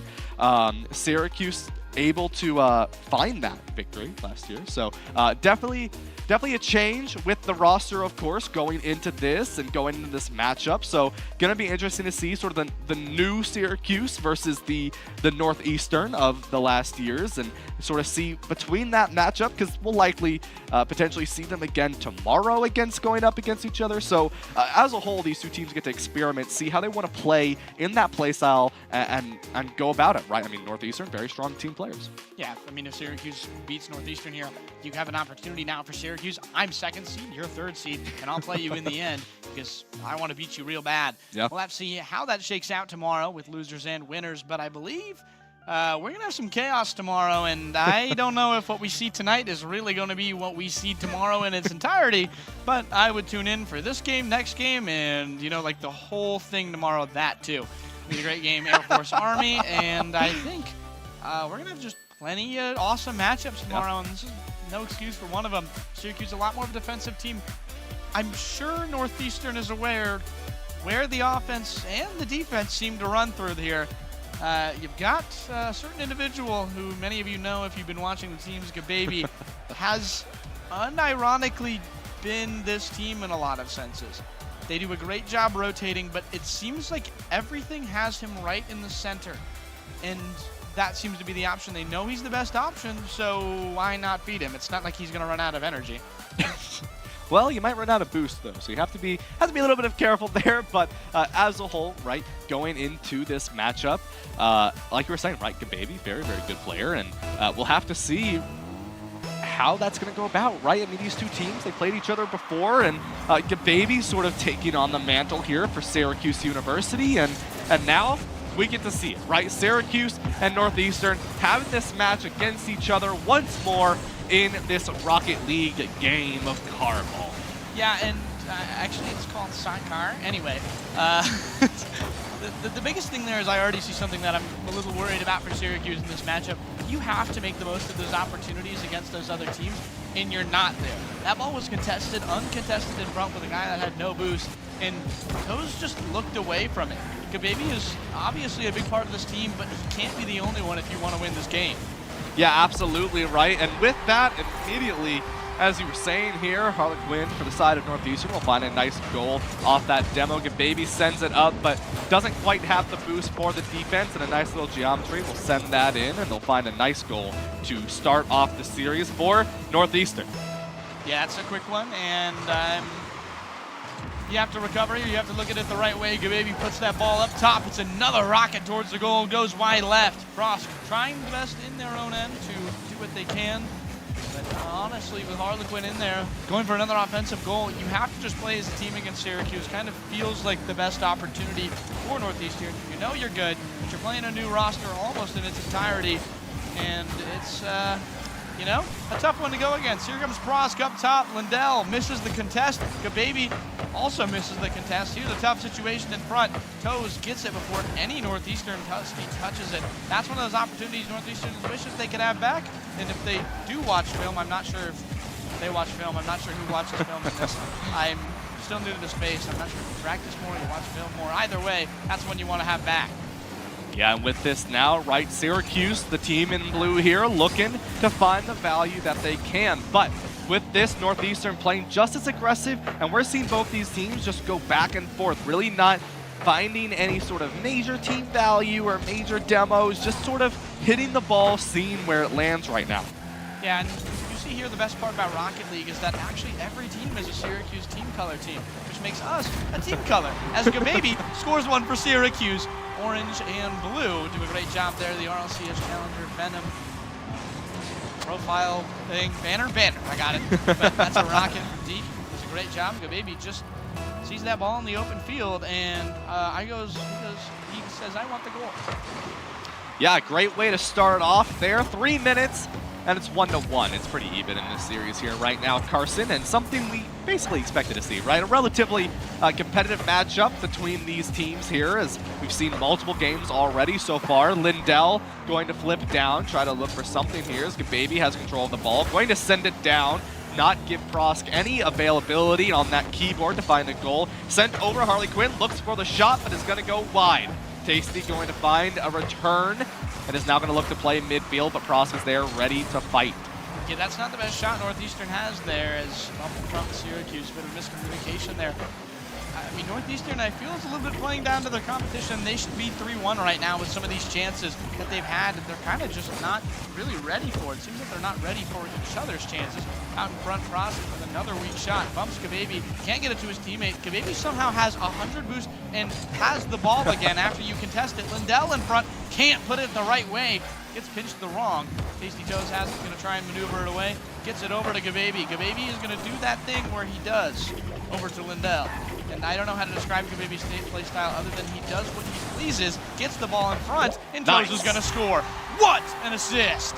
Gababy sends it, levels it out, and then in return, Tasty ready for the shot. Gababy sends it forward, and bada bing, bada boom. A nice shot goes in, and Syracuse will go up 1 here in this series against Northeastern, as we're a minute 47 left in this first map here. Remember, best of 3, folks, so whoever wins this one is sudden death to take this victory. So with this now, Syracuse going aggressive again, but the pinch goes straight up to the skies, and no one will find the value.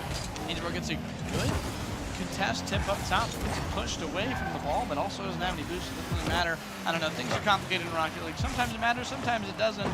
But I think the best thing to take away from Rocket League is that Gababy is really good at sending that ball exactly where he wants to. And that's kind of what I'm noticing here. That ball just teleported to the other side of the field, had a perfect pinch with the ceiling. Seemingly his favorite teammate for assist. He's really good with those up top as Gababy barely puts that wide right. That's a tough one to watch. Yeah, just slightly wide here as we approach sub 1 for the rest of this matchup. And a great save comes in from Gababy, sends it off the side wall, and will disrupt Harley Quinn from being able to find any value. Ainsborough with 40 boost trying to find it. Prosk will save them as they go for that corner boost here. Not able to find it as it's taken from the rest of Syracuse. Gababy throws one in, no boost to continue that advantage. And now Lindell, not going to go in, but we'll find a good demo, which is going to put Northeastern on the back foot here for a second. Lindell's been great in that back end, really doing everything they can to try and help their teammate out, just getting demos, getting bumps, just being a general nuisance, stealing boost literally from the nose, right under the nose of the Huskies here. Prosk leaves that ball. Gababy's going to end up with it as Ainsborough puts it in front. Harlequin ties it up with 15.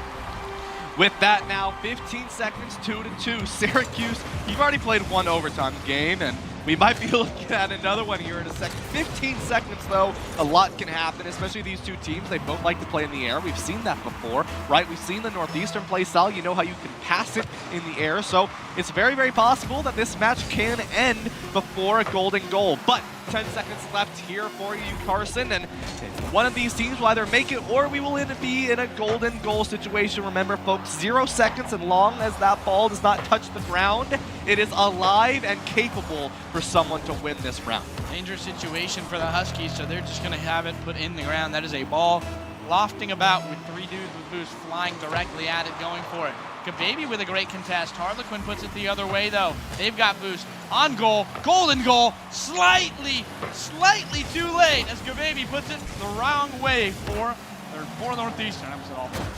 Yep, and just a reminder, folks, because the last time we saw this, it was Syracuse in the overtime situation here. This timer will go on infinitely until one team scores a goal. Whoever takes that will take the round. So, with this 30 seconds, we saw Syracuse play a 4.5-minute overtime and then a 3-minute overtime earlier today against Buffalo, and now we get to see it against Northeastern. But a little bit different, 2-2 this time instead of 1-1. Lindell and the rest of Syracuse playing a more defensive game right now, but Northeastern running low on the boost. They're not going to be able to find a great advantage, but as I say that, Harley Quinn finds the hole and finds the goal. No great advantage there from Northeastern, but it's not what they need. They have literally no boost. Harlequin dead empty, but so is the Syracuse side. You're stalling, you're doing your best to try, not give up a goal there for Syracuse in bad situations that they got caught in, and wraps, unfortunately for them, as they head down. 3 goals for Harlequin, and that was not that much of a team effort from the side of Northeastern. Yeah, I mean, with that, it got close, right? But at the end of the day, Syracuse, that's another loss in overtime, right? I mean, you got to be thinking about that a little bit is, you've played now 3 overtime matches, and so far you're 0-3 in them, and it's got to be a little mentally challenging, right, to think about is, you've put such a good face towards some of these really good teams like Buffalo and Northeastern, but then you get into overtime and things just get hectic, and I think it's all about being calm in overtime, right? It's all about staying collected, continuing to play your game the way that you know how to play it, but it always gets hectic and on both sides, and you start to you make small mistakes, you make over-rotates, you overcompensate, and then sometimes situations like this happen, no boost, and Northeastern was able to capitalize. Yeah, it's just one of those situations. I mean, you can't do much about that once you're in those situations. One more time. You have to put that together correctly, and you have to just know, unfortunately, when you are out of boost and when you need to rotate, but you can't rotate if there's someone shooting the goal. And I will say that actually was a very good team effort in the end by Northeastern, but Harlequin seemed to bail them out when they needed it. A little bit more Sakar here. See if we can do anything more. Tasty Toes back in front, gives it to Gababy. That is a interesting ball right in the middle and a very fast shot for the Orange. They're going to try and be more aggressive early, a bit more aggressive than last time. They've been very conservative. Lindell with a backbreaker save. That is great. Yeah, Syracuse started off a lot more aggressive than they did originally here, and that could put Syracuse in a good spot, right? Start off more aggressive, you don't want to overcommit, but if you do start off aggressive, you look very powerful, right? I mean, we saw that with the Army in the very first game earlier this morning here at Carson. They played aggressive, they went hard, had some double commits that you had to be worried about, but as a whole, they went fast, right? They went aggressive, and they were able to take full advantage. So Syracuse making a slight change up to their play style, and it's serving pretty well right now. Yeah, Gababy has just enough boost to save that, and that's one of those that could have gone really bad if you didn't have the right rotate there or the right guy in that spot, and Gababy has the boost, takes precedent. They'll try on the other end, plus for pros, intercepted at midfield, intercepted back at the other end. They've got Gababy in front, misses the save. We've got a wide open net and a wide open shot at the other end. Can't capitalize. Cross doesn't have enough boost to get to that ball. Gababy squeezes it, leaves it for Toes, who doesn't go back up. Goes for a bit more of a counter. Lindell goes for it as well. It'll be back in the other end. No boost for Syracuse. They'll have to rotate before they get on the offensive. Give the ball back to the Huskies. Lindell punches it away. Cross has boost, but just misses that ball. Gets a demo on Tasty Toes. Harlequin back the other end. Gababy punched away. This is great from Northeastern right now in terms of trying to get, them away from the ball. Yep, as we approach 3 minutes here, neither team finding a goal yet, right? Still relatively even, or not relatively even, we are even between these two teams here. Right now, no flip reset, ready, but not going to be able to connect. And now with that, Northeastern not able to find a goal here. Syracuse going to look to capitalize on that offensive mistake. Harlequin is there, and the goal is not. Yeah, that's a tough one there for goal. For the Orange, trying to look for the goal.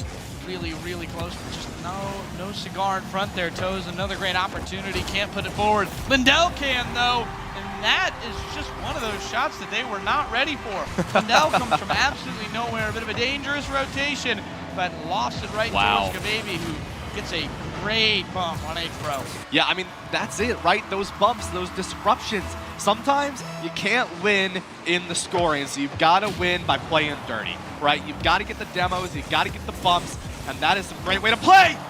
Cool. Okay. Sorry, I got a little loud there for a second. I thought that was going to be a really, really snazzy ceiling flip reset, but didn't happen there. Syracuse stayed alive. Only one person on the goal as the rest of Northeastern's finding that rotate on the defensive side. Now, Syracuse looking to find value, but Tasty, no boost to be in sight. Baby ready here, going to look to find something, maybe a pinch, and will do so off of Frost. And now, going to look a little bit further here, sends it over to Gababy, who's going to try to find something. Sends it up in the air, and Gababy shoots it off the back. Looks for the double tap, but can't quite find it. Tasty now, gonna try to find it instead. No boost. Syracuse immediately looks for a rotate, as they should.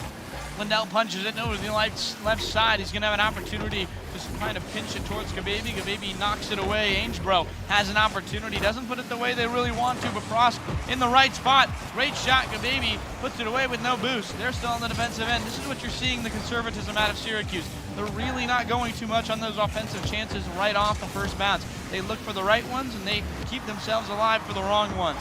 Back in the other end, Harlequin looking for one more chance on net. Aingebro helps them, but Gababy is right there in that SUV-type car to get that save once more. Yeah, we're going to see some good plays coming out from Syracuse, right? You're only one up, but you really want to try to get another one if you can. But I'm really liking the way Syracuse is playing, right? You're going in, you're playing hard, but you back up when you need to, right? We see the octanes coming out from some of these players, and then, right, like you were saying earlier, right, with Gababy in that Fennec, keeping the pressure in, looking for those bumps as needed. Yeah, those cars have very strange names. They're very strange. They're very foreign to me. I used to play Rocket League so much back in the day, but I forgot all of them. So we'll see here. Gababy, though, obviously not forgetting too much, has so much talent we're seeing on this end. Just a freshman, also the captain of the Rocket League team, doing really well right here with Toes. And the other end, what a defensive stand that we've seen from these guys so far. 1-0 still with 38 seconds to go. This is right about where they equalized last time. You can't give in anymore, and that's not that great of a rotate. It's Gababy and Toes, because Gababy has to get this ball out with 3 more on the other side. Toes defending the net pretty well. Yeah, Northeastern here trying to set themselves up for some sort of team play, sends it off the back. Gababy, though, has just been an incredible disruptor for the Northeastern team play, right? Sends it off, 10 seconds left. Northeastern, remember, 0-second gameplay. That means the ball is active until it touches the ground. Now, if you're Syracuse, you just want to touch the ground. You don't want to give them that chance. Frost has the ball in their hands. Aingebro now, but Gababy sends it. Frost able to find it, and now looking over, but no one is there to find the return. Syracuse 1-1 against Northeastern. I hate to bring up a sore subject here, but Carson is looking a little familiar from game 1. Yeah, you have to look at that right there. That's another miscommunication that ended the game right there. Prosk has boost, tries to give it to Aingebro, who just has none. It's literally 0 for them. Syracuse wins 1-0, and we see that conservative play style come back out. They went really aggressive at the start, scored a goal, and went, okay, I'm going from the back seat right now, and just kind of anchored that Northeastern machine on the offense for a while there. Really, really good defense from the Orange there, and I guess the Cuse will look to take game 3. That is a interesting one, and I think that overtime is an interesting way to look at it. Syracuse has to play, the more they have to play, the tougher it gets, because you're playing defense for that much longer. And eventually you're going to find some way. If you're in the offensive end as long as Northeastern has been tonight, it's pretty tough to shut them out 1-0 like that. Yeah, it really is, right? And so Northeastern going to do their best to find that value if they can, and if they can, right? Northeastern, they're keeping that aggression. The biggest issue, though, that they're having is that Gababy defense, right? Holding themselves back and putting in the pressure when they need to, finding the bumps on some of those engages as well when they need to, doing really, really good. But if you're Northeastern, finding a way to disrupt the disruptor may be your best bet to play this offensive game. Yeah, and you have to look at this in kind of an analytical sense where it's, hey, what's been working the best for us? We've been playing conservative, obviously, but we can't get goals that well, and that's what Syracuse has noticed. They've only really scored 1 goal both games when they're playing that conservatively. But Gababy back in the other end tips that ball towards Tasty Toes, who will go not touch it, allow Mr. Lindell to have it. That's a Bit of a fake out, whether it was intentional or not. Gababy gets demoed though. That's a defender, tough side. That's another opportunity. Harlequin as Aingebro puts it away. That's tough. Harlequin had a shot that was going to go in. No defender, and Aingebro just puts it to the side.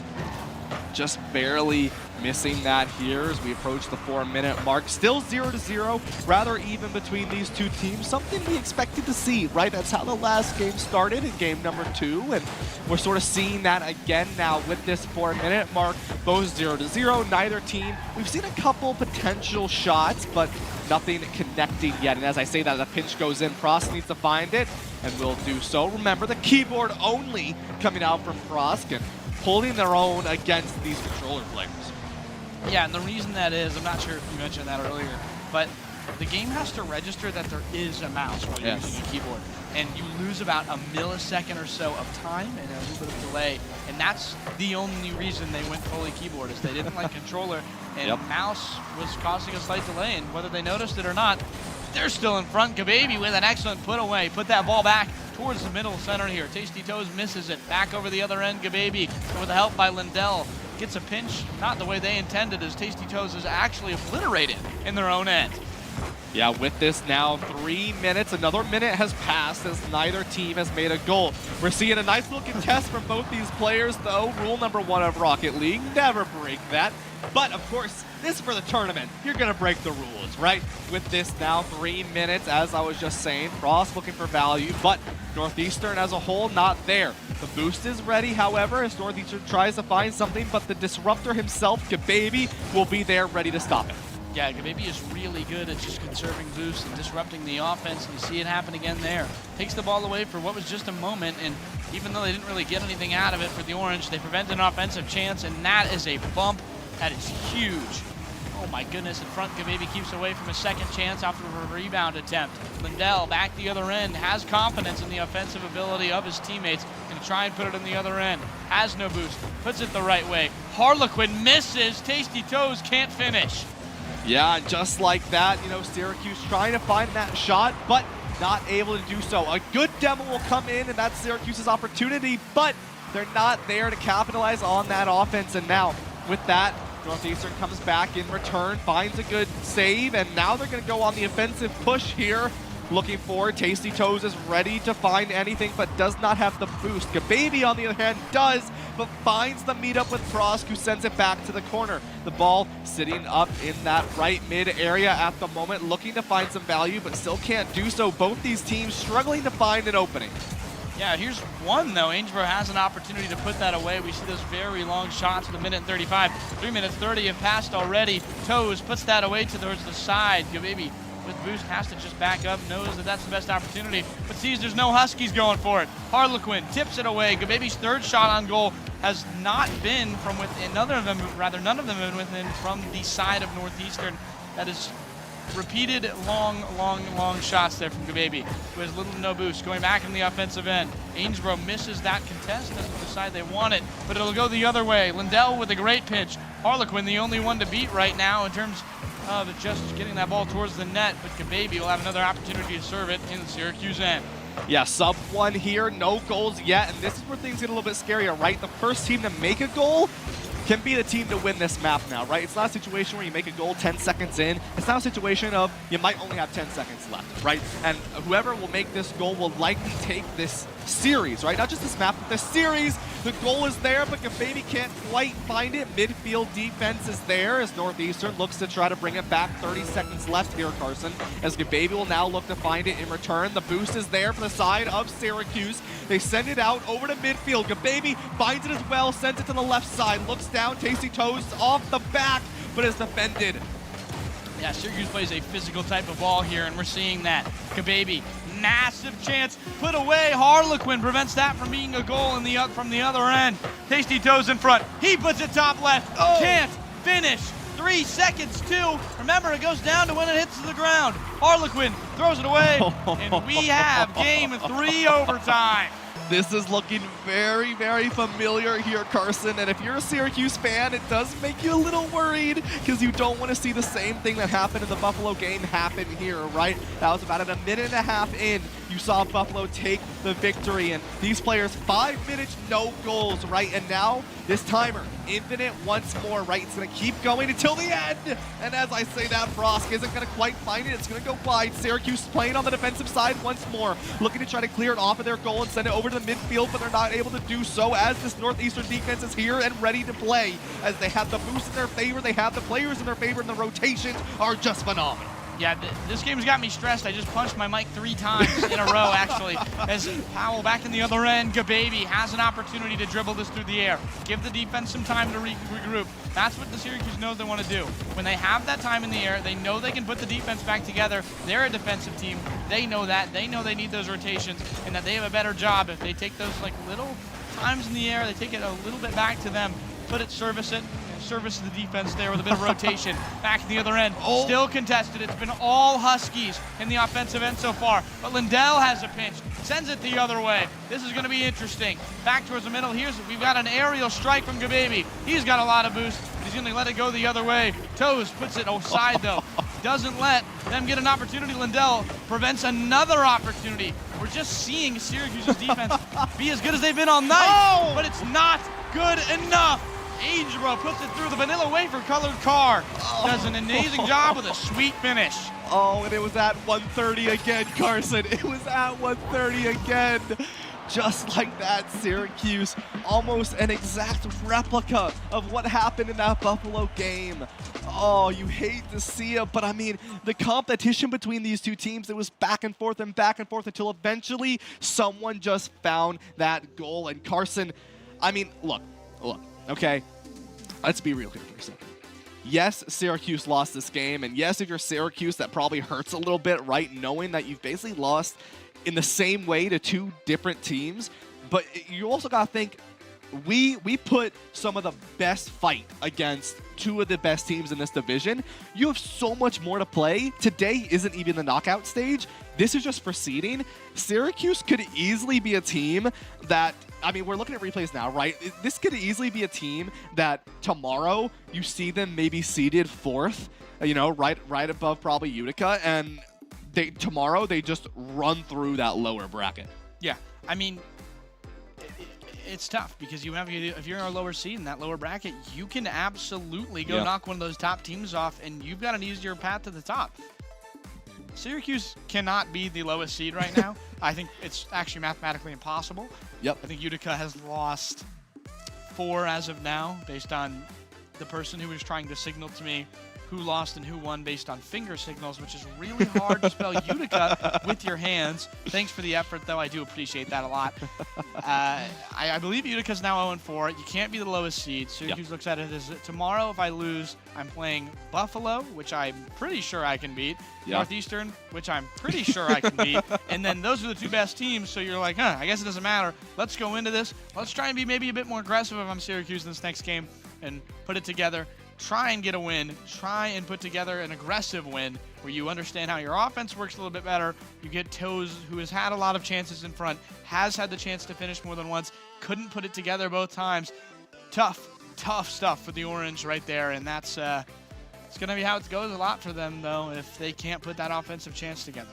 Yeah, I think the biggest thing as well is, you know, Syracuse probably has played the most Rocket League out of every team today. Easily, right? They've played the longest. They've played 2 game 3s on stream. Both went into 2 different overtimes. I mean, it's just easily they've played the most Rocket League, and it proves that they have the ability to play the longest. But the question is now, can you sustain that, right? And we've seen that that's been a little bit of an issue. But we'll have to see as they go back in tomorrow, right? Yeah, I mean, Sunday is a different beast. Elimination on the line. We'll see just how it goes, but I think we'll have to send it to break. We'll meet Utica and Albany for the last game right after this, so make sure you stay tuned. Make sure you catch up with the clips and highlights and all on at QZ Qs_Esports on Twitter. If you search up Syracuse Esports, it will come up. I don't know the @ so I search it up all the time. But I think that'll be all. Send it to break right here. We'll meet you back in a few moments.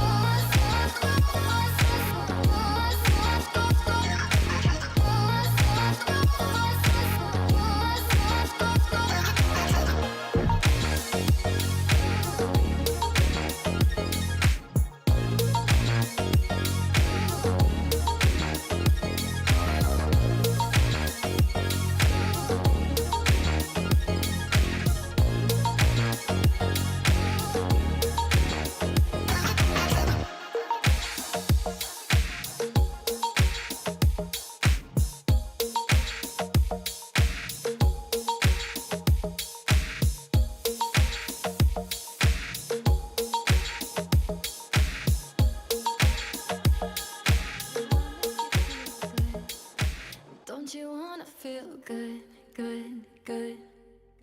Sometimes I wish that we could go back before you got hurt, hurt, hurt. When before I was scared, now I'm feeling prepared. Don't you wanna feel good? Don't you wanna feel good, good, good? When you say you were leaving, I thought that you meant it.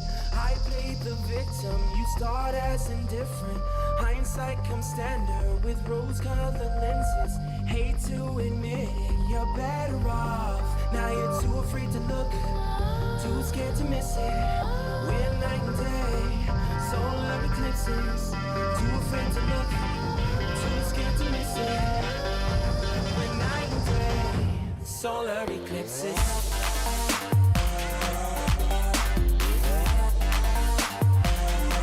Solar eclipses.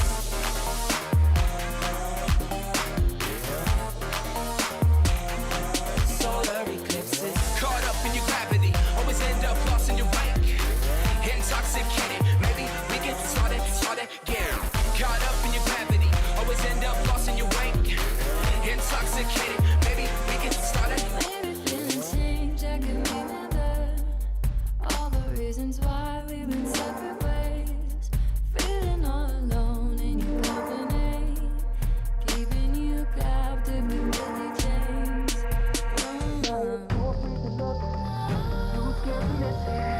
We're night and day, solar eclipses. Too afraid to look, too scared to miss it. We're night and day, solar eclipses.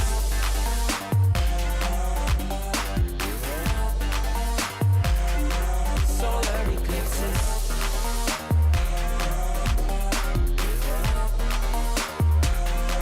Solar eclipses. Caught up in your gravity, always end up lost in your wake. Intoxicated, maybe we can start again. Caught up in your gravity, always end up lost in your wake. Intoxicated, maybe we can start again. Tomorrow we build. Depends on the future we want, we can make it as real. Maybe we will, though. Give up the ego. Making it feel good. Too scared to just let it go. Too scared to just let it go.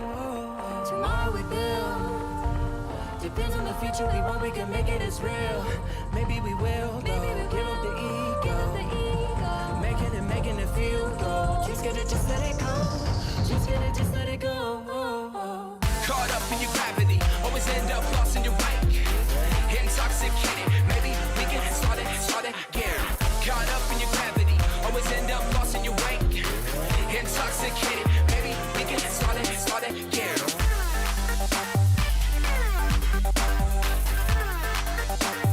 We can start again.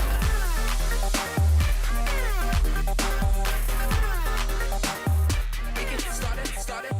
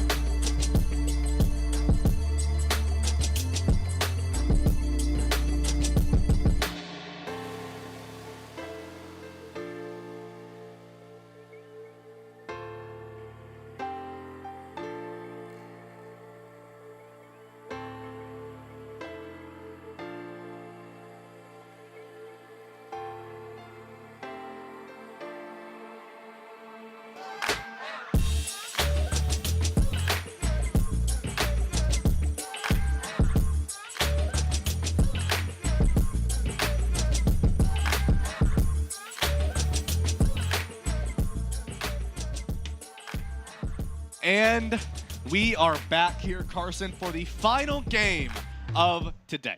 Now, I say today because we've still got a lot tomorrow, but for today, for our sort of seeding reasonings of round robin for this Warrior Gamer Rocket League Veterans Day Invitational, we've still got one more game. And I just want to take a quick moment before we even talk about our next game to just give another appreciation to Horizon ABL for making all of this amazingness possible. Yeah, this has been an excellent stream so far. Helped by them, set up by them. So everything around here too in this lab is so sleek, so beautiful, so wonderful. If you come in here when it fully opens, this is a soft launch today. Come in here tomorrow, it's going to be beautiful. It still is beautiful right now. I don't know why I said it like that, but it is just amazing to be here. The space is unbelievable, and it's not even finished. We've still got so much that's going to look so good. I'm so excited.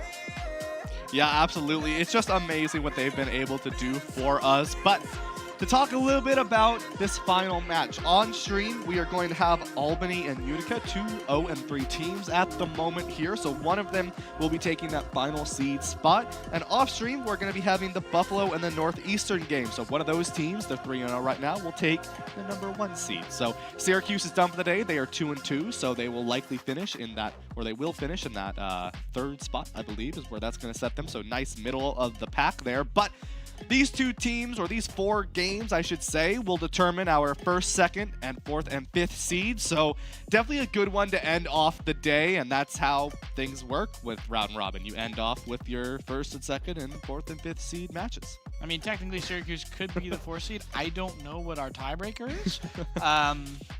We beat we beat both teams, so it's probably that's the tiebreaker. I'm unsure. Find out on Sunday. Tune in. It's actually a cliffhanger is what they call it. Sure. But we've got an excellent matchup here for you. We've got Albany and Utica. We know Utica. We saw the Pioneers earlier. They're a skilled team. They need to put it together is kind of the unfortunate part for them. They have been very talented on the end of the offensive side with getting that ball in the right spot, but they just couldn't rotate properly. Yep. They are very good at getting that ball to the middle. They are not very good at capitalizing on that. Whether that's, oh, that's the wrong rotation. We have 2 people in the back when both of them believe that neither of them should be in the front, and we only have 1 person on offense who's just routinely setting the ball in the air and setting for somebody else to come take it. You have to go capitalize on those opportunities. You have to be much more aggressive if you're Utica. The Pioneers will look to take down the Great Danes to try and get that higher seed and play either Buffalo or Northeastern depending on tonight. Yeah, and that will be the matchup here. Both these teams looking to send themselves up in this round robin here in this final little matchup. So, as things get closer for this game here, we're going to see, right? Albany going to start off strong with a goal. I really just can't say a statement anymore, can I? But we've seen both these teams, like you were saying earlier, though, right, with Utica. We like their aggression. It's just they need to control more of the stadium, right? Really get the full screen, the full picture of that stadium. While on the side of Albany, right, we saw them play. Very competitive roster going up against Northeastern earlier, so we'll have to see how that goes as well. Yeah, and you're seeing Utica here in that defensive end really struggling again. Hayes stuffs it home. I mean, that's a tough one. You have to relook at your defense right now. You have to relook at your defense right now and look, what can I do to do better and understand what is going wrong? Those rotations are nowhere to be found right now. Claymore, one of those guys who was great on defense against Buffalo earlier, who was just really doing a great job, but unfortunately just can't do much right there when their team isn't there. They'll get one from the double commit, suffers them there. Soda down low with no boost, needs to go rotate for more. But in front, we've got Hayes. He's going to bounce that ball off the right side, try and capitalize on their own rebound. They'll miss it, so will Claymore. Ball's adrift in the other end. It's got a piece of driftwood, unfortunately, it seems like, with how hard this ball has been to move for both these teams. Yeah, and with this, right, Albany starting off strong, 2 up in this series already. And, I mean, we knew Albany was going to be a very strong team going into this matchup from earlier, right? We saw them play against Northeastern, put up a very competitive series, and almost even took Northeastern off the map there. But they did, unfortunately, fall in. A good pass goes in as Floto will send it into the goal, and you know, like I said, from Albany, we expected something of the sort, right? Utica, on the other hand, a team that is really this underdog that we want to see more of. One of the biggest things, like you were mentioning, right? We like the aggression, we like their play style. It's just they take a lot of just the same sort of rotate, right? You've got to control more of the field, and that's really the biggest thing with Albany with Utica right now that we want to see, because Albany, they know how to control the field. Yeah, the game sense almost feels opposite in a way. They're really struggling. Soda on the other end, I thought, was about to just let that ball go in, but the ball was not where I thought it was. Soda obviously had a beat on it. Has another one up here. Has a chance to put Utica back on the board, but Claymore going to tip it back towards him. This is what we were talking about, those offensive setups. They want to get the ball high. They believe they have an aerial advantage right in front of the goal, and they're really good at pinching the ball there. The problem is they've just been having a really hard time keeping up with Boost and keeping themselves in a situation to where that can be a thing. Utica is not multifaceted on offense, and that's really the only thing they've seemingly been able to do to get a goal other than lucky pinches. Yeah, I mean, like you were saying, right, with those lucky pinches, and with this now, Hayes going to look off the roof. A good pinch, tries to send it into the goal from Floto, but not going to be able to find it now, as Albany is looking to just try to find another one. And nice little tap off the side there will be Hayes. And Albany looking very, very strong in this first game. Like watching Paul George, what a smooth finish from Hayes. And yeah, I mean, that's just more of the same thing there. Your defense is not rotating properly. You've got two guys in the air, and there's nobody with Boost to defend it. When you leave the play, you have to go grab Boost, and I think that's the key they're missing. All of their cues are right, but they're just missing in the wrong spots. And Floto gets his teammates pass perfectly. Watch what happens here. That is another really good pass from Hayes, who knows he's getting contested. Claymore goes after him. Floto is there with nobody rotated down low to help. Yeah, I mean, this is just... Albany is really starting to run away with this matchup here, Carson, and it's hard to sort of say that they're not, right? I mean, we saw Utica had signs of life earlier, but, I mean, when you're 0-3, it's kind of hard to come back from that, right? And now you're sort of losing to Albany here, who they've had a lot more success. You know, their score line of 0-3 looks a lot better, right? I mean, it's sort of some of their matchups, but they're just not finding the value that they want to find. Claymore did go in for a goal there, but they weren't quite able to find the connection on that shot, and now sort of just a scramble trying to find that play style back again. Yeah, this is one of those matchups that's going to have you, Albany, hoping that Northeastern loses tomorrow. Soda with a great save in front loses tonight so they can save them tomorrow. This is a game that's going to provide a lot of confidence, because you want to go in there, be the 4 seed, play the 2 seed. On the other end, Soda up top. Whew, that was a very, very close set up top. The 2 seed will start playing the 5 seed, I assume, tomorrow, and 2 and 3 will go against each other. But in top, 6-0. That is a beautiful rebound score from Hayes. Hayes, a beautiful shot again, and puts that in for Albany. And, you know, here's the thing, right, with this team and how they're playing right now, you have an extremely comfortable lead. I mean, Albany can sort of experiment a little bit, right, but so can Utica, right? Utica can make some changes, right? We haven't seen much from them. I mean, Utica is still playing basically the same way. We haven't seen too many major changes, and we need to, right? We need to see some of this more aggressive play. We need to see more of the field control. We just haven't seen much of that. Even some more pinches coming out from the side of Utica. A great fake out goes in, and Floto just dribbles it nice and easy into the goal. Yeah, this is an amazing dribble. Watch this. Goes to the right side, moves it barely above Soda, plunges down, and that is just amazing.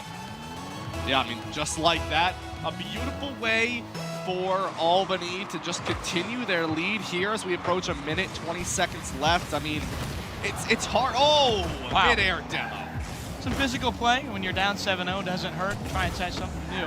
Contest real aggressive there from Utica. They've been very aggressive earlier on the offense, not so much on the defensive end, but you're going to see that same offensive aggression here. Off the glass, Swift, not in the right spot, unfortunately. Soda is able to put it wide at least, so Floto can't walk into the end. But Claymore puts it right in front, and Floto just taps it in. Wow. I mean, Floto's responsible for half the goals right now on the side of Albany, and they're kind of walking away with this. And, you know, it makes you think a little bit, right? The Utica Northeastern game, the Utica Buffalo game that we saw earlier today was a little bit closer than this, right? And it makes you now wonder, you know, what's happening in this Albany Utica game, because earlier, right, you saw that, or I don't believe we saw on broadcast, but Albany and Buffalo did play, right? Buffalo ended up winning that, and so it's very interesting to see that Utica is just struggling to find any sort of opening here against this Albany team. Yeah, I mean, it almost seems like they're less cohesive than they were at the start of this, and that's completely understandable. You're 0-3 right now. That's not a good feeling, to be honest with you. And you're down 8-0. I have a hard time imagining communicating is great right now. And you just get really aggressive commits. Everybody is trying everything to get a goal, but then you get situations like that where Soda is in the other end for over 10 seconds with no boost. In the other end, they'll have one more chance. Buffed up top, Buffalo. Rather, not Buffalo, Albany, trying their best to get on the other end with it. 1 second to go. Ball will end when it hits the ground. Not giving it up just yet for either team. Claymore. Oh. That's just add insult to the wound at that point. I mean, you gotta give a little bit of credit there to Utica for trying to keep that up, trying to keep that goal in their favor, but at the end of the day, Albany 9-0. I mean, that's a dominant performance. We saw a little bit of that earlier today.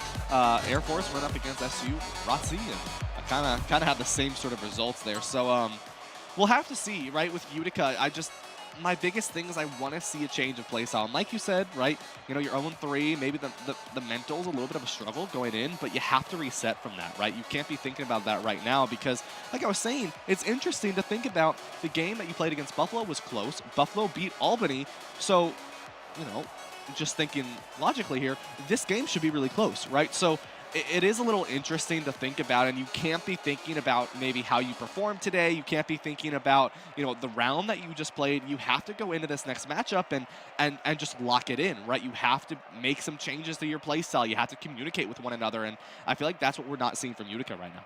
Yeah, Utica just got ripped to shreds, and that's exactly how. It's tough for Utica because you know you have the talent to score goals and to contest teams, but you're just too aggressive, and I think that's where it is at this point. Utica has to play more conservatively. They can't triple commit. They did that a few times where they just triple committed and the play was over. They had nothing they could have done because they just conceded a goal. There was nobody out in front. And you see even at the end there, they were doing everything they can to keep that ball out of the net, and it went right back in. Yeah, we'll have to see sort of going into the second round here. It is going to be sudden death for Utica to go potentially 0-4 in this matchup, but it's not over yet, right? Soda going to start off strong with a demo, but Hayes will find the return 5 seconds off the kickoff, and the ball kind of just uncontested and just rolls on in. Swift not able to find the defense, and I mean, Albany, a good way to start, right? I'm not going to lie, but if you're Utica, you can bring this back, right? You have to make some changes to that play style. You don't want to overcommit, like you were just mentioning here, Carson, and take advantage of the space that you're gaining, right? Take advantage of the opportunities that Albany is giving you. Yeah, that's an overcommit on a face-off, and Soda just doesn't have enough boost to respond. Kind of waited rather than going to grab boost initially, which is a popular strategy, but not always the one people choose. And unfortunately, a lot of the time, you just choose wrong in certain situations. Yeah, exactly, right? So now that they go into this here, 1-0, 4:30 though, right? So Utica looking to try to find their way back on the aggressive side, right? Like you were saying, and looking for a little bit more on the conservative play style, but you want to match that with your aggressive play style, right? Be more aggressive and look for the value that you have, right? Oh, Soda not going to be able to find that boost. It's a little unfortunate, but goal's wide open, and Utica will bring themselves back in this series. It's not over yet for Utica. That was a very convenient block, I guess, by Hayes, who stuffs Soda in the midfield, and then the ball just kind of rolls back to him where he can just nail it for a goal. That was, you know, that's just one of those things. Sometimes it happens, and I feel they're being very good here off the face-off. They have another opportunity right in the other end. Soda's trying to get that ball away. Hayes does a great job of doing the same. Claymore taps Soda, who puts that ball, unfortunately centers it for Albany, who's now going to really try their best to put that ball right in front, and they will, but Hayes can't get it right. That's a good ground game by Utica. Yeah, exactly right. Doing a good job there. And right there, Swift will just send it off the crossbar. Don't want to give any opportunities to Albany. Very well played. They need to get the boost in their favor, but I am liking the slight aggression as well, right? Going back in, trying to find that availability to actually get there. But Albany is immediately back in return and immediately throwing out some of their own aggressive plays. Yeah, you get to the other end. Claymore up top here. Almost scores on their own goal. That's not great there in front. Albany, another centering pass. Floto gets them where they aren't. It's a great bottom right shot here. Watch how he does it. Up top, off the right side, and look at that. There's two on the left side. Floto does a great job correcting very slightly, moving the ball to the right. And that is 2-1 Albany. Yeah, I mean, but look at this, right? We're at 3 minutes and 16 seconds, a lot less dominant. The kickoff is there, but Hayes is ready for it. You know, sometimes you see those kickoffs, and sometimes they go straight into goal, but Hayes is not going to let that happen. No mistakes. Floto follows the ball on the side of the field and just taps it in as it falls in. Just right over on the side, follows it, ready, gets across when needed, and just touches it straight into the goal there. And now you got to be aware, right? You don't want Albany to start to snowball, but you also can't play safe, right? You've got to be a little bit more aggressive here. Yeah, just not as aggressive as you've been, because even that level of aggression we saw earlier was not really needed. You saw that wall ride there, felt like I was watching Titanfall 2. They'll go for it again here on that other end. Hayes puts it to the right side. Soda can't really connect with it unless Claymore can in front. Oh, no. Very, very close for that other end. No good for Utica side. Yeah, Utica, though, going to get demo, trades it out, so the defense is going to be in their favor. Now Hayes, no boost, will trade it over to Floto, who has been a very dominant player so far. Will look for it, but can't quite find it. Ball goes wide here, and now Utica, this is your time to be aggressive again, but Hayes, who has no boost, is just disrupting these engages, disrupting the team play. Soda sends it off, half boost available here. Floto going to go up into the air and try to find it. A demo goes in though, and immediately Utica has to back off.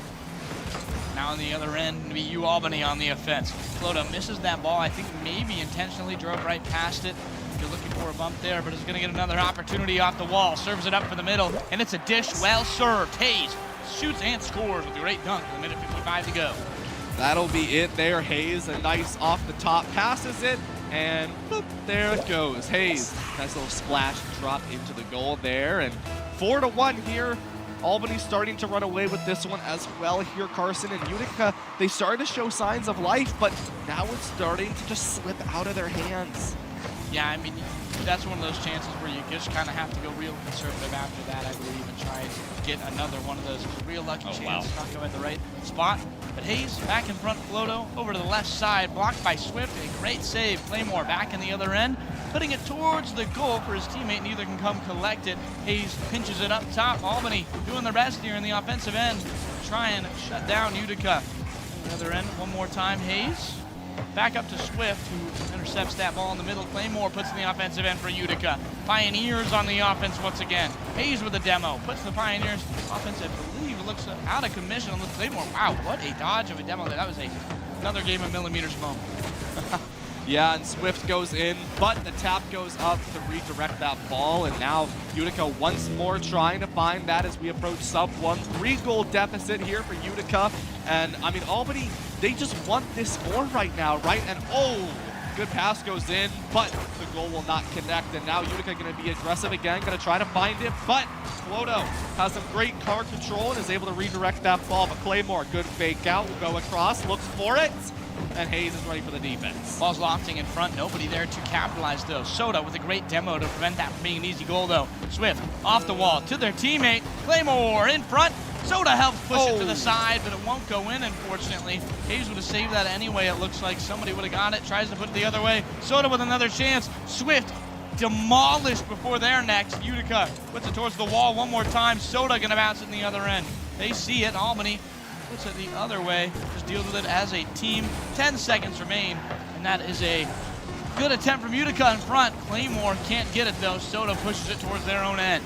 Yeah, and with that, right, Utica will be the team that falls down, it looks like, to this here as Albany takes that victory, and Albany will be the team that goes 1-3. Utica going to be 0-4 in the seeding. Now, just be aware of this, though. They are not out of the tournament, so any Utica fans out there, your team is not out. Yeah, this is strictly for seeding. Tomorrow, all the teams will be back, both in Group A and in Group B, with their official seeding, their official rankings of where they're going to be going up against. And then they have 2 chances tomorrow, as it is a double elimination bracket, of continuing forward. So, no one's team is out yet. There's still a lot to go.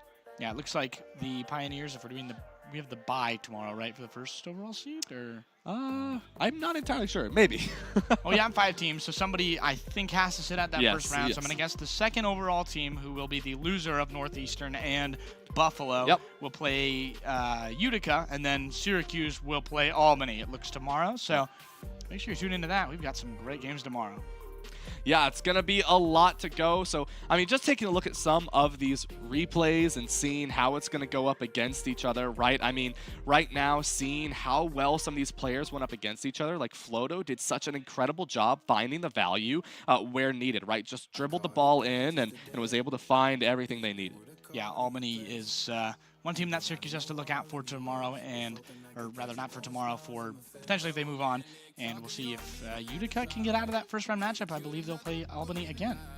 All right, gonna be interesting indeed for tomorrow's matchup. So I'm curious to see exactly where those games are going to end up. Obviously, right, as the seeding's going to commence, but to see how these teams come in tomorrow, right, with that mental of, you know, you just played a lot of Rocket League today, got a lot of Rocket League to play tomorrow, right, but now you're playing for something, right? You're playing to continue to actually compete, right, in this Warrior Gamer tournament, and now the stakes are higher, right? We talked about Lanimals a little bit briefly with Buffalo, and that phrase, though, is a little bit fun to say and has some merit. It's also a matter of when things are on the line, right? Right now, just the seeding was really on the line. Tomorrow, your continued ability to play in this amazing space is on the line. All the marbles, and it's a single elim tournament tomorrow, okay. as we will, I guess, just see who comes out on top for the Rocket League Veterans Day International Tournament. This has been an amazing event so far, and we'll have plenty of games in action tomorrow. But I guess make your pick. We'll see you tomorrow is kind of the deal with it. And a lot of good teams, Northeastern and Buffalo, one to look out for. And Syracuse maybe looking to make some noise as well as Albany. Yeah, and, you know, don't forget about the military teams either, right? We're going to see Navy, Army, Air Force, Space Force all again competing tomorrow. Same deal, Group A and Group B. So both of these groups will be competing, the military group, as we like to say it, and then the collegiate group. So still a lot of games to play tomorrow. For those of you who were curious or maybe didn't tune in earlier, Army was the undefeated team from earlier, going 4-0. A nice Game 3 situation against the Air Force. Carson, I know you got to mess with that one. So a lot of games, like you were saying, Carson, going in tomorrow. But for us on the desk here, that is going to wrap it up for tonight. Tomorrow, we've got so much more. So one more thank you to Horizon AVL for making all of this possible. Thank you to all the teams who have driven out here, who have flown out here, who have chosen to be here today on this weekend, rather cold weekend for once in Syracuse, and make this all possible. So thank you to everyone who's been tuning in. Don't forget to tune in tomorrow for some more Rocket League action from us. That'll be all. So wherever you may be, morning, evening, afternoon, have a good one, y'all.